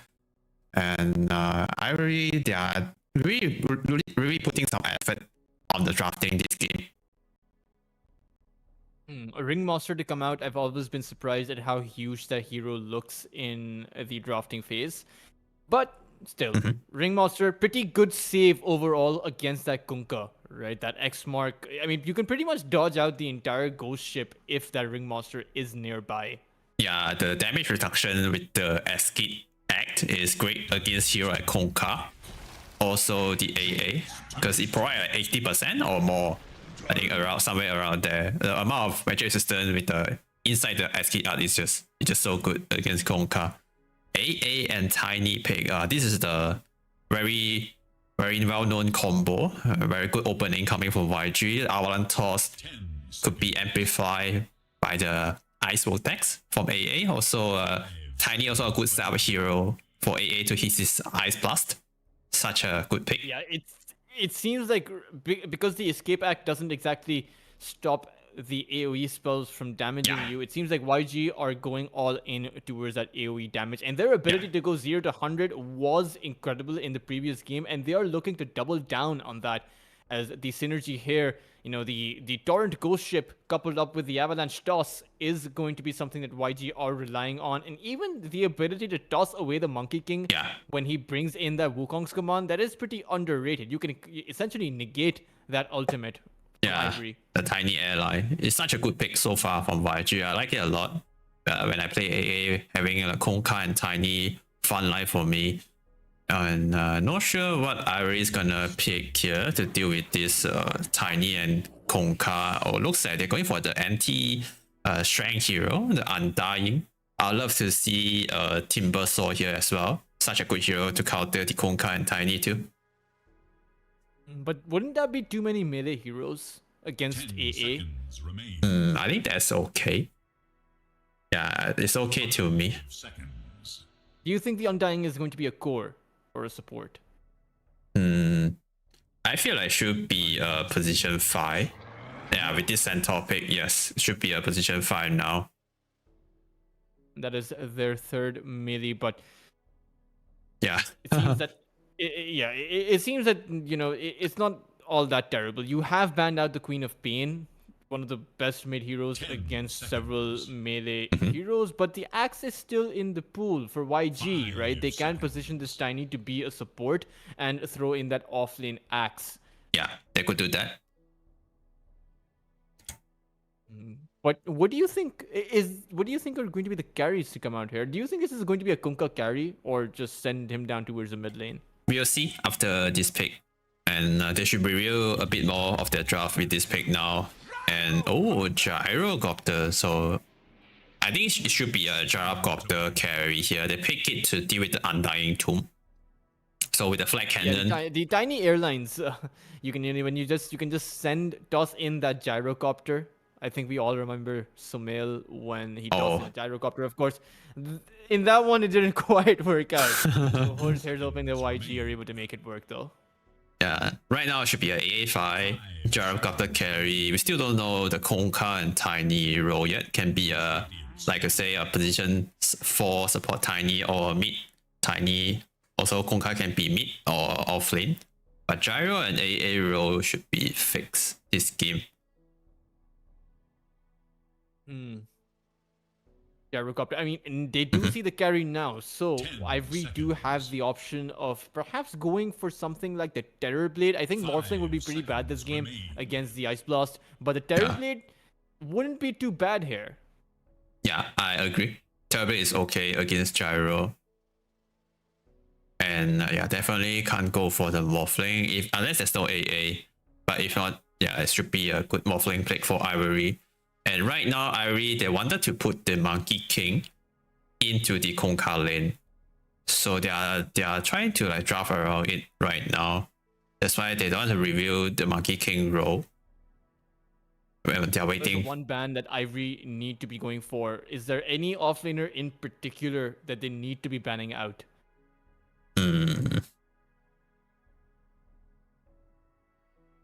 Mars? Mars is a good hero too to counter the Centaur.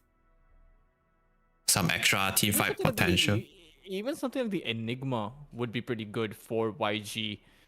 Although very rarely do you see an Enigma banned out as the last bans, as I doubt. I mean, too risky of a pick. And Ivory are actually going to ban out the Puck. They actually do not know for sure where this Kunkka is going to be going. I think they want to make sure they want to force this Kunkka to play in the mid lane also. By banning out the Puck, giving less good mid laner option for YG now. YG, I do think they should be banning out that Terrorblade, but they actually go for the ban on that Lifestealer and will be picking themselves up a Shadow Fiend. So this is going to be a mid Shadow Fiend and an offlane Kunkka. Yeah, now they have the available matchup. The mid Shadow Fiend. It's good against Monkey King. Yeah, it's easier to compared to Kunkka, it's easier to play SF against Monkey. So right now they can decide if they want to pick another mid laner to lane against SF and put Monkey to the safe lane to get the flavorful matchup. Now Ivory, they need their last pick. Yeah. They do have the sustain this time around, and I think the controlling the tempo is something that they struggled with last time around. So I wonder what they're going to be going for. It is the Nature's Prophet. Squishy support, but they do have enough frontliners to actually make this work. It's carry at NP. Oh, sorry, my bad. A carry, a squishy carry, but have the frontliners to make it work. Or at least that's the theory. Yeah. If Yangon Galacticos are able to make it towards that backline or able to get their hands on this Nature's Prophet, I doubt he's going to survive. Yeah. It's not easy to play MP this game, but it's a very strong hero, especially on the right player. I'm kind of surprised they just let Monkey to lane. I've seen Ivory play with this Nature's Prophet before. They do pretty well with it, but you know, just looking at Yangon Galacticos draft, the X mark on that Nature's Prophet, and then you have Tiny that can blink in the Ancient Apparition as well, not to mention Young PH who's going to drop down that Requiem. And surely Aizen, they need to have a battle plan. Drick needs to get that Escape Act off on Aizen, otherwise that Nature's Prophet is just going to get bursted. Yeah, good thing is they have like Centaur, Undying, that could and Monkey King to run in first, and then Aizen could come after with the teleport to the target he wants to kill. So that's the approach for Ivory into the team fight. Anything happen, like you say, they can just use the Escape Act or the Stampede to help the MP to get out. Let's see what these teams have in store for us. Can you outline the win conditions for both of these teams heading into game number 2? For Ivory, they need to get MP fat. It's similar to last game, but this game they have like better like tempo hero. Their hero actually can match with the YG hero. In the last game, they can't really fight at all because they have 3 fighting hero on YG side. But this game is a bit more balanced. Yeah, because YG they have like very slow hero too. Like Gyro want to farm, SF need to wait for some item or good power rune to make things happen on the map. Same for Kunkka, it's a static hero. They just want to stay in the lane. So both sides want to like farm a bit more. And Ivory hero they have faster tempo with Aizen on the MP. You can always teleport to across the lane, and it always comes to the team fight. to see who's gonna have the better advantage later. 30 seconds to battle. Let's see. I do worry about young PH here on the Shadow Fiend. Very squishy, similar to Aizen, right? It really seems like if Ivory are able to get their hands on young PH, the Shadow Fiend should be going down relatively quickly. Yeah.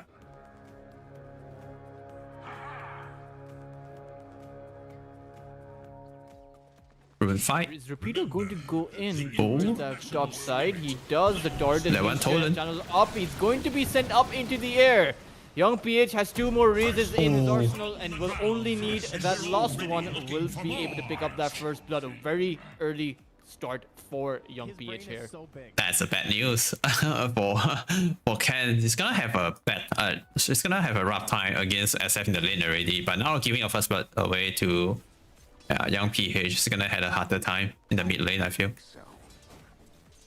I do think that Ivory will be bringing in their support, perhaps the Ringmaster, for an early rotation on towards that Shadow Fiend. And if they're able to make it work, they can probably take him down. Yeah, they might need to. And now Ken struggling against SF. Triple race already on the Shadow Race stacks. Oh. Okay.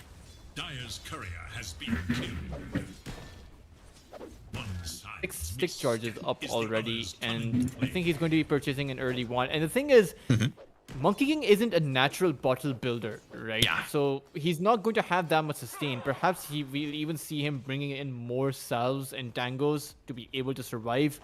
But looking towards some of these other lanes, let's talk a bit about that safe lane. It is Aizen and Grims, Nature's Prophet and Undying versus a Tiny and Kunkka, 2 melee heroes. So do you think that will provide a buffer for Aizen, or do you think that YG are going to be able to actually take down that Nature's Prophet? Should be a very easy lane for Aizen because they have Undying, which can just run in 1v2 with the decay against 2 strength hero.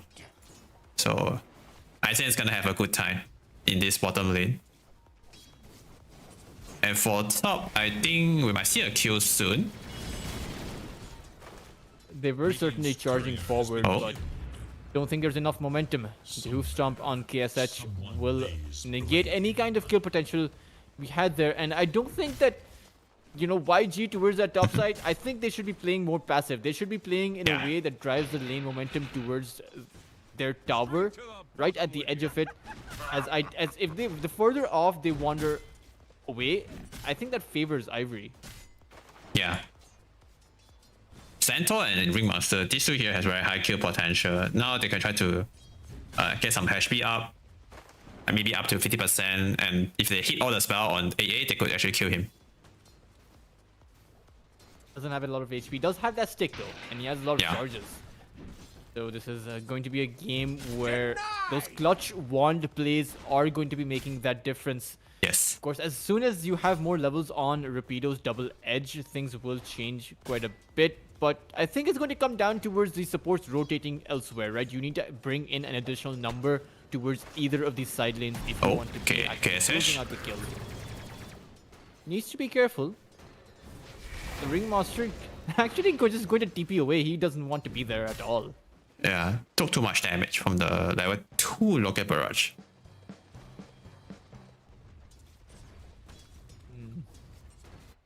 Lost hits favoring that Shadow Fiend, but apart from him, it's Ivory who are leading the charts, as all 3 of their cores are doing much better. But not by much. I mean, the Kunkka is struggling in the lost hits department, but I think he's... With the Tidebringer, how do you feel about Kunkka's ability to recover later on? Yeah, it's good.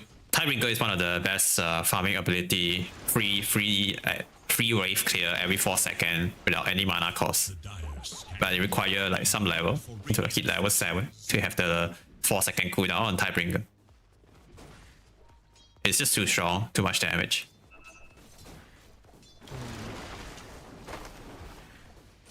Oh. I wonder if we'll see a Centaur Scepter this game, just to provide Aizen that additional buffer to dish out that damage. Yeah, it's maybe after a few items, maybe it's a 5th or 4th item. He need to get tankier first before he buy the scepter. Usually that's how people build around it on Centaur. Get himself tanky so he could like he don't die during the scepter. Will we see multiple aura items coming out from that Centaur? Yeah, looks like Perhaps the Crimson Guard to make up for the fact that their hero, that Aizen, doesn't have a lot of HP. He's going for the pipe this game. The main damage in the early and mid game for YG is the magical damage. Right? SF do magical damage. Also Kunkka do magical damage. Oh, boss side, Zoran, he's going to get gone on. Aizen will find that teleportation in Tombstone. There is a zombie on that Kunkka, slowing him down, and one more hit is going to be enough. It is going to be at the end of the zombie that clears him out. Zombie. Speaking of zombie, do you watch The Walking Dead?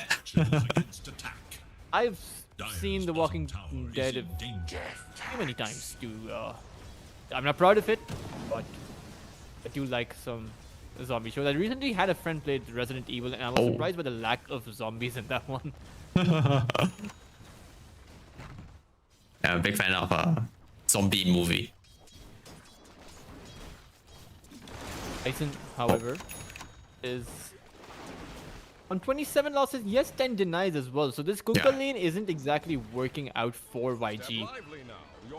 Yeah, Aizen is doing really well in this lane, and I would like to see him make a move later, together with the support and the MP teleport to the mid lane or to the top lane to get some kills. And looks like the shield rune spawn bottom. You secure that shield rune for Young PH, zoning out Grims there, and that will provide enough of a buffer for Young PH to make a brave attempt inside of enemy territory. Of course, he can also use it just to farm up. Bottom? Gyro? Again? Wow. Bottom lane, Gyrocopter, a hunt towards Aizen, will be able to find that kill. The Ring Monster, it's come in though, but it won't be enough.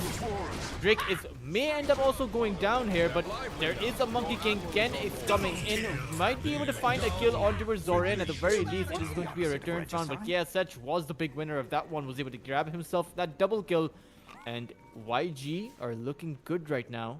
Great rotation coming from a Krish KSH with the level 3 local barrage. It dishes so much damage, and with this afterburner facet too, getting the extra movement speed in this early rotation, it just helped him a lot. That's a great play. Very good rotation. And now they can kill Rubito again top. Zoran has the X mark, has the torrent, and there are 4 heroes on top of the Centaur. Wow. Doesn't have that stampede. He's going to end up dying. Another clean kill. Yeah, another great rotation coming from YG side laner by using the Twin Gate, and during the night time getting all these kills. It's gonna make a lot of difference.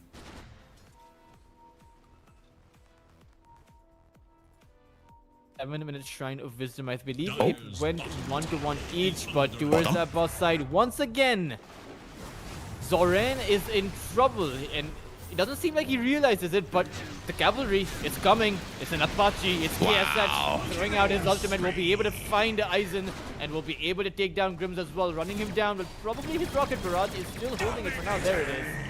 Ken will try and come in though for a counter initiation. The Tombstone is going to be cleared up by Zoran. Can they actually keep their Gyrocopter alive? The torrent, it wasn't in time. Ken was able to find that kill, and with the Stampede coming in, giving that movement speed to Ken, he wasn't able to land his feet on Zoran though. He still has that movement speed, does have that Primal Spring though, getting on top of that Kunkka. Nice. Aizen coming in to grab that experience. It does seem like this exchange was nearly even, although I would say that YG seemed to have lost there a little bit. Yeah, mid lane, Young PH managed to get the mid tier 1 tower with the amplified damage rune. That's a big win too. Meanwhile, when everything happened at the bottom just now, Ken has had to rotate away from his mid lane twice now, and that's given Young PH the ability, or rather the space, to be able to farm up as well as grab this very early tower. Yeah. And as far as the objectives go, it is in favor of YG. I mean, they have control over this jungle right now. Yeah, I see they are even rotating into the Radiant jungle, trying to steal something. Steal one camp farm here, trying to look for the rune too. But the Observer from Glimpse, watching these two heroes walking around. Top tower is under attack. Oh, there's some stack here as well in the dire triangle. For Yeah, it's not. I wouldn't say it's some. It's like practically 5 yeah, camps stacked up. It's a lot of gold being infused into that Shadow Fiend as he's gone for that Yasha. Yasha. Yeah, should Probably be. going to be a Yasha in Gaia build, right? Yeah, should be Gaia Yasha. I was thinking if you want to go for the light click or just spell casting SF. Should be the spell casting SF with you. Yeah, I think they have the physical damage.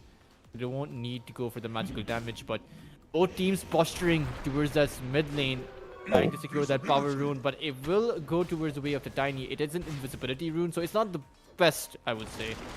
Yeah. Step lively now. Your Do you think the admiral is on invisibility rune needs to be buffed up a bit? Because it really feels like it does nothing in this game. I think they did buff it right in I think a few patches ago. They give it like some damage reduction or something. It gives a bit of a shield effect, Yeah. I believe. You take less damage while you have that invis activated. Yes. But it's one of the... I mean, smokes are so heavy now in Dota, right? You're going for smoke plays at this invisibility rune. It really feels like the worst off of the runes. I think on the tier list, it would be the S tier would probably be the Arcane Shield. regeneration, amplified damage, and the shield. Yeah. And then you have the C tier and a D tier. There's no B tier rune, right? The D tier runes would be the illusion. Illusion. Invisibility. Yeah. If you can buff it, how you want to buff it? The invisibility rune. Oh, bottom lane. I'll have to discuss that a bit later. As Zoran, he is in trouble. It's going to end up getting cleaned out by Gen. And this Monkey King, sure, he has had to give away space to YG, but he's been able to find these skills time and time again. Oh, skill Now we lane. might see a clash coming out as KSS Oh, is KSS. in trouble. That gyrocopter Big got kill. out-daunted by that circus and will be going down. Meanwhile, Skill Lane will throw down an avalanche and a desperate attempt to make it out, but YG are collapsing Wow. everywhere. Going to lose 4 of their heroes. Ken is making a lot of good moves this game. He's on a unstoppable streak already, 6-0-0, even landing against SF at in the landing phase. He's still making a lot of good rotation. Towards bottom lane, helping his carry a lot. Well played so far by Ken, making all this good move. Not too sure why this gyrocopter is choosing to abandon that top side again and again in favor of going for some rotations. I mean, once is okay. Once is great. It worked out. But now you need to go back to farming. To their middle tower. I think he's trying to give some space to Kunka maybe. Also, you want to jungle a little bit with the flag cannon. Yeah, maybe trying to sacrifice his a little bit of his space towards Kunka. He wanted Kunka to get some item to fight later, maybe. Some team play. Very close to his spirit vessel. Yeah, So that's going to be a big one. that's a very good, strong fighting item now in this current meta, Spirit Vessel. Back to the topic we talked about just now, invisibility rune. Invisibility rune. What do you think about it? How we should buff it? I think the bottle should not break invisibility, in my opinion. Or just overall regeneration items, mangoes, tangos, salves, should not be breaking invisibility. Oh. So you mean like Right when now, every other rune, you can use the bottle with every other rune, but you can't use, you know, the invisibility just breaks. Oh, yeah, that's a good way to buff the rune. Yeah. Upside, they're looking for something. Ken is here, but won't be finding anyone, as at least not the gyrocopter. Yeah, he also has the Yes, that's- full diffuser blade complete. Dire's top tower is under And meanwhile, they are looking for Aizen down here bottom lane. Yeah, YG are bringing in the numbers. I think there are all 5 of their heroes present here. Oh. Such Golem will be activated, but it won't be enough. Grims will be the first one to fall, and Aizen is got out towards this bot lane, and the Requiem going out on the other side. Both of these sides have been completely divided. Ken is stuck near of that outpost, near that gate, struggling to make it out. Of course, Aizen will end up falling anyway. And YG, they are in good position. Ken, Zoran is actually going 1-1 against Rapido, and shit. the Monkey King won't be spotted out. But the X-Mark will buy enough time for the rest of YG to come back in. Young PH with that double raise will be providing enough damage for Zoran to clean it up and find himself that triple kill. Oh, I'm so surprised they still want to take this fight. Even like Undying got burst at the start of the team fight without using the tombstone at all. I think it's okay to give this tier 1 tower away. I'm surprised they want to hold it and end up causing more hero. And P managed to TP back base but died to the Ice Blast frostbitten damage. That's a big loss for them, losing the tower and 4 heroes. Top tower is under attack. They still need more item. Like Centaur Height of Insight is the next power spike for Ivory. There's a lot of damage reduction. Radiant's They need to get there. is in danger. Dire should look 3,000 net worth advantage building up for YG. Ivory got the better of them. I mean, there was one moment where they got the better of them, but so far there's been a lackluster attempt. Zoran has recovered, has that Spirit Vessel, queued himself that Aghanim Shard, and he can buy it anytime he wants. Step lively now. Your Yeah. admiral is on board. And Monkey also did purchase his shot, and this is one of the, I feel, is one of the best shot for Monkey King. And also this is why Monkey King mid can be playable in this current meta because of the shot also. Being able to like jump around, they have 2 ability to jump in and out with the 3 dance and the power strike. It's just so good on the hero. That provides him that additional escape mechanism Yeah. against the incoming damage from YG, right? Yes. Giving the space away to the Ringmaster to be able to use his escape act on another target. Yeah. So it's an additional buffer for Aizen to stay alive. He's currently on his way towards making that Mjolnir, but his farm has slowed down. And I believe this one item Young will mean that PH. he can pick it back up. Young PH under the Wukong's command. Nowhere to go. Will be getting taken down very quickly. Ken will be able to find that kill. That's a quick burst. I didn't expect that. They hit all the spell. Ken is very squishy. I mean, he's Yeah. at barely 1,000 HP. Oh yeah. Gaia doesn't do anything. Most of the magical damage Shadow Fiend itemization doesn't create any kind of HP. Yeah, right. And I feel like that's the weakness of Shadow Fiend mid with the magical build, because this year require too many items and too many levels to be useful. Also very rune dependent.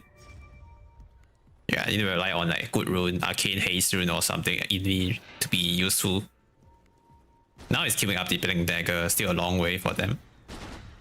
Oh, Grimm's in that jungle, going to get caught out. The avalanche, the toss, and the torrent. Going to be enough.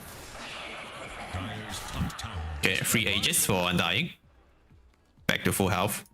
Radiant's middle Come tower back alive. is under attack. But I think the Caesar's Dirge is good in positions where you want to immediately come back into the fight. In this scenario, YG were just given the space to make their move, dish out some damage towards that tier 2, able to bring it down Yeah. by 1/3 of its HP, and take control of this jungle. Right now, the entirety of it is in their control, and KSH is continuing to farm up only about 150 gold away from his Aghanim. So that's Wow. perhaps his power spike that Gyrocopter gets Yeah. in the early. I kind of surprised that Aizen net worth is kind of low this game. I expect NP to be higher net worth. Yeah, 0.37 on the KDA. Not looking so good this game. Also didn't manage to get any good rotation. But let's see. It's slowly recovering. Need the BKB this game. Too many spells on the Dire team. It is a bit too many spells. The magical damage too much. The pipe is built up by Rapido though, so that will provide them that bit of buffer as they look towards going in. But is this the right play? They don't have their Monkey King anywhere near them. Yeah, both teams kind of chill right now. Maybe After Scepter complete on Gyro, they can try to force this bottom tier 2 tower to get some bigger map control or force a fight. Dire should And looks like Ivory want to give it away. They are letting this tower go. Radiant's bottom tower is under Already they're attack. not going to be giving up tier 2s at this stage of the game. I mean, only about 1,000 net worth advantage, and sure, there's a lot of magical damage to deal with. Wow. Oh my It's god. going to get caught out towards that backline. Lackluster by Ivory, I will say. There is no reason a support should be in that position, especially considering the fact that they're not contesting this tier 2. Yeah. Structures are fortified. Yeah, maybe he has no way to go as well. All the cores farming, no play to make on demand. Okay, they're trying We'll to be able to trick. find that tier 1. Yeah, mid tier 1 tower. Dire's middle But, tower I mean, that's is under attack. a tier 1 for a tier 2, that's not really where you want to go. But the Yeah. glyph is going to come out. Oh, X Seems mark. like YG, they are not going to allow this trade. They are going to go in a Requiem on top of that. Wow. Monkey King, of course, the Stampede was able to soak up that damage, giving the movement speed for Ken to drive away. Toss back. But the Avalanche being found, and the toss back. Ken's dead. And with this, Ivory, they are forced to victory. But the question is YG going to allow this? Skill-Lay is still on the move. His Blink Dagger is coming online. Young PH, meanwhile, X mark. those raises, and Zoran is going Toss to get in. tossed forward on towards Grim. Oh my. That double kill. Wow. Tiny airline, guys. Tiny airline. Radiant's So good. tower is under attack. That's how JRX win TI. Glyph is now active. Yeah. The aggressive YG toss. bringing a bit of bringing a bit of that old school back into the current meta. Yeah, they caught the Monkey King with the aggressive toss back, and then the toss toss his allies in, get the spell off. Oh, that's perfect. Good play from Skill-Lay Tiny. He also rushed the Blink Dagger, not getting the Arcane Boot or whatever first.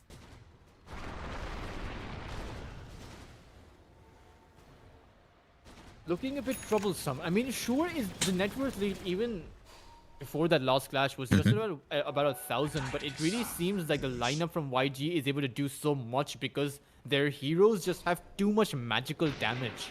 Yeah. At this point, they are really strong. We can tell from the way they move. They are so confident with their heroes. They just want to run in and kills. And now they're gonna get another objective, which is the Tormentor. Roshan also is on the menu. Ooh, great shot for AA. Some extra control. Blink daggers. Triangle, Dire? Can?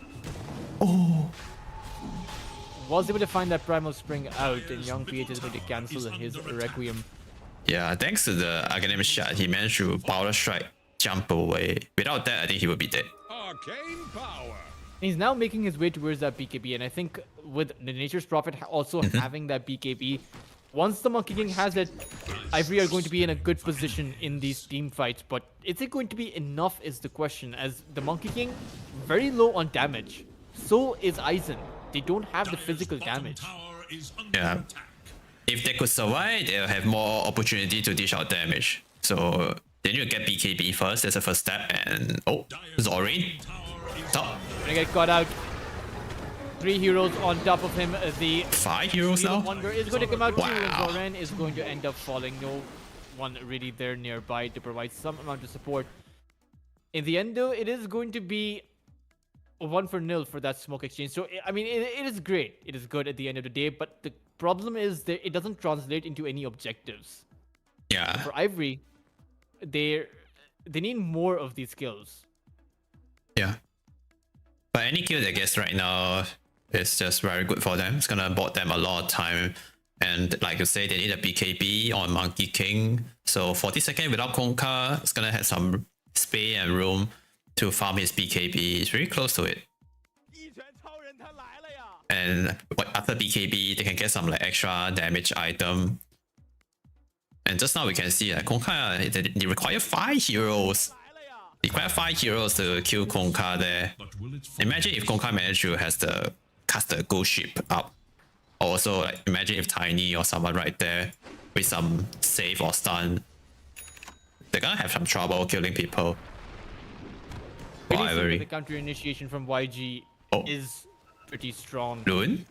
Lundo found out, but not before he was able to send an Ice Blast back the other way. And is he actually going to exit? Yes, he will. He find a TP out. Nicely done by him. Yeah, I didn't want to use a BKB for AA post fight. KSH now has his own BKB, and with the lack of disables from the side of Ivory, apart from the Hoof Stomp, that's going to be about 2 seconds, I believe 2.2 seconds, in which you can hold KSH in, but then he's going to activate his BKB, and he will be turning that fight around. Yeah. KSH is gonna stand in a team fight and dish out a lot of damage. I'm not sure how Ivory can deal with that. They can just stampede and run away, but oh. 4-man smoke being revealed here. Ken goes in with that Wukong's command, but the Requiem of Soul is going to drop.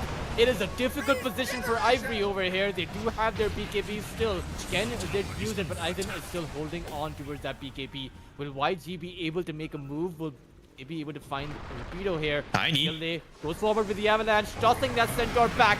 In response, the Stampede is going to be activated. The Wheel of Wonder is going to come out, but it's just not enough. Centaur will fall. YG will be able to grab themselves 1 kill after both teams use everything. Roche is there. There's no Centaur for 30 seconds.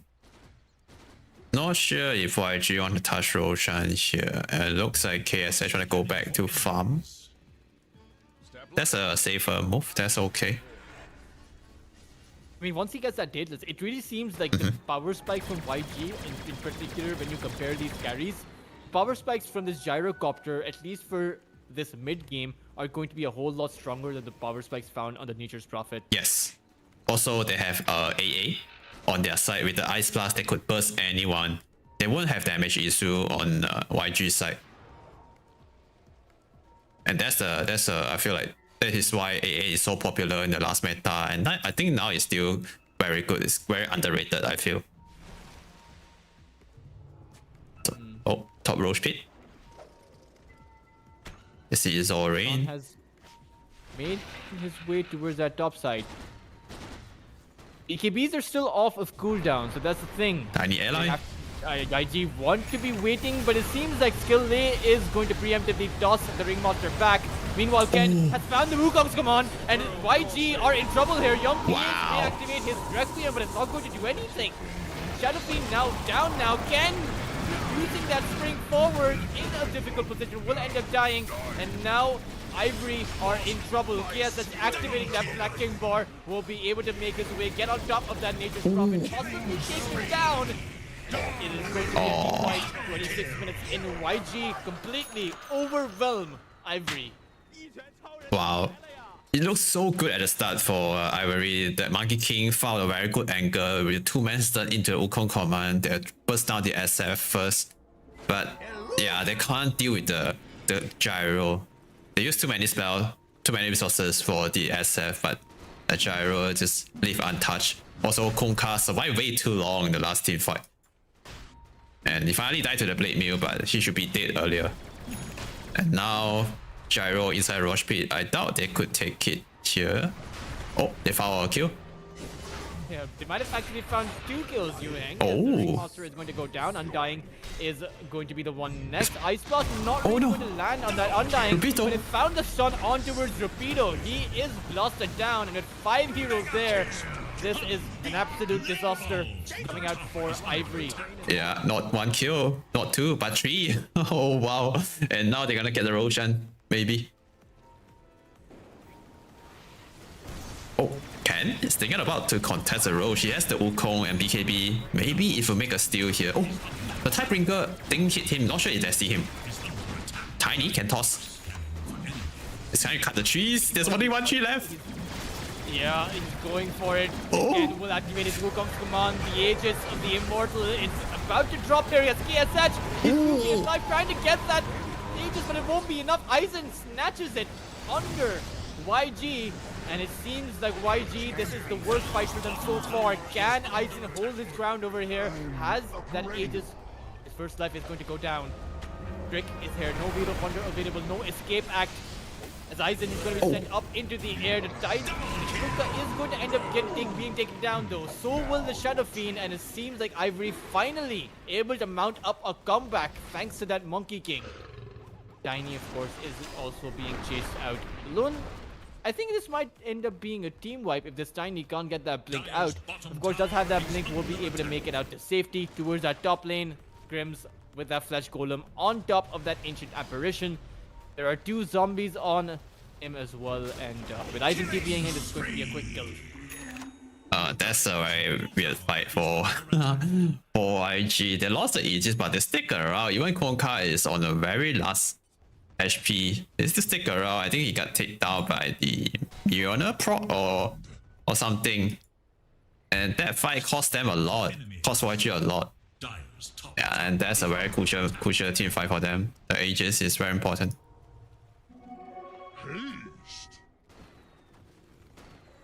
And I think YG should think about slowing down the pace of this game. They need to continue farming up on KSH. Need that Daedalus to come online. They also lost their wisdom. Yeah, 38-minute wisdom. Huge loss now for YG after that Roche fight. Aizen is also amping up his damage output. Once he gets this Daedalus, I think this is going to be a pretty even game once both of these carries have that one item. Yeah.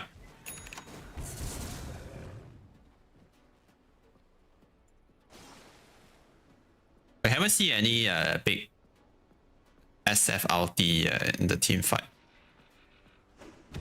Really has been a bit underwhelming, those Requiems. They don't seem to be doing as much damage. Yeah. But he does have that Aghanim Scepter, so that is going to be that double fear coming in from those 2 Requiems. It's very close to his level 20 as well, so he can essentially grab up that plus 0.2 seconds Requiem fear per line. AD rune. Your admiral is on board. They might want to use it to pressure a little bit. There's Rupito here. Oh.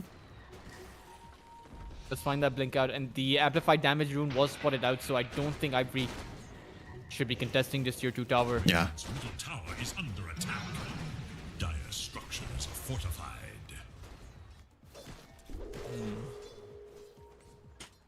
Win probability. Radiant's middle tower has fallen. Seems like they still have the map control in their favor despite losing that Roche fight. Admiral is on board. Yeah, they're still on the winning side. They have 68% win probability. The graph still flavoring YG a little bit. Is under They have 5k goal lead. Dire's top tower has But they need to like take the team fight carefully. I mean, both sides need to take it very carefully, right? It really seems like any kind of slight overextension or a slight misstep is going to be severely punished, as the counter initiation from both sides is pretty potent. That Centaur Warrunner very close to his Shiva's Guard. He's going to be making his way towards that Scepter, and once you have that, Aizen or even the Monkey King should be able to survive in those fights. The question is, can YG come out on top with additional damage? As right now, the Gyrocopter is the only source of physical damage in this game. Yeah. With Satanic complete on KSH, I think they can just let Gyro to front line and bait out all the BKB first, allow SF to go for the second round with the Requiem after the BKB end on the Monkey King or the Natural Prophet. That should be the right way or the best way for YG to approach the team fight. And I don't think they should go high ground here. They might need to Admiral is on board. go toward the other direction, but looks like they want going in. Oh, toss back. Yeah, the toss back, the avalanche, the ice blast, everything from YG being popped over here. Both BKBs come out as Gyrocopter did use its Satanic, and YG do back off, but not before dealing a very swift blow to Ivory. We're able to take down the Centaur as well as that Ringmaster. Your admiral is on Wow. So they placed the ward right here. They used the ward vision, caught them with a tiny blink toss initiation. They got 2 good kills. That's a very good play coming from YG. And now maybe they can hit a high ground a little bit. There's no fortification on Ivory. Should be able to take this tower down maybe. And there's no BKBs on any of these cores, but KSH having that Satanic, that Oh, will yeah. have the upper hand there should Ivory force the issue. And look at young PH. He has the blink hex ulti ready. He could burst someone down from 100 to 0. Oh, they found a jump. Seems like YG's game to take as the toss back, the Stampede to immediately come out, and now they go back in on towards that gyrocopter, but I don't think they can press the issue here. They don't have enough. Oh no, Skillet left behind. It's going to be a tiny kill. That's okay. They take almost a whole Rex here bottom and only lost them a tiny. Yeah, it seems like anyone can go in and just take down that ranged Rex, right? It's just sitting at about 27 HP, does not regenerate either, so... Yeah. Tiny is such a good hero, man. I feel like any other support is not able to do what Tiny did in the last team fight. Being able to blink in to manipulate their position by tossing them out of the base, it's just too strong in this Dota 2 game. Player's middle tower is under attack. Now it seems like it's Ivory's turn to actually make a move. Drake has crossed the river, but doesn't exactly have any kind of support. Yeah. Oh, he's going for Scepter, so double charges on the Escape Act. What do you think Ivory need to be doing to come back into this game? They need to somehow maybe kill the AA first. I think AA is the weakest link. It's the hero that could burst down. So they have the right hero to do so too. They have like some hero that could get to the back line to kill the AA first. And top. Requiem on top of that Nature's Prophet. It'll bring Aizen down to about half of his HP. But now the Shadow Fiend is in a lot of trouble. Tiny to come in with some support, but it won't be enough. The Shadow Fiend to fall. Zoran is here as well. KSH is making his run towards his team, but is taking his sweet time with it. And that will mean that YG lose out on skill. They, with 2 heroes down now, they are going to retreat. Okay, that's a good way to get some advantage. And their hero also very strong in terms of like splitting up. They have the Natural Prophet, they have Monkey King. They could just split on the side lane. And once YG hero, they all split up, they can just group up and pick them off one by one, like how they did just now on the SF. Not sure what gave Young PH the idea that he could solo kill Aizen, who has about 3,500 HP. Yeah. Ivory, you know, they're going to be more than happy with this. The two-man torrent, the Ice Blast on towards that Centaur, and meanwhile towards that backline, Skill Lake goes in, but the BKBs are now forced out. Nature's Prophet has to TP away, leaving the rest of Ivory to fend for themselves as YG are on the move. They are on the chase. Zoran may be able to find Rapido though, but why is he not using his X mark is the big question. Aizen is back here with that teleportation. The route on this Kunkka. Meanwhile, KSH able to hold strong here. KSH is on, Ken is on top of those trees, but does not have that Wukong's command. That will mean that YG have the space to clear out Ivory here. Aizen has that teleportation once again, so he will be making his exit out. Aizen? Okay. It looks really good at the start. The Ice Blast almost hit on 2 hero, and I feel like that's the right moment for YG to start a team fight. If the Blast connect, and with the shot upgrade, he can stun 2 hero with the Ice Blast. But sadly, he didn't manage to hit on both hero. But overall, it's still very okay for them. They get 2 kills, the Centaur and the Ringmaster. They use one buyback, which is AA. But they're gonna get a Roshan on their side. So it's a big win still for them, for YG. Not sure. Really have gone. Yeah, looks like Ivory can't contest a Roche here. Ken this time around wasn't in position for the cheeky little play that he was able to come out with yet last time, and Aizen was able to pick up that Aegis. But this time around, YG with this Aegis, you think that they have enough to go high ground? I can't say that 100% they can do it, but they still need to win a team fight. Maybe it's better if they take a team fight outside of the high ground, somewhere maybe around the triangle, the Radiant Triangle. Because Radiant, they still have some good high ground defense. If they run into the Wukong command, they run into the Tombstone, it's not easy for YG still, even they have such a huge advantage right now with the Aegis and big fat gyro. But if you look at the goal lead, there's only 1k net worth. Also, like, It feels neck and neck. And I think the difference often comes down to the fact that Ivory have the more difficult initiation. Yeah. They can't find the right target. And Zorin, they found Aizen here in the river. If they can force out his BKB, they might have a chance, but Rapido is not going to allow that. He's going to blink forward, finds that move stomp, and Ivory have that high ground. That's going to mean that YG do back away. Okay, go ship down, and looks like I really want to go for a smoke play. Any target would be good for them. Any pick off.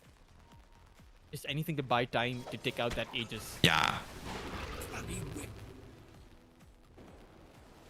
Oh, they might walk into Zorin here. Oh yeah. Or rather, Zorin may just be walking into them. Rapido smoke was broken, but it seemed like they wanted the outpost. Unlucky.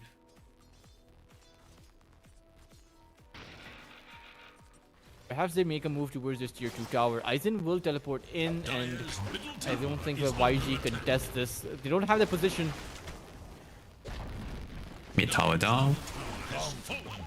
Go They're going to go for a high ground push from this bot lane. Aizen will teleport towards that top side, so it's going to be a race at the end of the day. If Aizen can make YG TP away to defend their base, that's going to be a big win.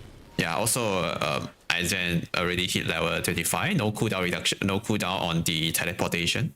So it can be anywhere on the map anytime now. Apply a lot of like pressure on the creep wave on the lane.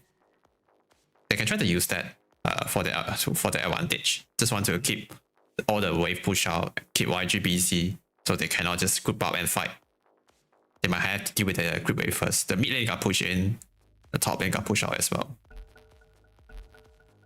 And there's only 2 minutes left on their gyro Aegis. Don't think they have time to do everything at once to fix the wave or force a team fight. Radiant's bottom barracks has fallen. Dire's middle tower is Wukong's under command. attack.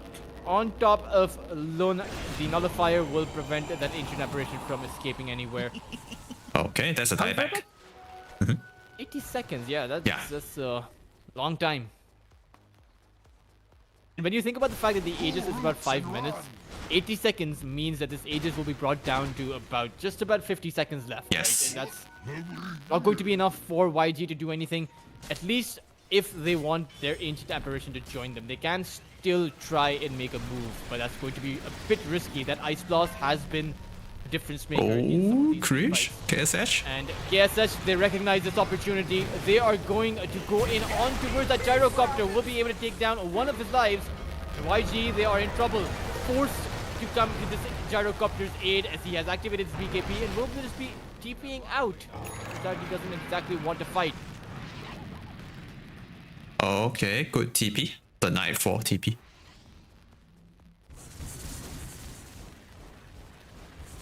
And right now at this point, Sprout is gonna be a very strong ability because I can see there's not much way they could get out of the Sprout. Tiny have a Quailing Blade, they have some 4 staff, but it's still very annoying to play against a Sprout at this point.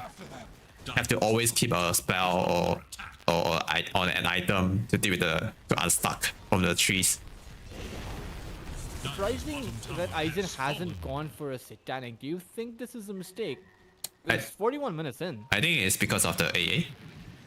He don't get any healing from the Satanic if he gets hit by the blast. That's a very good good point. You mentioned that.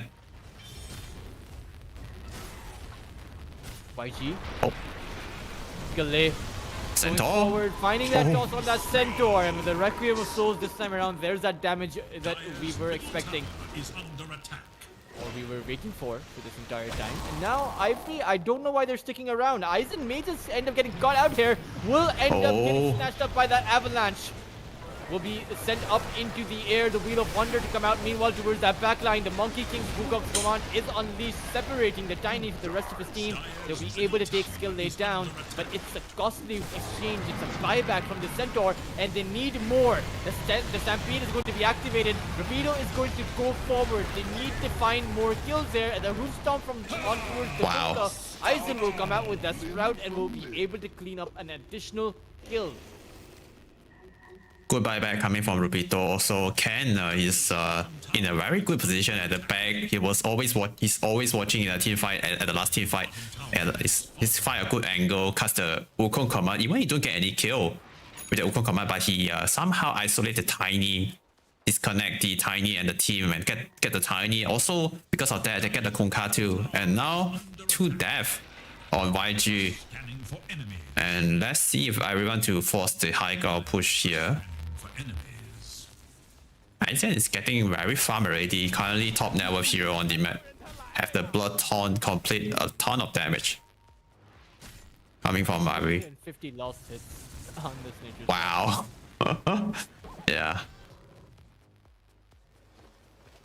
Rough in nature. YG have been boxed into their high ground, and it really does seem like momentum is favoring Ivory right now. Yeah, There's yes. 3,000 net worth advantage. It's seems to be at a point where they are in control of this game and can perhaps even out this best of 5 score. Yes. 1-1. And Natural Prophet is such a broken hero, I feel. And gonna get some free shot on the top. Oh, It's going to go to the way of Rapido, will increase his double edge or improve his double edge. yeah. They need a BKB now on both team offlaner. One on the Kunkka or one on the Centaur. I'm surprised that Kunkka still haven't bought his BKB yet.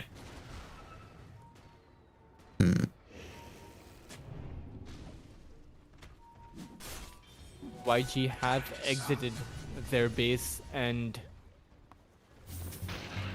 are grouped up as 5, but the question is, where do they actually go? Oh, butterfly complete on gyro. Big power spike. Someone lays. Well, if he was able to get it, it would have certainly been a big one, but The courier got Courier is going to get taken down. Yeah, it's about 3 minutes while his butterfly is down, and Ivory also have that information. They know that he has gotten that butterfly, so perhaps in these 3 minutes, no one of buyback. them can go for an MKB. Yeah, no buyback also on KSH because they know he just bought a fresh complete BKB. I'm sorry, butterfly. Roche might be the next objective, and 5-man smoke here. 4-man. Yeah, they're pinging it as well. Ivory want to be making a move towards that high ground, but KSH is waiting there. As Rapido smoke is going to break, he's going to blink forward with that Shiva's Guard. Meanwhile, Tiny was spotted out. Young PH activating that Requiem and the Ice Blast to head on over, but the Tombstone is going to actually dodge it out. The Ice Blast was useless. The Requiem, the second one, wasn't able to find anything either. All of the BKBs have been used by both of these sides. Will these teams disengage, or will they continue to fire shots at each other? Turns out they're going to go back.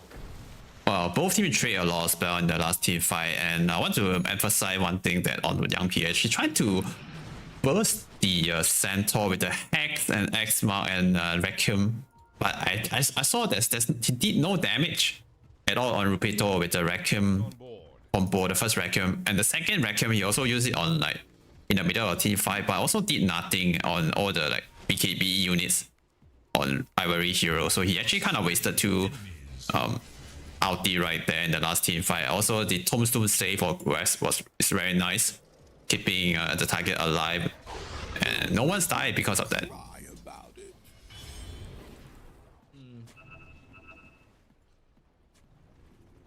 Next Requiem will be up in a few seconds, but the refresher is still on cooldown for 100 seconds. And this lead is Oh, increasing middle. over on Ivory. Rubido once again blinks forward. Wasn't able to find much though. YG are playing this a bit more careful. And Rubido has to be a bit careful too. Remember, he doesn't have buyback for about 3 minutes. Yeah, even he has no buyback, he's not afraid to jump into. In the last team fight, he also going in alone, going in blind. Maybe he know that the Ringmaster could save him, or the Tombstone could save him. That's why he's going in so confident. Oh, big D5. Vortex is going to spot out that Roshan attempt. So will the Roar. And YG, they have a decision to make. Do they want to be contesting this Roshan? It's falling incredibly low. Young PH goes in with that Requiem, but the BKBs coming out instantly from Ivory means that the Aegis is going to be picked up Aizen will be able to grab it. The Gleipnir holding that Kunkka in place. Of course, the BKB in the strategy means he'll be able to take it out. But Zoran and a tiny delay will end up falling. Okay. YG, they got the Roshan kill. And Tiny ran into the pit. Only got the Roshan banner, I believe. Back to hell with you. Yeah, and everything goes to Ivory, the refresher, and cheese and all. Zoran doesn't have buyback Oh no. for about You need 300 grow. response. So yeah, for about 70 seconds he's going to be down, and that is going to be 70 seconds in which YG are going to be faced against 6 heroes. The Aegis on that Nature's Prophet. Not to mention the Nature's Prophet has buyback as well, so there's literally 3 lives, right? He has that instant teleportation that he can come in with. Yeah, they can at least take maybe 2 set of racks or for some buyback. Ivory they don't know, like Zoran has no buyback, but I guess they will find out. They can just try to push the tower a little bit to find out if he has buyback. Also, SF already uses BKB. So they should try to hit the high ground right now. They have a double stampede as well because the refresher shard on Rapido. Oh yeah. It just seems that, I mean, they have too much ready right now. It really Yes. seems like this is their game for the taking. Yeah. And gyro, butterfly. Okay, should be up. Career will respawn in 15 seconds.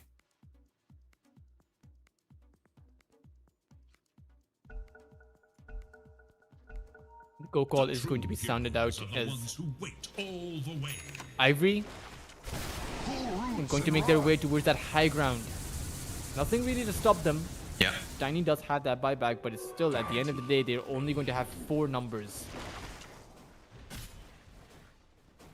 Coming in with full force. Let's go. Banner down. Wow. Tyson way too fast on his attack speed. YG seems Dire's like middle their tower is under time attack. is at a close here. Dire's middle I tower think they should be at least giving up 1 lane of racks, reactivate that glyph, right, and then just hold your high ground for that Kunkka to come in. Why did Gyrocopter just help them? The backdoor protection kicked in. They're trying to deny or something. I don't know. Oh man. But at least now with the glyph, they'll be able to have their Kunkka back up. Okay, this is With it. 16,000 net worth lead, it's pretty hard to mount up a comeback in this kind of a situation where the lead has been slowly building up against you. Yeah. And it seems like Ivory not gonna rush in. Not gonna like force the high ground push after Kunkka respawn. That's a smart move. Not taking things too fast. Lively now. Your admiral is Because all the spell, refresher, everything on SF, all the abilities already off cooldown. They might need to take another big team fight again to close this game or to push high ground.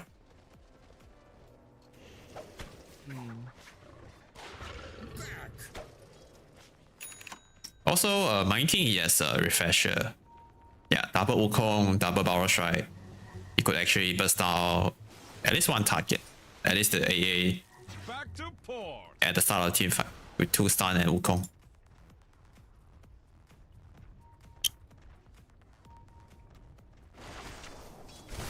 with me. 17,000 net worth advantage now, and we are about at the 50-minute mark.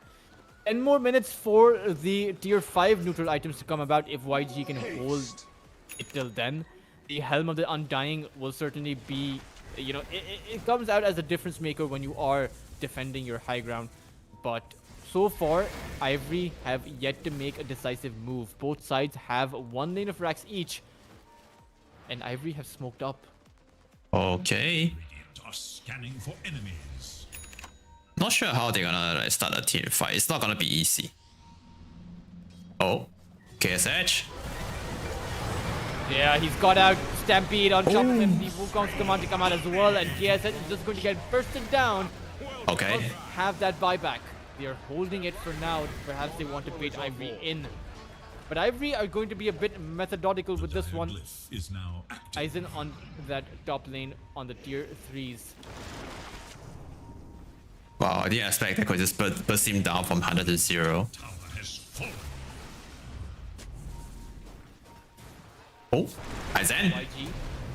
Yeah, he's going to blink forward, or rather, Wow. the Tiny is going to blink forward. He's going to get instantly taken out. Gazet is here. The Requiem is also going to pop. They have managed to isolate Aizen and Rapido here. Can they finish them off, though? The Gyrocopter's BKB has ran out, and he's inside of that Wukong's command. A nice toss back by Skill Lay, bringing him out of that ring. So YG, all they were able to take down was that Aegis. They need to do more. Zoran coming back in. Aizen will spike himself forward. Gyro. The Gyrocopter is so low, he's going to die without buyback. YG are going to lose their heroes, lose their pace, and perhaps they have to call it. There it is. The GG call by Zoran will mean that the series has been brought to a 1-1 each. Wow. I didn't expect a Gyro would die so fast in the last two team fight. I believe maybe because of the initiation from Centaur, the stun. Did he go for the extra? I believe he does go for the extra, the 2 storm stun duration, and it lasts long enough. Like almost 3 seconds. It's just enough to kill the burst the Gyro down. And the amount of damage dishing out from Aizen also kinda insane. And Ivory, wow, looking good in this game number 2. Looking good, and perhaps they can continue their momentum up, and perhaps Yangon Galacticos can fix upon their mistakes, as they were quite ahead in that early to mid game, but then botched that late game. But of course, that was Ivory versus Yangon Galacticos. It is currently 1-1. A lot of games to be had.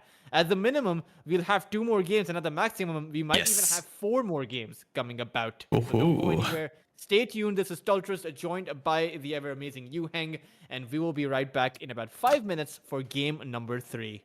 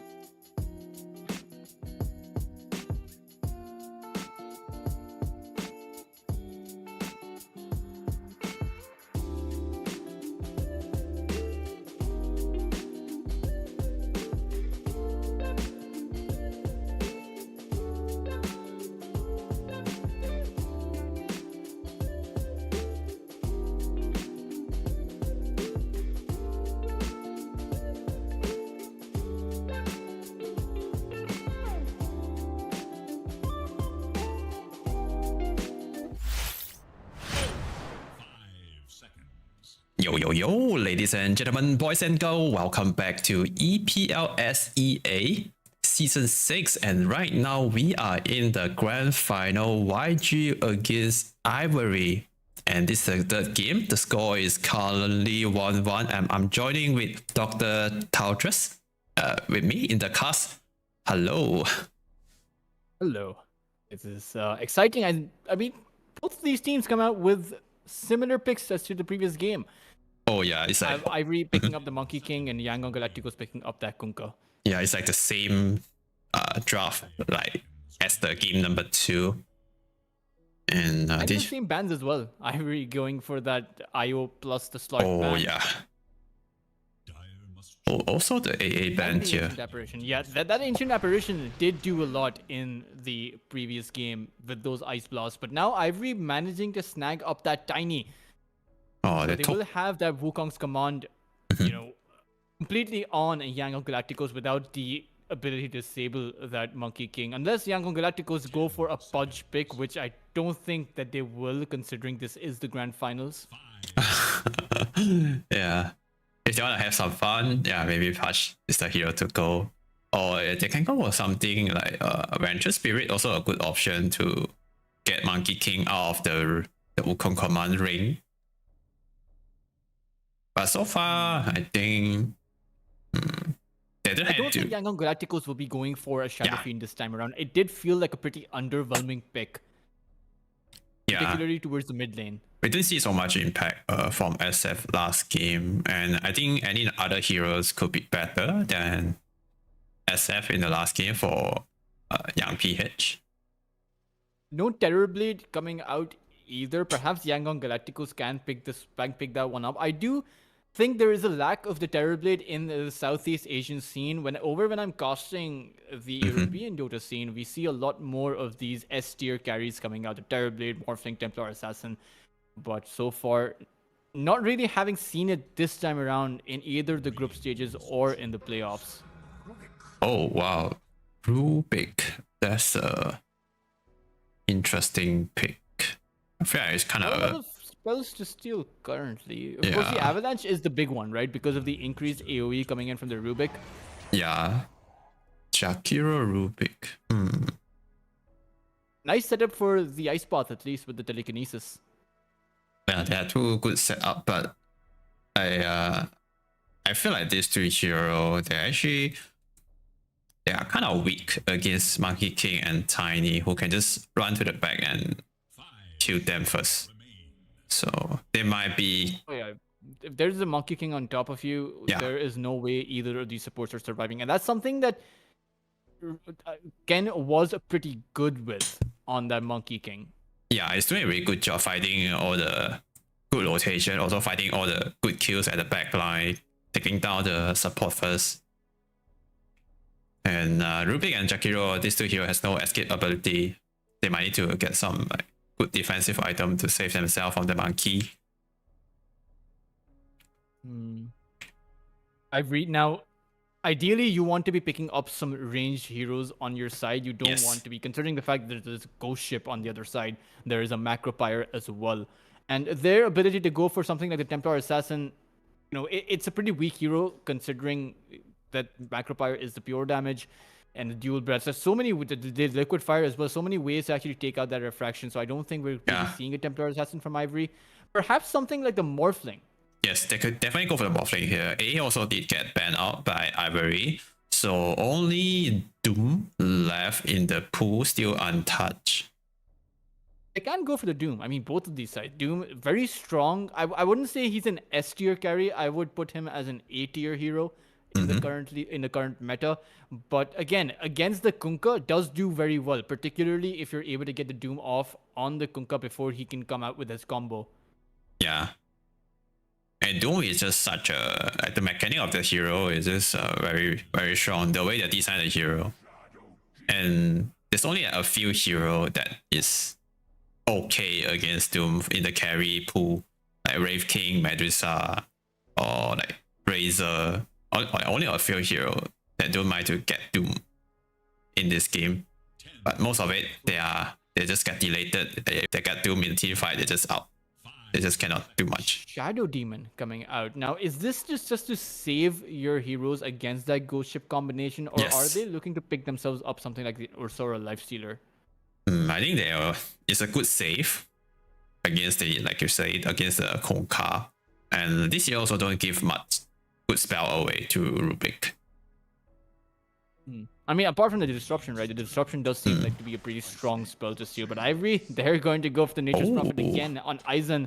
And this time around, it's pretty good, right? Because you have the disruption, so your push potential is also increased by creating those Nature's Prophet illusions. Yeah. Not to mention, you can get inside of that backline, right? With that Monkey King and Tiny, take out Yangon Galacticos support heroes very early on in that team fight. 5 seconds.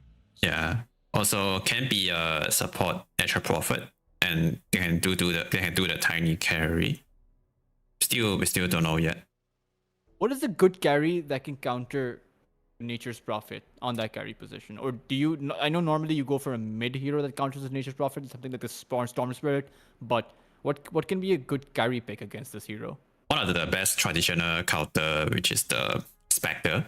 Not just he can just get on top of MP, also it could deal with the speed push from Natural Prophet and being able to join a team fight as well.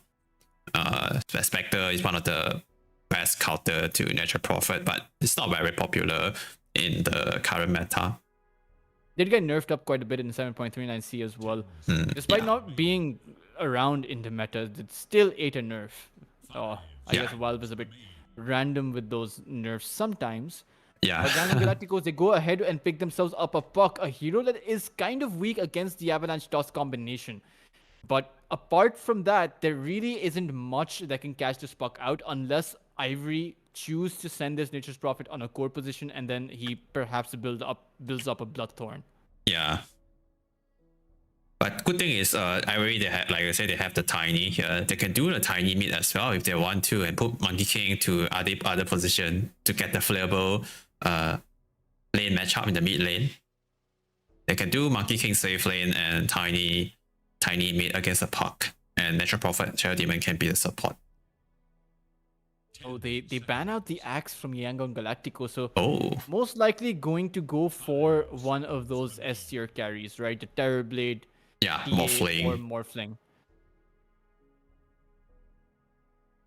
Ivory, I think you should be hitting them with those bans. Yeah, there's Yes. the Terrorblade ban, and I think it's either going to be the TA or the Morphling banned out from their side. Oh, But they Gyro. go for the Gyrocopter. Despite young YG that lost the last game, in the early game, like KSH, he played a very good gyro, making a lot of good rotation toward the side lane, to the gate. I think it's okay to ban that hero. But like I say, the TA and Morphling might be higher value. I wonder what ban YG are going to go for. Not enough time. They only have about 2 Oh. seconds of reserve time, and that really Random. seems like a random ban Yeah, to come out. random And wiper. Yangon Galacticos, they are in fact going to go for that Ursa. Ursa. Despite of the fact that there is a Shadow Demon on the other side, so this is a pretty weak carry pick. Yes, Particularly against the Nature's Prophet as well. That Sprout. There's just so much control that Ivory has against this Ursa. Yeah, I totally agree with you. This is not a good Ursa game. Against Shadow Demon, Demonic Purge is gonna always take out his overpower, the second ability, and it's gonna always get Kai, can't really move. And they go for the last pick here from Ivory. Oh wow! So yeah, so the Awfully Shadow Demon tiny. pick predictably was not just to stop that Kunkka from getting off his combination, but it was also to pick themselves up a hero like the Lifestealer. But Lifestealer versus Ursa, talk to me a bit about this carry versus carry matchup. Who wins? Because it does seem that Lifestealer is a bit weak against the Ursa earlier on, but Yes. later on when the rest of the team is able to control that Ursa, he should be able to flourish. If you just look at the carry matchup, Lifestealer versus Ursa should be Ursa flavor, but the way that we build the itemization on Lifestealer now is very good against Ursa. He can build the radius. The mischance, the erasure is very good against Ursa who don't want to buy BKB early. And the setter also very good against Ursa. It used to be applying disarm, but not anymore, but still very good against Ursa. Because Ursa is the hero, those kind of heroes that want to jump in and delete a target. But Lifestealer is pretty tanky. If we can't burst him, if we can't burst Lifestealer from 100 to 0, it's gonna get to full health with the Infest. So even it's a good matchup for Ursa, but right now in the current meta, I still feel like Lifestealer have the upper hand against the Ursa here. So this Ursa pick is just, to be honest, is very bad for YG. Like you mentioned, there's a lot of things, the Sprout, the Shield Demon, Disruption, the Demonic Purge, all these spells are very good against Ursa. And Ivory also have a pseudo infest bomb, right? In the form of if Aizen chooses to infest Grims, so they have a hero that can join Grims with that global presence. So Ivory, they certainly do have that upper hand. And, you know, we were talking a bit about those backlines for Yangon Galacticos being a bit too vulnerable. And this is only going to add to that. The Jakiro and the Rubik, I don't expect them to survive in most of those fights when you do have an Ursa coming in with the Nature's Prophet, a Monkey King on top of you as well. Yeah. So for Ivory, they are very much ahead in terms of the draft. I will say that it's about 65-35 or even 70-30 in favor of Ivory right now. Yeah. Perhaps YG can snowball, right? Because Ursa is one of the best snowballing heroes in the game as well. Yeah. But maybe Ursa will have a good lane against the Tiny.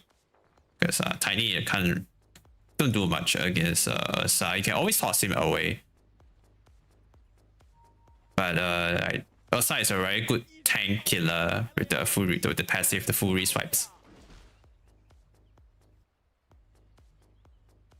Oh. And it seems like it's not going to be Aizen on that Nature's Prophet. It is going to be, it's a life shooter. So the Nature's Prophet is playing a support this time around. Yeah, it's a carry Lifestealer, support, NP, and Shadow Demon. Offlane Tiny. I've yet to see the money grab facet coming out for in competitive play. Oh, I haven't seen that before. It's really funny actually. But this, it is quite funny. Yeah, but this one has more value. The heal is just more value in most of the case, in most of the games. Also, the money tree, the go back drop from the tree can be picked up too by enemies. Oh, Drake might be in trouble. Might be or is in trouble as KSH is on him. Of course, does not have that Earth Shock. He did use it. Shadow Demon will be able to walk away, and I think both of these teams will be able to secure 2 bounty runes each. Actually, it's Ivory who are able to secure 3 bounty runes, so a good early start for them. Yeah, very good start. Have that aggressive observer ward placed towards that mid side, which I don't think was spotted out. Yeah. Monkey King versus Puck. I think this should favor the Puck because there's no way the Monkey King can activate his Jingu, right? It's kind of hard. Yeah, you're right. It's kind of hard to get the full the 4th hit. But in terms of stats, the base stat, the armor, and the attack damage and all, Monkey King will have the advantage. Is he don't even mind to tank the crit wave damage to trade hit with Puck because he know that Puck has very low armor. It's only 2 or 3 armor now on the Puck. So in the early game, like Ken should be okay. He should have okay time against the Puck in the mid lane. It's not that bad. But in the later on, when Puck at higher level, it should be easier for him. He won't get solo kill unless he mess up. Yeah, I doubt there's going to be any solo kills happening. Even if there's a rotation coming in from Ivory, taking the Puck down is going to be a bit of an uphill task. Meanwhile, YG, they can bring in some rotations of their own, right? The Rubik can come in. The Monkey King is a melee hero, and at the end of the day, if you're able to stack up those stuns, and as soon as that Puck gets that Dream Coil, they perhaps can go towards making a pick off, but still, it's a bit too preemptive to talk about that. What about this top side? Top side. Well, position 5, Nature's Prophet supporting his Lifestealer against a Kunkka and a Rubik. Lifestealer has very low kill potential against Kunkka. Even he put 1 point on the open boom, it's not that easy still to get a kill against the Rubik and Kunkka here. It should be a trade farm lane. Yeah. At the very least, Aizen should be able to farm up on his Lifestealer. Trying to go Speaking on. of open wounds, he is trying to go in does not have that rage, but should just be able to walk that one away. It's not gonna be enough damage with just the open wound right click. But Natural Prophet is gonna do well in the lane, trading like click and spamming the sprout to do damage or healing. And of course, he can always teleport towards some other lane. Yeah. Lifestealer can be left alone over here to farm up as soon as he gets some additional levels. And perhaps we might actually see a kill happening towards that bot side. Yeah, this is the lane that we might see first blood, I believe. As long as they do a good enough job at making sure Ursa is low on mana, perhaps bait out his Earthshock. Oh, mid lane, Young PH go a bit too far there, behind the tower. We'll be able to drag the creeps away, so Yeah. it's something that doesn't work too horribly.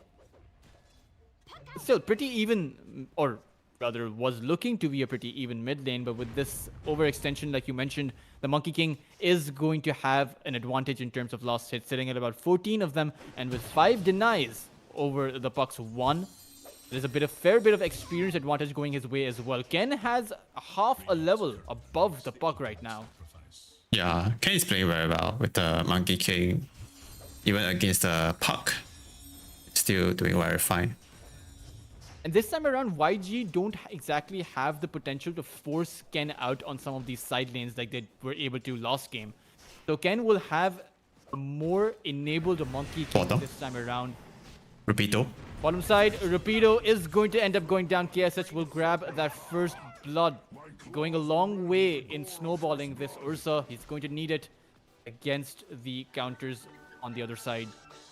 I feel that's a huge mistake on Rapido not putting a skill point on the toss.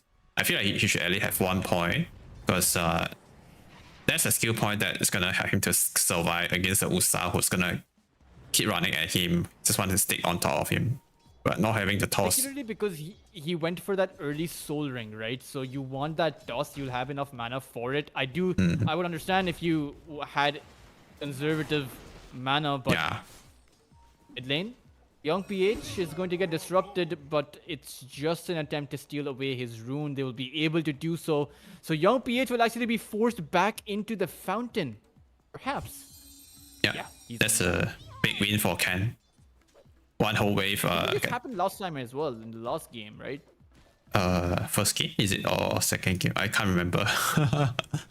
Can't remember either. It was in one of these games though, and we were talking about it. You lose about 200 gold every time you are forced to go back to the fountain. Yes. Perhaps can even deny some range creeps here. Yeah.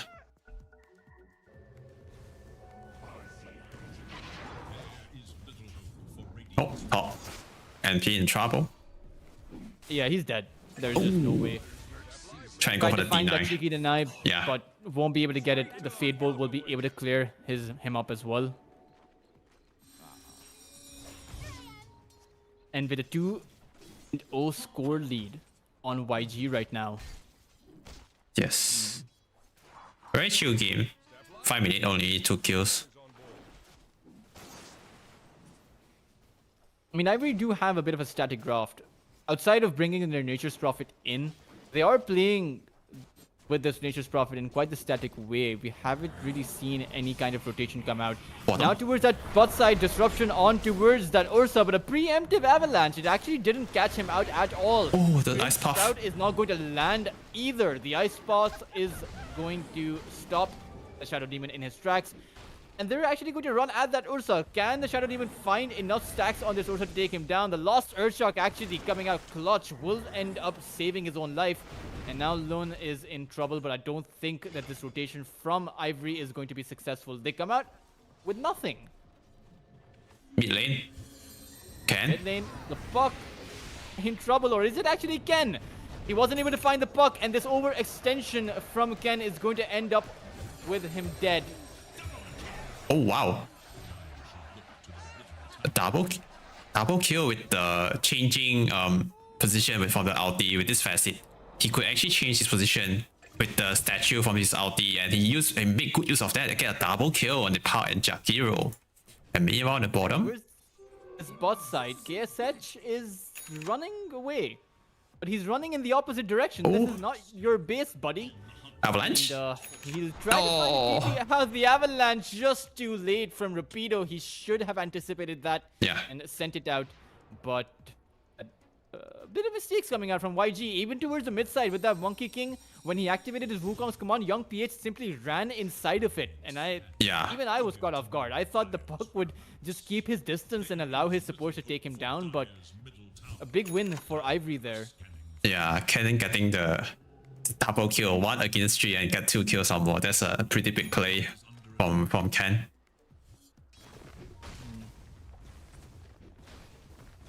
Now bot lane, the tower is taking a lot of damage. Down to about half of his HP. The supports are teleporting in. Oh.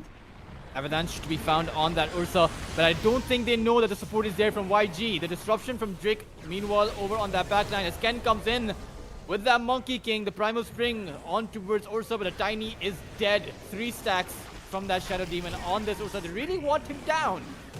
Aizen will come out from the infest and Ken will grab himself that double kill. Lun, meanwhile, is going to be the 3rd death from Yangon Galacticos as they completely crumble towards his bot side. I'm not sure why Young PH did not teleport in here with his buck. Yeah, and he picked up the haste rune.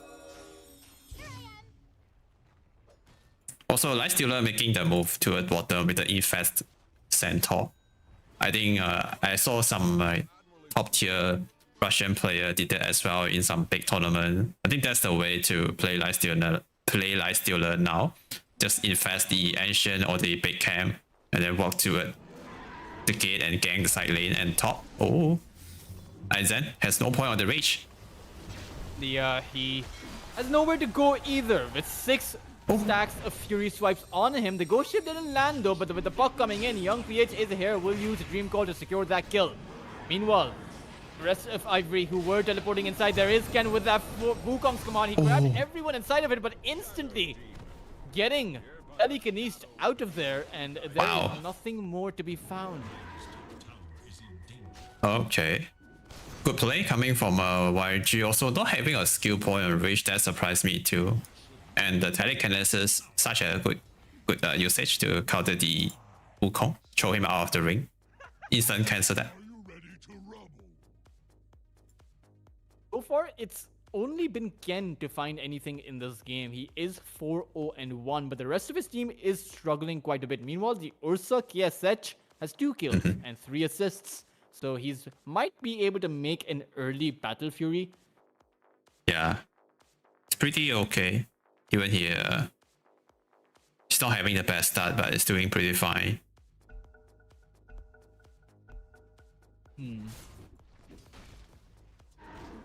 Okay. Tier 1 tower got destroyed on both safe lane. And Lightstealer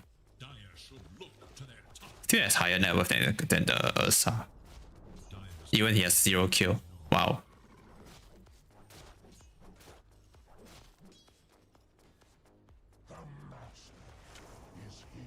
Tiny walking. Young PH will make a move though, so I mean, Puck is usually a playmaker, right? But this is a bit docile from his end. Maybe in the next power run, after the next power run, and depending on what run is it, maybe he also can make a move to the mid lane or the jungle. Oh, it's a He's going for brown boots, Witchblade build. That would be very surprising. He does have the robe of the Magi, but he's actually now bringing in for that, I believe, Oblivion Staff. Yes. Top lane. Loon getting caught by the double damage Monkey King. In a bit of trouble. There are 2 cores on him. Of course, Ken was brought down towards that low ground from that telekinesis, but with Grims coming in, there should be a quick kill that they found. Yeah, Jakiro, free kill for Aizen, speed out his Radiance timing. Also, 2 earn charges gained for the Natural Prophet. They can actually play aggressive and play fast now with Natural Prophet and Monkey King. And Drake is doing a really good job making some good big stacks here in the Dire Triangle. Wow. They don't have a good hero that could clear this big stack right now. But still, good to have it. Good to have the big stack here. And he need level 6 ASAP on Shadow Demon. Yeah, the level 6 will be a big one. It will allow them to actually take down that Ursa consistently. Yeah. But so far, still farming up for now. Both of these sides. Now towards that top side. Skill lay. Bounded Strike not really landing, and that is going to cost him his life. Ken is going to be able to grab up a mega kill for himself. That's the first diffuser blade reveal and instant TP2 at the bottom. He might catch Ursa here. Rupito in a very good position. Toss back. Yeah, he's going to find the toss back on that Ursa. KSH now slowed down, will activate his Enrage. Trying to make his exit, but I doubt he's going to be able to get away anywhere with the Boundless Strike to hold him in place. Wow. That's a good gang coming from Monkey King. Very good, very fast movement. One second he was on top, and then he TP bottom instantly. Caught the Ursa by surprise. Also, KS actually went a bit too far to the bottom side. It's not so safe over there after the tier 1 tower got taken down. Okay, that was yet to make a move. This is concerning, considering the fact that he does have a Witchblade at the ready, so he does have his early game power spike. Yeah, as they want to break through towards this tier 1 tower, create the space towards venturing into towards the jungle, right? Perhaps that's what they're looking for. Yeah, that's why the both support sitting behind the park. Both of them holding a smoke. They're trying to like wait. They're waiting for the park to make a move, and Rupito's the one that making the move first. Seems like, yeah, they're the ones to make that move. Jakiro being tossed back into the Monkey King. And all Alone can do is actually dish out all of his spells, but there's not much else. He will end up going down. Also, he did use the Mecha Pyre. That's the very important ability to follow after the Dream Coin. So for the next 1 minute, at least they won't have any play to make with young PH. Zorain does have that Sacred Relic though, so he's actually going to make his way towards a very early Radiance. He's sitting at about the top of that network chart. Of course, with this initiation, they're looking to delay that Radiance up. One more attack for that Jingu to activate. They won't be able to find it. Zorain will be able to make his way out. Skill Lay might be able to find that TP. No. Wow. It was cancelled by that toss. And Ivory in control of this triangle right now. And Yangon Galacticos still playing passive. Yeah, they have 2 heroes they want to farm. One is the Ursa, and the second one is the Konka. Like 2 heroes they want to farm. They are Battle Fury and Radiance. It's not the fighting item. So they are not very strong right now. They're very behind actually, because all their net worth just sitting in the farming items. They are not ready to fight. And the objectives are going to go heavily in favor of Ivory, right? They are able to take down 2 lanes of towers. Sure, the mid tower hasn't exactly taken any significant damage, but that's going to be where they turn their attention towards next. And I really am wondering where that move from Yangon Galacticos is going to come from. Sure, KSH is farming very close to his Battle Fury, so you can leave him to his, you can leave him to his own tools, but the rest of Yangon Galacticos, surely playing passive on several of your heroes is not the kind of way, it's not the way that you win this game. Yeah. As young PH, he's going to get gone on. Ken is there, but still, even Ken needs to be careful. There are several heroes from Yangon Galacticos present. Yeah. I also saw something very cool here from Aizen. There's a huge stack just now in the Diamond Triangle, and Aizen TP down there and trying to farm it. I was thinking how is he gonna clear it without any like Mjolnir or Radiance, but he pulled a wave out and then he infests the Black Ancient Dragon, and he used the Fireball or the splash damage from the Fire Dragon to somehow clear the stack without Radiance, and that's pretty cool. That's something new that I never seen before. I want to talk about it also. And now the Radiance from the side of Ivory is going to do a whole lot more because Ursa, he has 6 attacks from his overpower, and with a 16% miss chance, that's at least going to be 1 attack that misses if probability works as intended. Yeah. Also, when he miss a like click the hits on Ursa, the overpower counts will go down. So it's very good against the Ursa too. Not to mention the rage from Aizen will mean that he's not going to be missing any attacks, at least for its duration now. Yes. And a oh, 4v5 clash big come out fight. here as they make a descent upon that life stealer. The Wukong's command a disruption to come out though. They're going to be able to keep Aizen alive. Not for long though. The life stealer will end up falling. So far, Okay. Yangon Galacticos have come out as the big winners for this one. Oh, no. Being able to grab up 3 kills for their side, only losing the Kunkka. Of course, Ivory. They're trying to turn this into Tally. their favor, but it won't be enough. Grims is just a measly support on that Nature's Prophet, and this is going to turn into 4 Wow. deaths as the Ursa is going to come in too. That's a big win for YG. And surprised that Kunkka actually can tank for so long, and they don't have enough damage to kill him. The gold ship round damage reduction is pretty impressive in that team fight.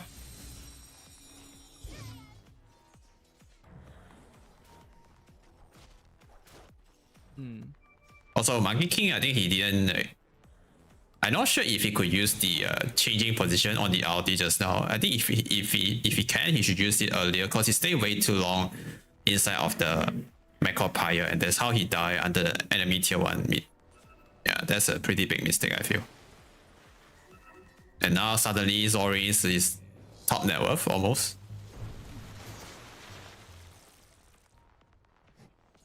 And Ursa also got a better free because of that. Now it's gonna have more time and more room to farm. Yeah, it's pretty farm actually. It's gonna have dagger soon.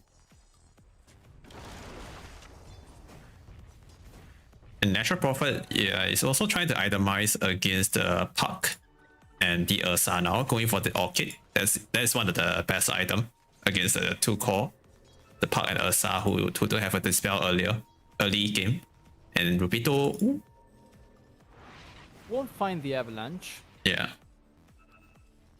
Of course, the Ursa with that Battle Fury will be able to farm up nicely, will be able to get himself up that Blink Dagger as well. So that perhaps is going to be the way that YG take this game forward.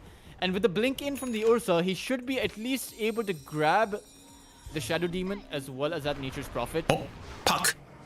Oh, Puck got tossed back though. Young PH activating that Dream Coil. Does have the phase shift out, but it's going to be disrupted. And he's going to Wow. come back into the tower. Nice disruption coming in by Drake. The Puck is certainly almost going to lose his life as he does have a Monkey King to chase him out. Rapido was there too though. Good play, very good spell casting and item usage coming from Ivory. The Chain Disable and the U Scepter to dispel the Shield Rune, the disruption to stop the Puck first spell to jump away. Everything was very on point, all the spell usage and item usage. And now Aizen, oh, round 2 hitting mid tier 1. Is in trouble. Oh, There's no. the blink in from KSH. That Ursa, his swipes are a bit too disastrous. And now the Shadow Yeah. Demon's going to die too. 2 heroes to be found by Yangon Galacticos and more objectives under their crosshairs. Yeah. That's the first Blink Dagger reveal from Ursa. I think the Lifestealer didn't expect that.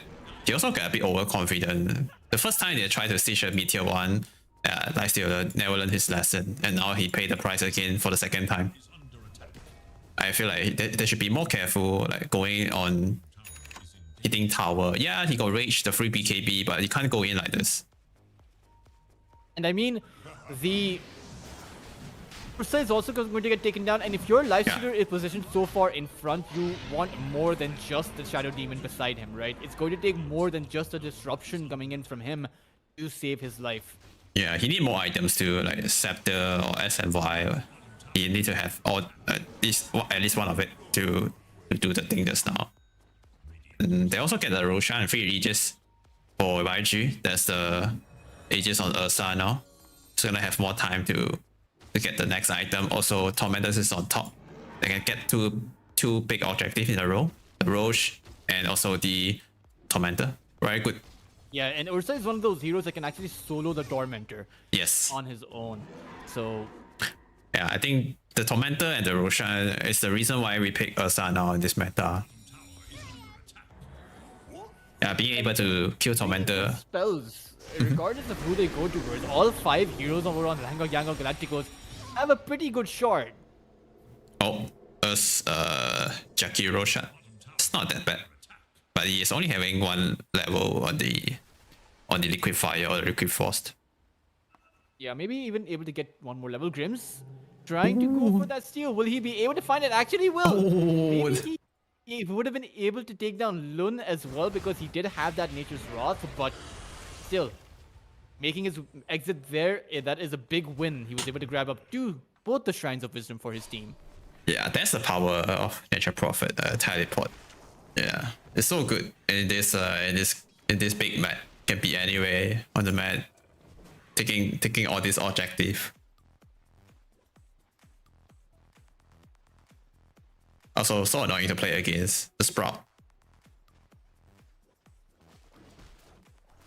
So far though, Ivory have that BKB up for Monkey King. Oh. So Ken will be having a lot more impact.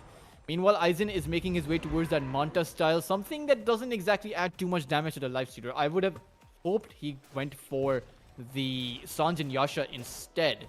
Perhaps the Dispel is something that he really wants. Yeah, against the Silent, he need that Dispel to push it off, and mid lane, Shadow Demon got picked off. That's not the best kill they want, but that's okay. Step lively now. Your admiral is on board.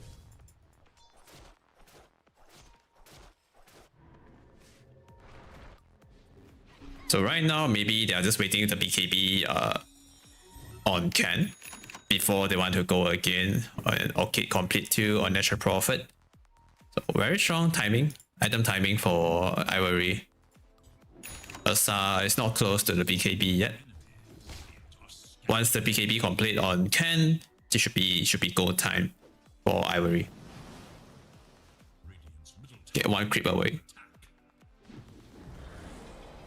And Aizen will be able to make his Manta style as well.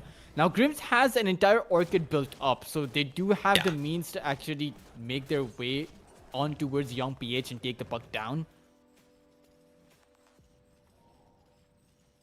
Yeah, Puck should be the main focus here. Because Kunkka is too tanky. Ursa has 2 life, also very tanky with the enrage. And they don't want to. I think they don't want to like reveal the first Orchid just to kill a support. So Puck should be the best target here for Ivory. They're gonna go with the smoke play infest on Rupito. 4-man smoke. Of course, it is as good as a 5-man smoke because the Nature's Prophet can come in at any time. But there is a Lifestealer inside of that Tiny. And Rapido, he has that Blink Dagger and has the Eels will be making their way on towards that Kunkka. The Infest Bomb to come out, the Mugongs come on too, and Zoran has fallen down. And this means that Yangon Galacticos, they have to make their exit. Yeah, unfortunately, the Ice Path didn't hit Ken. And even it does, still, I don't think Kunkka will be able to survive. That's okay. That's okay, right? It could be Puck. Could be Puck that getting caught in that situation, and Kunkka died there. Also, they force a BKB on Monkey, so it's not that bad. It's acceptable. And here bottom, if they catch a Puck, here, it'll be great. Oh, MP. Catch the puck, but still, he's a bit too fast for them. Does have that curveball, so it's very difficult to actually predict where the puck will land. Yeah. I saw more pro player taking this facet now, the curveball facet. It's pretty cool.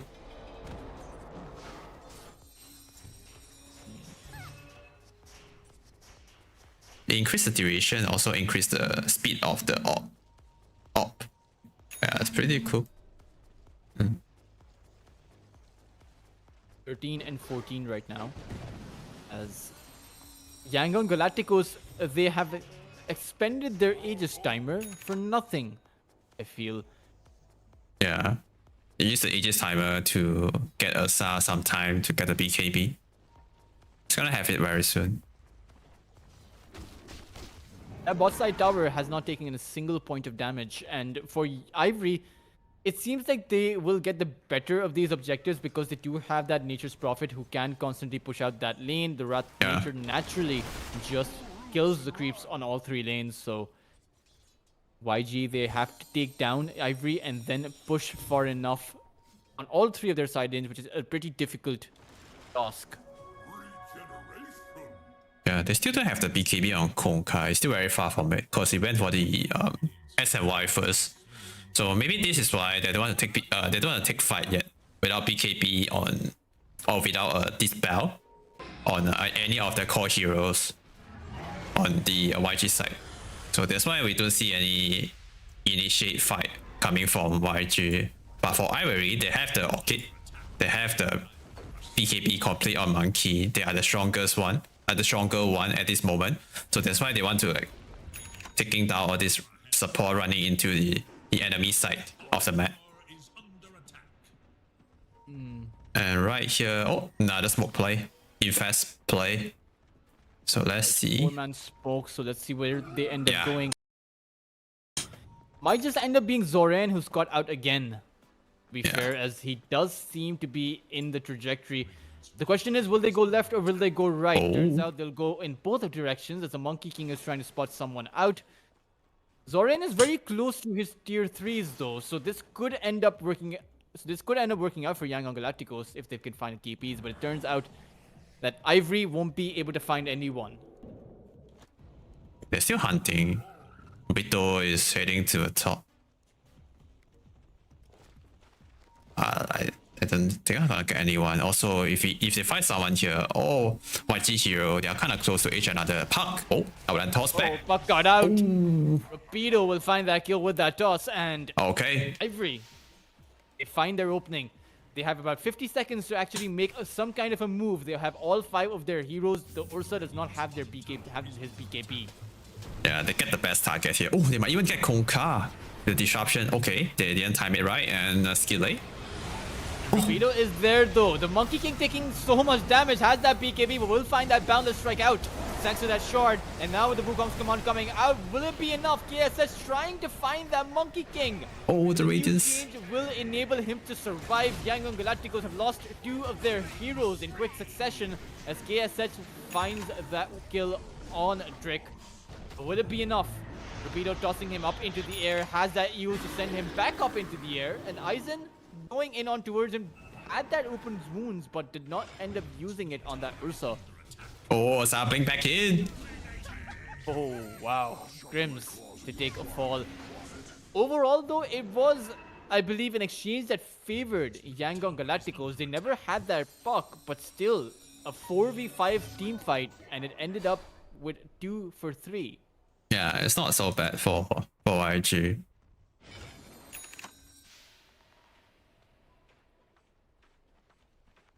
And the fight is gonna get harder later for Ivory once Park get the dispel, and now he already has it. So he has a use scepter, and right now the only way to kill him which is the tiny stun. And he only has like 1.6k or 1.4k HP. So if they somehow can burst the Park again, like on the top lane with the smoke play with Tiny and Infest Boom, if they could do that, it's gonna be very easy for them to start a team fight. But if they can't, they will have trouble killing the Puck. Because Tiny is the only one, is the only main control. Yangon Galacticos, this time around, they're the ones to make a move on towards Ken. He did activate his Wukong's command. Oh no. Be able to save that Tiny up for just a little bit. The BKB has ran out from that Ursa, but he finds the TP out in the nick of time. Yangon Galacticos, they have successfully disengaged with the Puck making his way towards that outpost. Will find that TP, and perhaps Skillet will be the only casualty from all of this. Okay, that's okay. That's okay.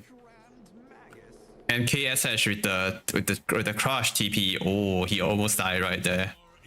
And Loon, oh, might not be so lucky here. Get left behind. 2 support down on. Yeah, 2 support down now on YG. And Roche might be up soon. Yeah, very soon in a few seconds. Oh, MK. Monkey King found that Ursa doing the Boundless Strike to take out Young PH. He's down and out right now. Yangon Galacticos, they were able to get away earlier, but unfortunately for them, their time has ran out. Yeah, poor teddy bear getting kite by Ivory, and Roche is out now. I still need to go there. Also, Kenny bought the disperser, so they have another way to push the silent now. Don't have to fully rely on BKB to push off the silent. So that's a good item. Having another way to deal with the Puck silent, or just to dispel any damage or the slow coming from Jakiru. Sean, I don't think actually there's it's not about thinking. There's just about no way they can test this without the Ursa. So Ivory, they are in control. Currently, at least. I mean, it really seems like these fights end up... It doesn't seem like these fights end up in a consistent way, right? It seems like it can go either way for both of these teams.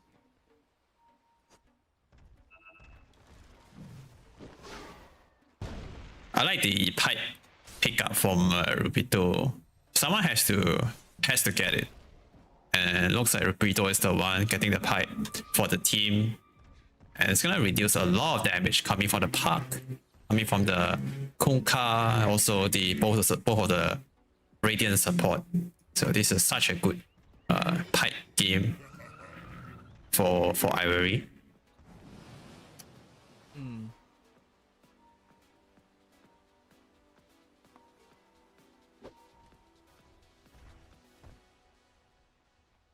And Natural Prophet is going for the South 5, so it's gonna double up the control now to deal with to catch the Puck.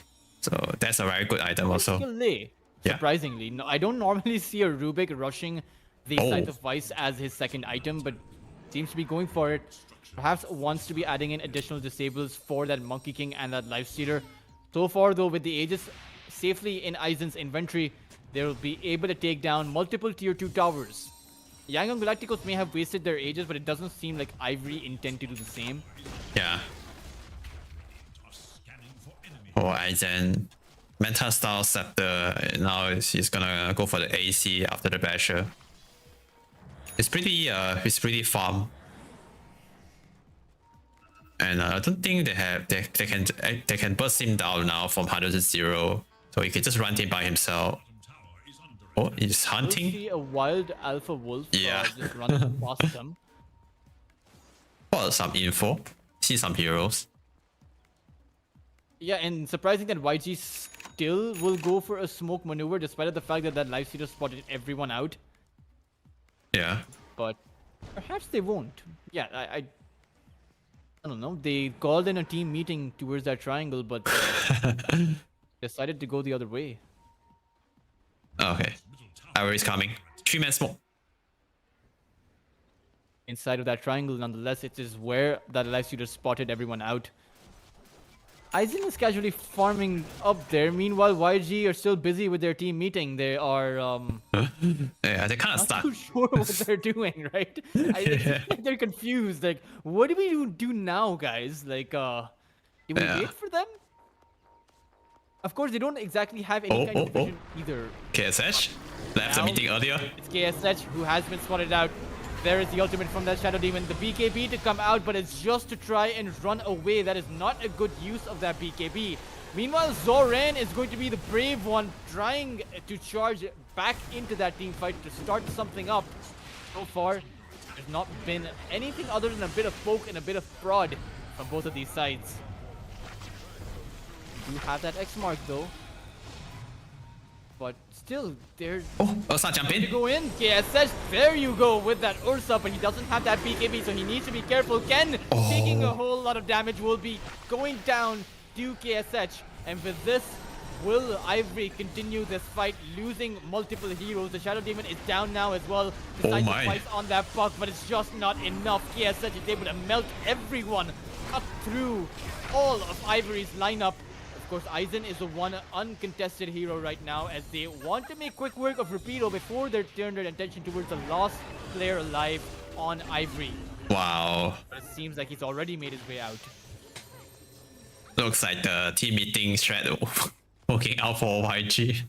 And the way the YG take the fight, the kite the Lifestealer so well, and they found the opening to jump in with the Observer Ward just now where they're having their meeting in the Radiant Triangle. They pick off, they burst the Monkey King down before he could get any spell off, before he could get the Power Strike off. And they take down them one by one after the Monkey King and save Life Stealer for the last. And I feel like that's the right target prioritization for YG.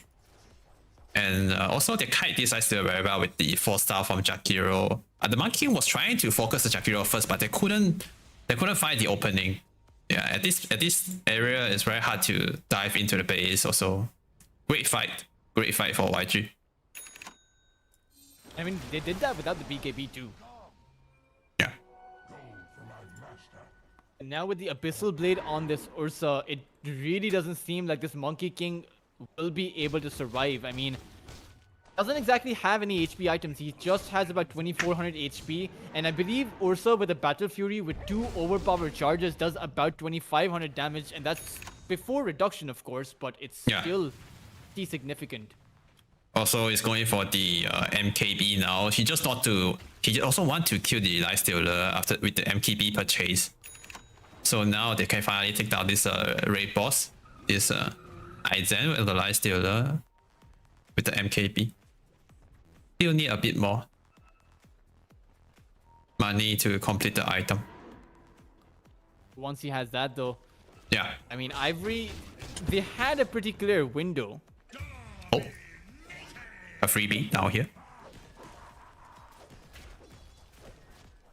That's okay. That's a post 5 free kill. It's not very significant. 40 seconds without Jakiro. Also, Nowly Fighter complete on Konka.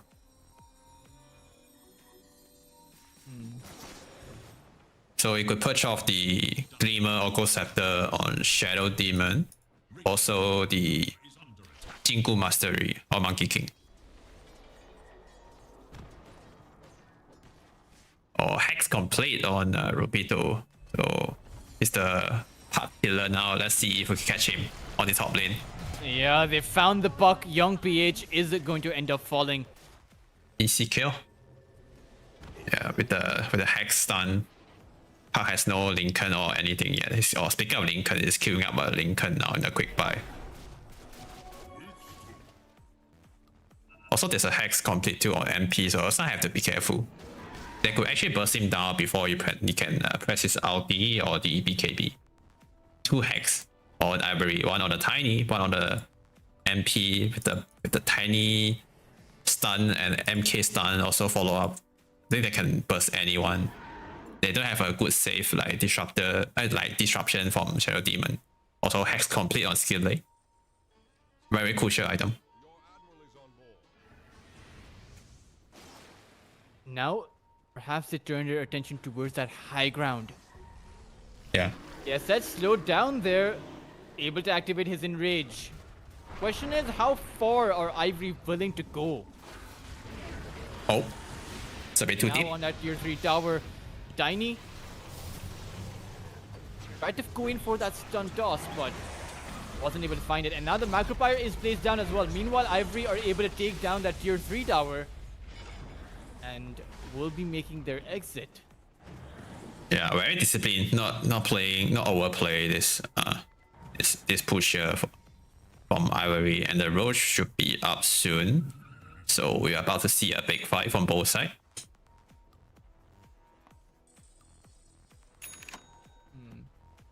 Okay, 5-man smoke from YG, and Honka showing here in the middle for a bit.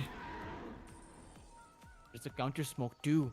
Oh, Tiny. YG. Run Tiny in. is going to be caught out. Abyssal down by KSH, who activated his BKB, and now the Tiny disrupted, giving him the space to survive. Ken comes in with that Wukong's command, and the BKB has ran out for that Ursa. They are chasing pretty far back. Ruben will be the first casualty in this battle. Meanwhile, Drake will be taken down towards that back line. Can Ivory find more here? There is Aizen on that Kunkka and has a basher. So Zoran doesn't exactly have a TP out. He doesn't even have the cooldown for it, so he's going to end up dying too. Ken with the double. Yeah, great fight. Such a great fight for Ivory. Also very patient and not panic Grims. on top lane. Grims is towards that top side. He is under the guise of that Shadow Blade and has the Hex. He's waiting for that Tiny to come back in. And now with the Orchid, with the Wrath of Nature going out, Rapido coming in with that Avalanche, we'll be able to find that buck. There's the Hex. He's going to end up dying. Young PH managing to finish shift at the end of it, but Grims coming in with that Sprout. Wow. This itemization now on Natural Prophet now totally paid off with this Hex and Orchid. Meanwhile, in the middle, Aizen still going in. They got Ursa. In on towards that Jakiro. Going to end up dying. Five men KS down found earlier and a full team wipe. Yeah. Apart. That is looking to be game right now. Where are the buybacks? And none of them have it apart from the Jakiro. Sure, you can use it, but it's up to the support duo. Blink Toss, Tiny Ally, they found Jakiro. Die back. There's nothing here to be found. They need to call it here and now. YG. There's just simply no way. GG. Is going to call a GG. This game is going to go 2-1 in favor of Team Ivory. But again, it is a best of 5. Yeah. Yeah, it's not over yet. It's still maybe at least like 2 more, maybe. Or 1.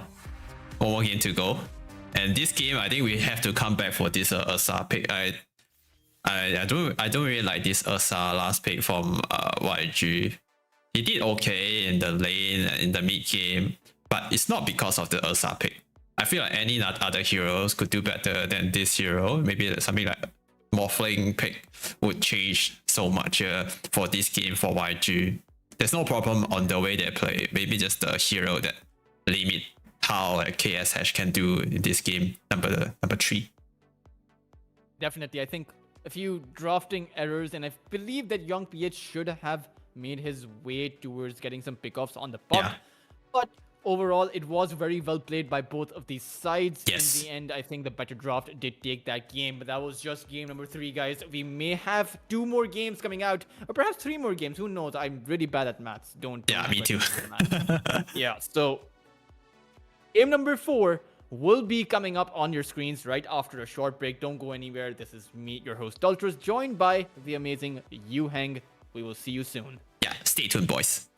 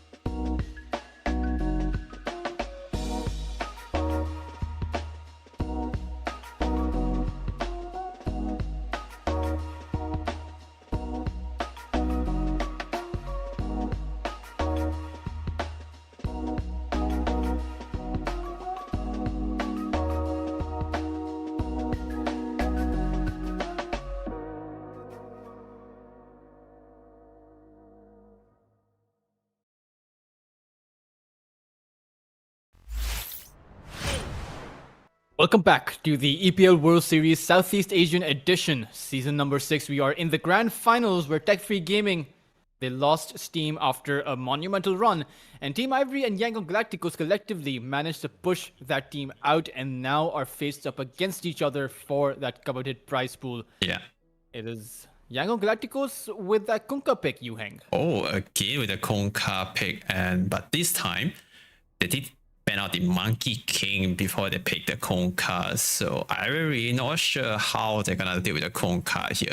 They pick up the Tusk, what is one of the Drake hero, and it's great versus the Kunkka with a snowball save. He could counter the X-Mark Tolan or the X-Mark Goshu combo, and the bans also they did ban out the IO and the Slug. Make sure they don't want to get run down again like game number 1. Looks like both teams looks prepared for this game number 4.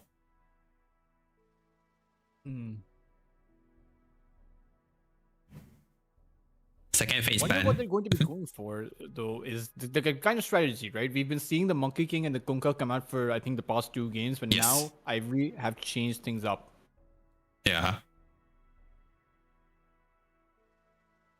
So I think ideally they want to pick a hero that could dodge or somehow like not get combo by the Konka X mark. So task Don't they is already have that with the snowball? yeah, they have it, but they want to have more. They can't only rely on the task to do it. So last game they have like Shadow Demon, who can save someone from the X mark combo, and then they have Lightstealer with the Rage. So someone who can just pop the Rage and not get combo by the Konka. And this game, I'm not sure what they're gonna pick here. They're using a lot of reserve time for this second phase ban. Yeah, they're really taking their sweet time thinking about this. Will pick themselves or Tiny. get Tiny and ban out that Warlock. So again, going for the same kind of strategy. Yeah. They had the Tiny before, and sure they had a Shadow Demon before, but now they're going for the Tusk, and not too sure. This isn't very revealing from their side. Tiny is a great hero too. Even as a doesn't matter as a support or as a core, he can do quite okay against Konka just because he's very tanky. And if you go for the Konka, core Tiny facet, he has this extra stat resistance. It's great against Konka too.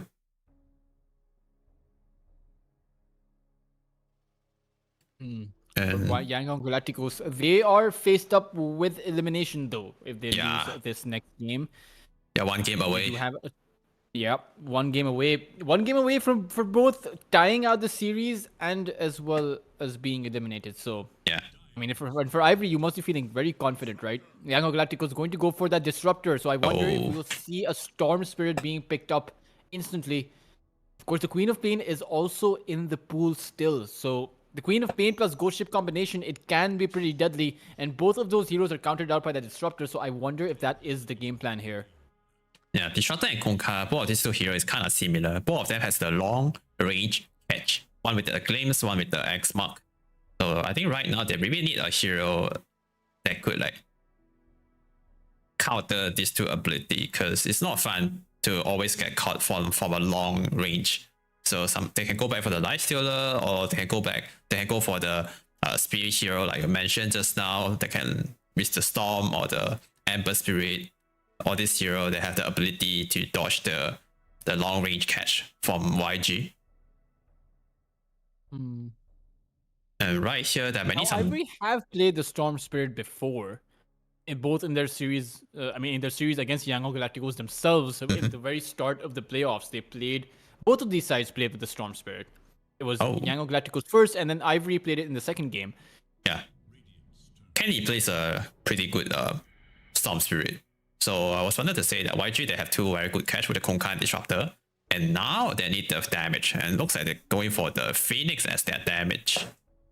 And Puck picked by Ivory. So that's a great hero too. With Phase Shift, he could actually dodge all this combo. The Claims, the X-Mark, Cold Shift combo from Disruptor. But you can also get hit by that Static Storm, right? If you are phase shifted. I think he could still blink out if he casts the Phase Shift first before the Static Storm hit. Okay. So one of the better heroes against that Disruptor. And Ivory, again, they're going to go for the Nature's Prophet for the third game in a row. Wow. I wonder, though, if this is going to be a core rather than a support. And it looks like Natural Prophet is the important piece of puzzle for Ivory so far. Because in the previous two games, they win with these two heroes. 2 games in a row. So let's see. Is this the X factor for Ivory?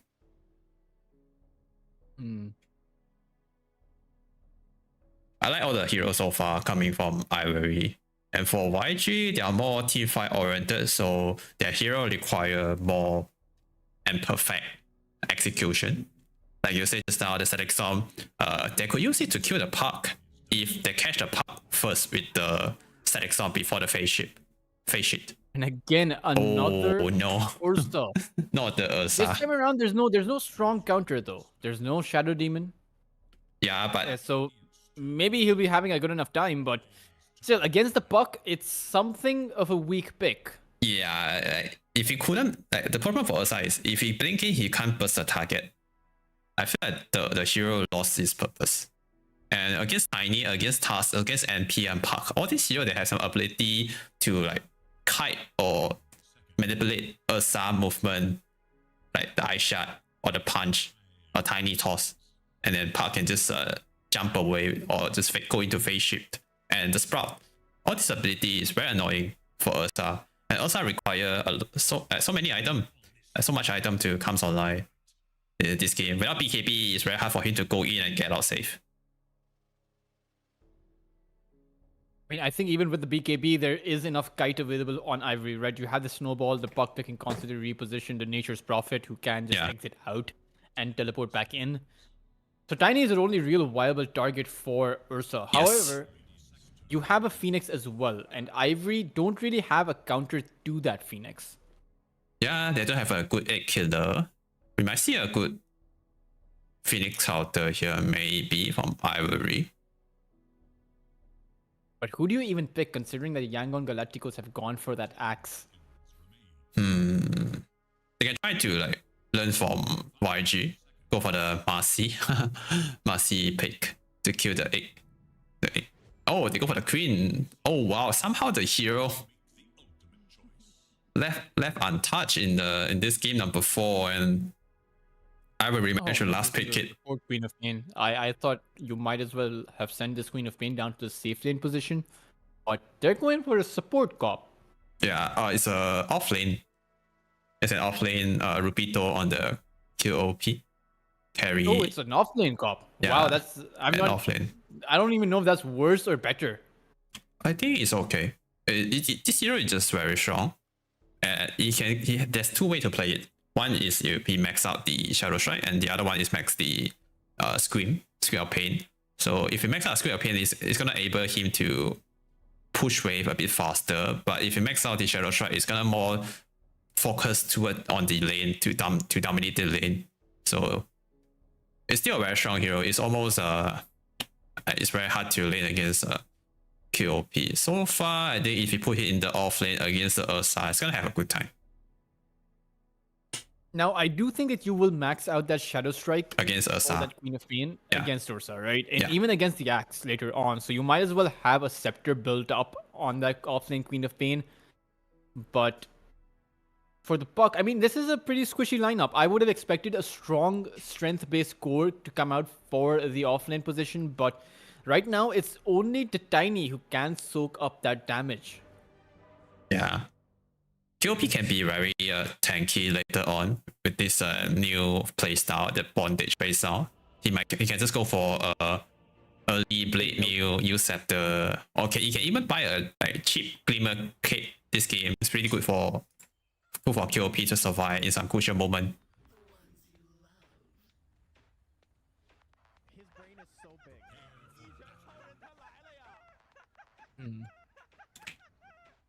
Okay, which team you flavor this team in this game number 4? I think that Yangon Galacticos have the better draft, despite of the Ursa. I know the Ursa is very kiteable, but still, I mean, if you think about the fact that if this axe can get off a great call, right, then the combination that they can come in with, that can straight up team wipe Ivory. However, I do think that Ivory are demonstratively the better team, so could go either way.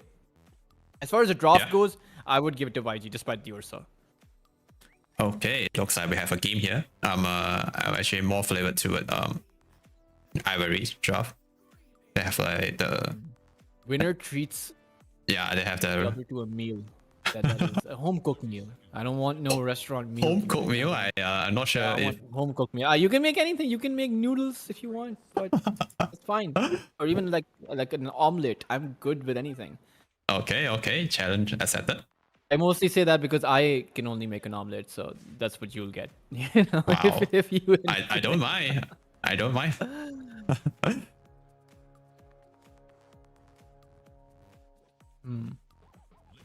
Ivory. Again with the curveball facet. Now, you mentioned this last time around. A lot of pros are now transitioning to that curveball facet over the other one. Yeah.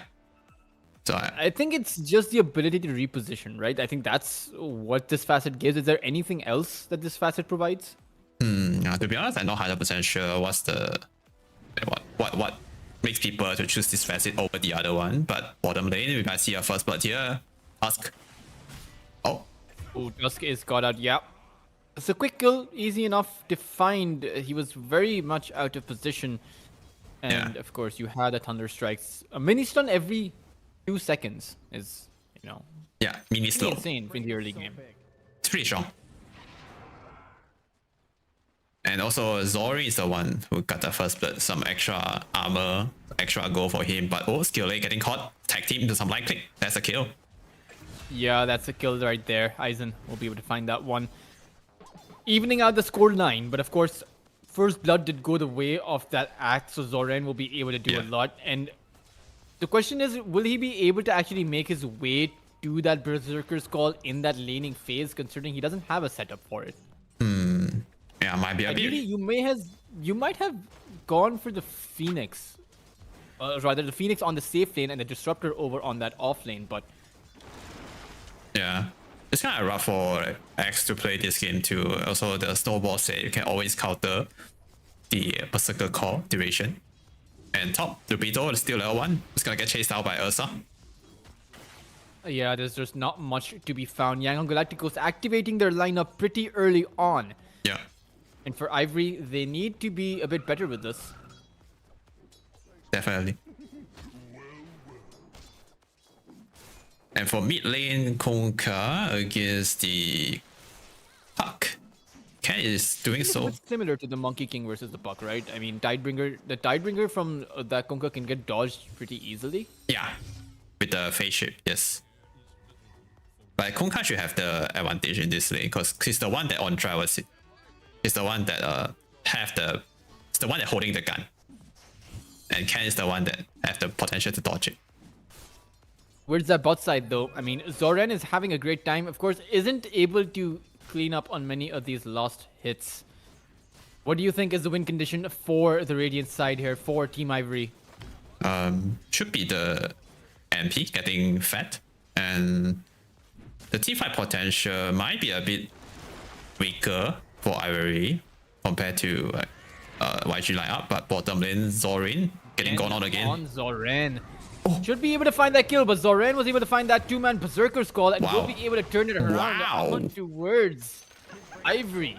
YG coming out big in this laning phase. Wow, I think during the Berserker Call, he got a ton of armor and NP and Tusk, they both can't kill him because of this call out facet, giving some extra armor during the Berserker Call.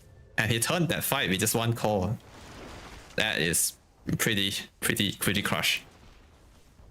And I think it was a bit too preemptive because their tag team did run out. And it looks Yeah. like they are going to make another attempt on towards Zoran, who finds that Berserker's Call on towards Grims, but Drick is coming in. He has that avalanche, will use it on the Phoenix though, waiting for the Phoenix to use a dive, but now he Wow. uses the back towards that Radiant side range creep, and Aizen will be able to pick up that nice little return kill. Yeah, I think the Tiny was trying to time his Icarus dive as well. That's why he's holding it for 1 or 2 seconds just now.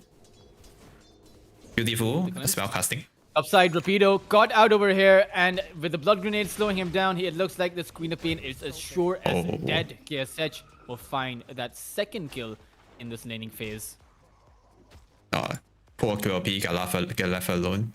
Got bullied by the teddy bear. Also, Glimpse is such a good counter against all these hero with good escape ability. And now Quap have to be careful of the Glimpse back to the base. Stun. Okay, I thought he's gonna send him back to the base. But this time around, it might actually be Lun who might end up going down, slowed down by that Shadow Strike. Drake Yeah. is there, not enough mana for that toss. He's going to get cleaned up by KSH, and that means that Rapido can't force the issue. Can't grab that kill on that Disruptor. And instead, he might actually end up going down. Finds the blink out though. Yeah. Sadly, Tiny has no mana just now for the toss. If not, he will get the disrupted kill. Oh, he might send the Tiny back now. It's not using. Oh, it's on cooldown.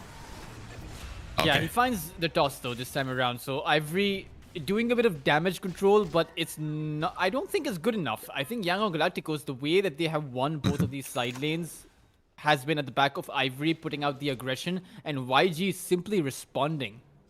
Yeah.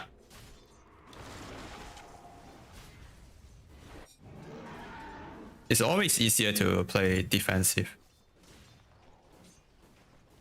Oh. Top lane. Tusk is coming. Not too sure if they have enough damage, but with the Tusk coming in, and with Aizen, they're certainly going to be able to take this Ursa down. There is no enrage available. And Skillay, who came in here with that dive, means he no longer has his exit. Who is going to get stuck inside of those shards, is going to end up getting tossed back. Rapido has that level 2 Shadow Strike, and Skillay is going to end up going down. Rapido with that double kill. Amazing toss back from Tiny. And looks like Tiny. Ken. Trouble. Is going to end up eating a ghost ship. Won't even be able to dodge it. That was a bit too sloppy. Okay, some misuse of his ability right there, I think. Could be better, but that's okay. Zoran is running circles here. He's playing Ring of Roses as... Wow, it ended up working out. 5-second bullet blade. That's interesting. You have team meetings, you have childhood games over at EPL.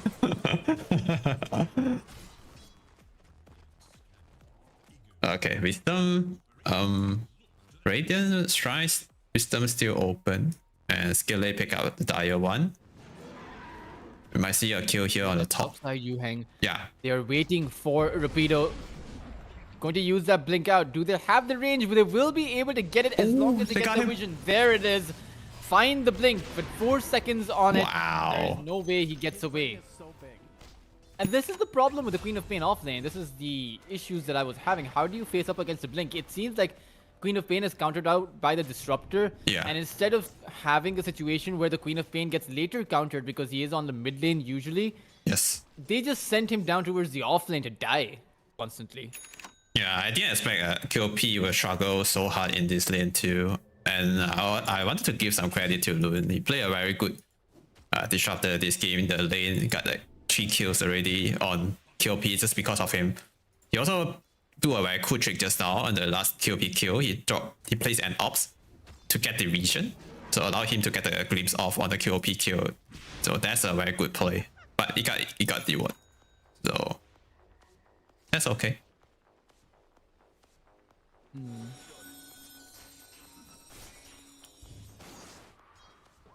Bottom, they need to punish Sorin right now. He's playing behind a tower. This is illegal. And now... Yeah, the Nature's Prophet is going to come in, and so is Drake from that backline, and it looks like they should be able to clean up that axe pretty easily. Ken will be able to pick himself up that kill. Yes, that's a good kill. They need to punish him. Meanwhile, they smoking with Konka and Disruptor heading to the top. They want to double down, shutting down this QOP harder. Oh man, I'm not too sure why they're expending so many resources on Rapido. Will he find that blink out? Turns out he will, but will end up getting his back. KSH to pick up that kill again on a killing spree. He is 6-1-0 right now. 60% of Yangon Galacticos kills have been by KSH. Wow, good maths. That was easier maths, I would say. Meanwhile, Dire Triangle, they found Phoenix. Avalanche toss back. Find the Phoenix. The Icarus dive is not really going to be able to do anything. He will end up falling pretty slowly though, as the support from Ken is coming in. And this time around, KSH, he may be in trouble. Forced to back away, will find the Earthshock towards that low ground. And now the Static Storm to come out on that Nature's Prophet. He's going to end up getting culled down. And where is the rest of Ivory? They are over on that backline. A 2-man avalanche by Drake, and the Sonic Wave from Rapido is going to clean Yangon Galacticos up. There is the impact from that offlane Queen of Pain that was constantly being pushed around. But this time, he had a thing or two to say about it. Wow, the fight was very far away from QOP, and somehow he still managed to get there in time with a big Sonic Wave on 3 heroes. Yeah, and that's gonna be a very big team fight for him. And ooh, they're trying to go for the D ward, but the Phoenix got the damage first on Tiny. And in net worth, I mean, they're not too far behind. Yeah. Aizen is just trailing the Ursa, and the Puck, sure, he is pretty far behind compared to the Axe. He's still ahead, very well ahead of his opposing mid laner of the Kunkka. Yeah, it's a very close game at 11 minutes. So the next power spike for YG should be the X Bling Dagger. Once they got that, they can just keep running with him. And mid lane, another chop, I believe. Ooh, beautiful eye shot. Oh, perfect. Into the Dream Coins and they burst out the Phoenix before he used the egg. And Tiny coming now with the Avalanche toss back. Secure the kill and X2. Oh no, he tossed it to the dust and get a chop off before he dies. Oh, okay. But overall, still a good trade, I believe, for Ivory. But, I mean, YG are looking a bit too sloppy now, and Ivory have the potential to actually clean out this best of 5. They are gaining in terms of momentum, being able to take the lead after a disastrous laning phase. Even towards that boss side, you have KSH as well as Lun, and Grim seems to be in their crosshairs. They want to be making a move towards him, and they charge forward, find the Static Storm and the field to hold him in place. KSH will be able to pick himself up that dominating streak and perhaps even take down this tower. Yeah. That's a good kill. And that kill is gonna lead to this tier 1 tower. Should be a free tower now for YG. And Zorin trying to defend the mid wave a little bit. For Tiny, he has 900 gold in the bank. Farming towards his Blink Dagger. Meanwhile, the Axe is pretty far away from his own Blink, right? He was pretty significantly ahead, but has fallen behind. Yeah. He need to get the blink right now. Focus on getting the blink as soon as he can, because they need to use the blink to get some kills with him. Because Kunkka alone is not enough. He also going for the Orchid, so right now he don't have any item to fight. Oh, maybe I really want to make a move. They have a haste rune on Puck and there's a smoke ready on Tiny. Or they can just sit back and chill and farm. Rupito just complete his blade meal. And Aizen still walking toward his Mjolnir. I think farming up works for Ivory a bit better, right? They do certainly seem to have the better late game. And it seems like Yangon Galacticos are playing against the clock. They need to be able to finish the game within a certain amount of time, or they're just going to get steamrolled over in the late game. I agree. Also, you cannot count out that YG has pretty good teamfight potential too with the Phoenix and Disruptor, but Disruptor getting caught here by the Puck haste rune. Okay, that's a solo kill, and Ursa and Phoenix, sneaky Ursa went into a rush pit. I think Ivory know this is happening. Yeah, the smoke got break, and I think Tiny paying it. He was outside the pit, and the smoke got break. He's running in. Yeah, and he was also getting hit by a bit of the fire. The dive out not really being found by Skill Lay, so he's going to make a desperate attempt at popping that egg. Meanwhile, Ken was trying to take that egg down. Won't be able to find it, but that is an ultimate wasted, and that's going to give an entry point for Ivory. Yeah. That's a big win for Ivory. Also, lucky for Tiny, he just outside the pit. Also, he was smoking to the bottom just now. Just nice that he outside the pit and break the smoke. Realized someone inside the pit. What's not the egg? That's good.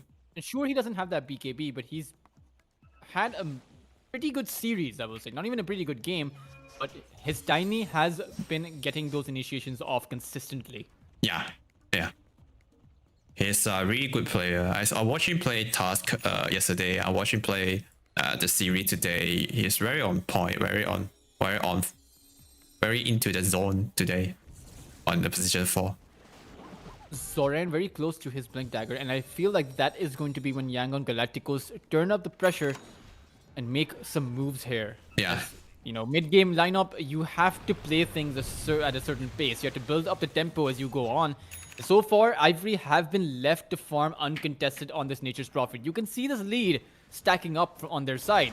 8,600 in terms of net worth. Aizen has a Mjolnir, so his farming speed will only accelerate past this point. Yeah. It's gonna outfarm the Ursa, I feel. Even Ursa has the better furry complete, but MP has the teleportation with the Mjolnir. He has a wave clear. He also has the big mobility. And right here, that's the first Blink Dagger review coming from YG. Let's see who can catch it.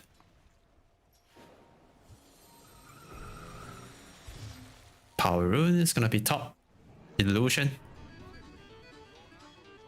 As 15 minutes, and this smoke really needs to work out for Yes. YG. And Drake isn't the ideal target. He is just a support, and YG are going to blow everything they have to be able to take him down.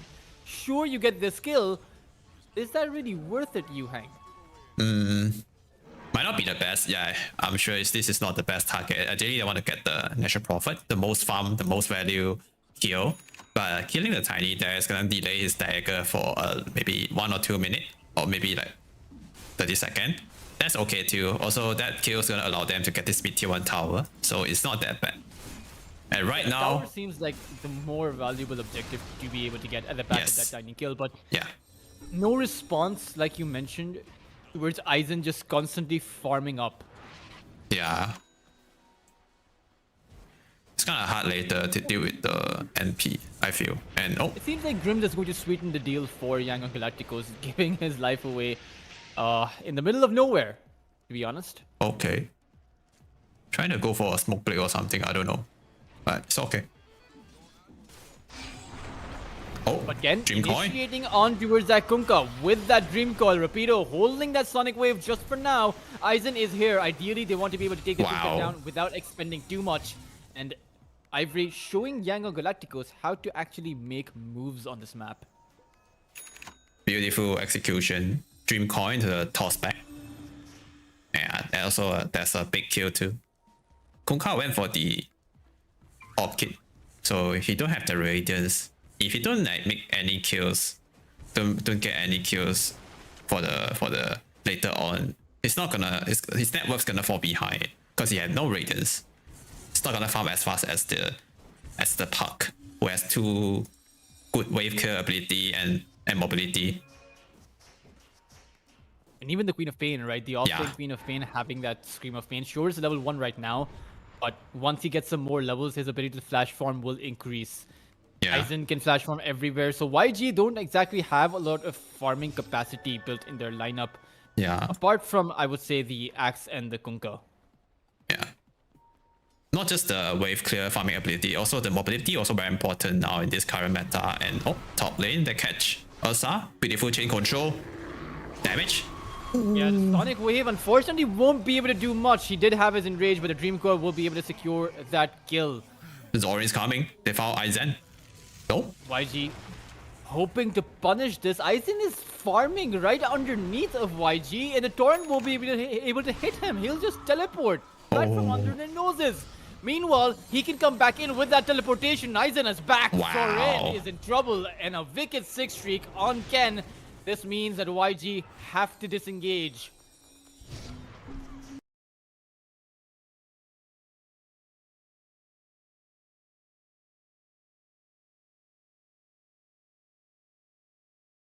So lucky for Aizen. During the night time, the visions is smaller for YG hero. They didn't catch Aizen. They don't see Aizen just now.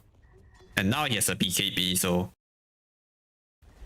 I don't think they could kill Aizen anymore. They need to drop everything with the X-Core and the Ursa right on top to kill him. That's the way to. They found the Tiny. Found Drake here. Question is, where is the follow-up? It's there, but there is a lack of commitment from YG. It seems like they are afraid of Ivory. And the fact that they can come in with that Dream Coil and that Sonic Wave Yeah, Ursa is not. Of course. It's not. They don't dare to jump in with BKB, and now there's two. I believe there's one on the. Yeah, one on the QOP now. There's one use scepter on QOP. That's a very good item also to counter the Ursa. Every time he blink in, he won't be able to. PH, she's going to get caught out. Dream Call down, and Rapido is there as well. Drake will find that kill. YG, it seems like they're running out of space here. Running out of breathing room. Oh, they caught Zorain with the beautiful sprout. They even find the axe. Drake is there as well. It seems like Ivory managed to find themselves everywhere and anywhere all at the same time. Don't placing that static storm just to be able to throw back Ivory, but it's not going to be enough. They have those instant jumps. Drake going in with that avalanche and the Puck in hot pursuit.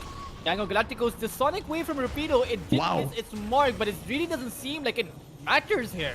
Ivory are just able to run at Yangon Galacticos and finish them off. What a beautiful snowball there from Tusk. He managed to cancel the Phoenix TP, and oh, he's trying to steal the wisdom. Kind of wisdom. Yeah. He might just survive. In KSS, it might just end up paying for this. No BKB, no ulti. He thought he could punish Grims for that effort, but I don't think he remembered that there were 4 other heroes beside him. A case of retrograde amnesia, Yuhang. Now the momentum is really on the Ivory side. They're looking very, very strong now. They're just getting kills after kills and the kills. They're not stopping. And this is looking very strong for this South Asia team like Ivory. I want to see them to play more in the scene. Tiny also going for... Like Yangon Galacticos, that they are, I mean, I think it's the pressure. I think they're just choking at this point. Yeah, the one game away from losing the series, right? Yeah, I can feel that too. You considering the fact that game number 2 was supposed to be YG winning it out, right? Ivory made that comeback. And I think it changed everything as far as the morale goes. Yeah. Now they're going for a smoke play, heading to a Roche pit straight. And meanwhile... Pick it up. I mean, Ivory are nowhere nearby. Yeah, they're going for the other objective, which is the Tormentor, at the other side of the map.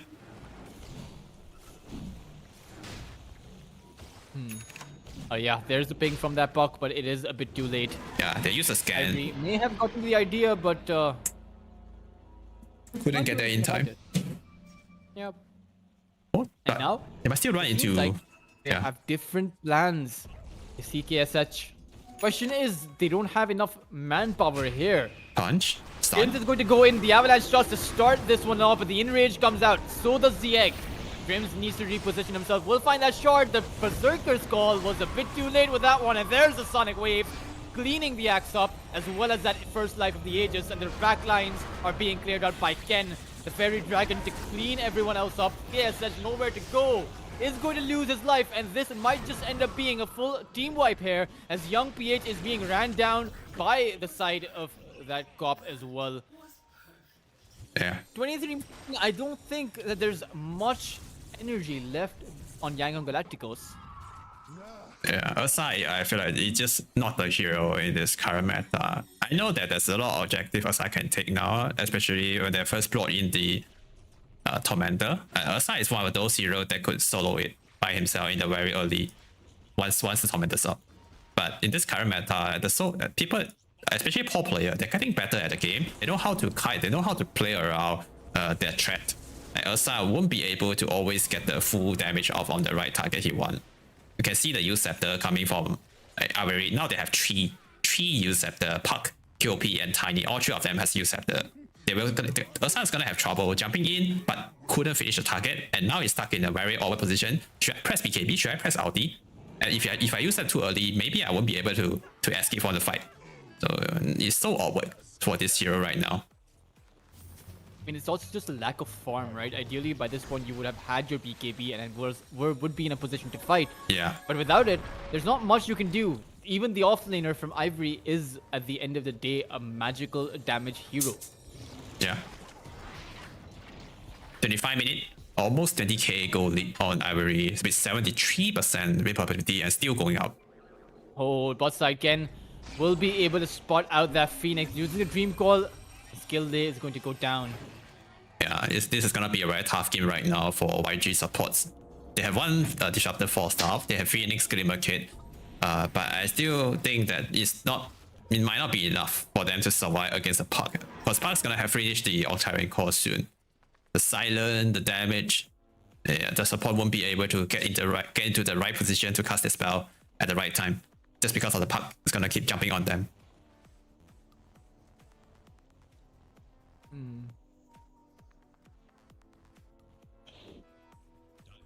Bot side. Oh, let's see Yangon if they could. Galacticos, they might be able to catch their big break, but I feel like Ken saw it coming. He spotted them out and was able to TP away. Yeah, the sense. Ivory, it's only a matter of time before they go high ground and look towards securing these grand finals. Yeah. Being crowned champion of the EPL World Series Southeast Asian Division. Unless Yangon Galacticos are able to mount up a comeback, which would be a miracle at this stage. Yeah, I'm getting closer to get the home code trade from you, Toutress.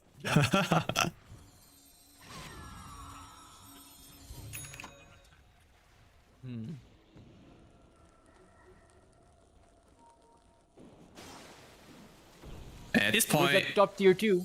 I think Yangon Galacticos may not be able to contest these towers. I think the outer towers are going to go freely. Yeah, middle, Rubito. Oh, he got linked, or rather, he got brought back from that disruptor, but it's not going to be enough. Ken is beyond godlike and he is unstoppable right now. All the YG can do is look towards dishing out some amount of damage, hope for a miracle, hope for that Berserker's Call. But it's going to be cancelled out by Rapido Sonic Wave. This Ursa KSS dealing so much damage, but the life steal coming in from that Satanic Aizen is unstoppable. There is no consolation to be found by YG, and they're going to lose 4. And GG. Call it, Yuheng. The GG is going to be there. You were right. The draft from Ivory just seemed overwhelming for YG to contest with, and they are going to be taking this series. They are going to be crowned champions of EPL World Series Southeast Asia season number 6. Ivory. Well played. They well deserve the victory here, and congrats to them. They're the champion of this season 6 of this EPL series. It's my pleasure to watch them play in this tournament. And also the draft, I think what I learned from this grand final is we don't touch Ursa this hero. don't play this in our pubs. It's not very good. It's not a very good hero, I feel, especially in like high skill bracket. Yeah, people know how to kite the hero. People buy you scepter, and the hero will be kited in most of the team fight. I think if YG could change the carry here, I feel like the result would be different. At least the game will be a bit closer. Definitely, and I think it was surprising to see that YG didn't learn that lesson in both the previous game and this one. Ursa is a pretty weak carry, particularly against heroes that can kite around him so well. But of course, they have the opportunity to come back into the next season. The next season, EPL, yeah. Whenever. There's always next season. Yeah, there's always next season. There's always some qualifiers to play. There's always your breakthrough moment that's right around the corner. So I hope both of these teams will continue playing. I hope that some of the teams that haven't been able to make it this far will also continue playing. There is a lot of promise that the Southeast Asian scene holds. I mean, keep in mind, 4 different teams heading to both TI as well as EWC. And that's not a joke. This is the peak Southeast Asian Dota, and I believe it only goes up from here. But of course, this was Tultrus joined by Yuheng, and I believe it's time to sign off, Yuheng. Yeah, it's a long day for us. We didn't get to cast the full series, but it's good to see some good Dota here, watching Ivory and YG, and also even better, casting with you, Dr. Tultrus. Yeah, definitely. I had a great time casting with you, Yuheng. Hopefully, we get to do more playoffs, maybe in some other tournaments, maybe in EPL. Yeah. Of course, I'm definitely always looking forward to it as much as I am looking forward to these teams. But of course, that was the grand finals, guys. For this season, we are going to be signing off. Don't forget, there is another grand finals happening for the European circuit of EPL, so do go check that one out. You can see in this channel, we'll probably send over a raid to that channel. A raid to that channel. That was it. Yeah, that was it. And that's all for today. Congrats once again to Ivory 3-1 against YG in the grand final. And I'll see you guys again in the next season. Bye bye.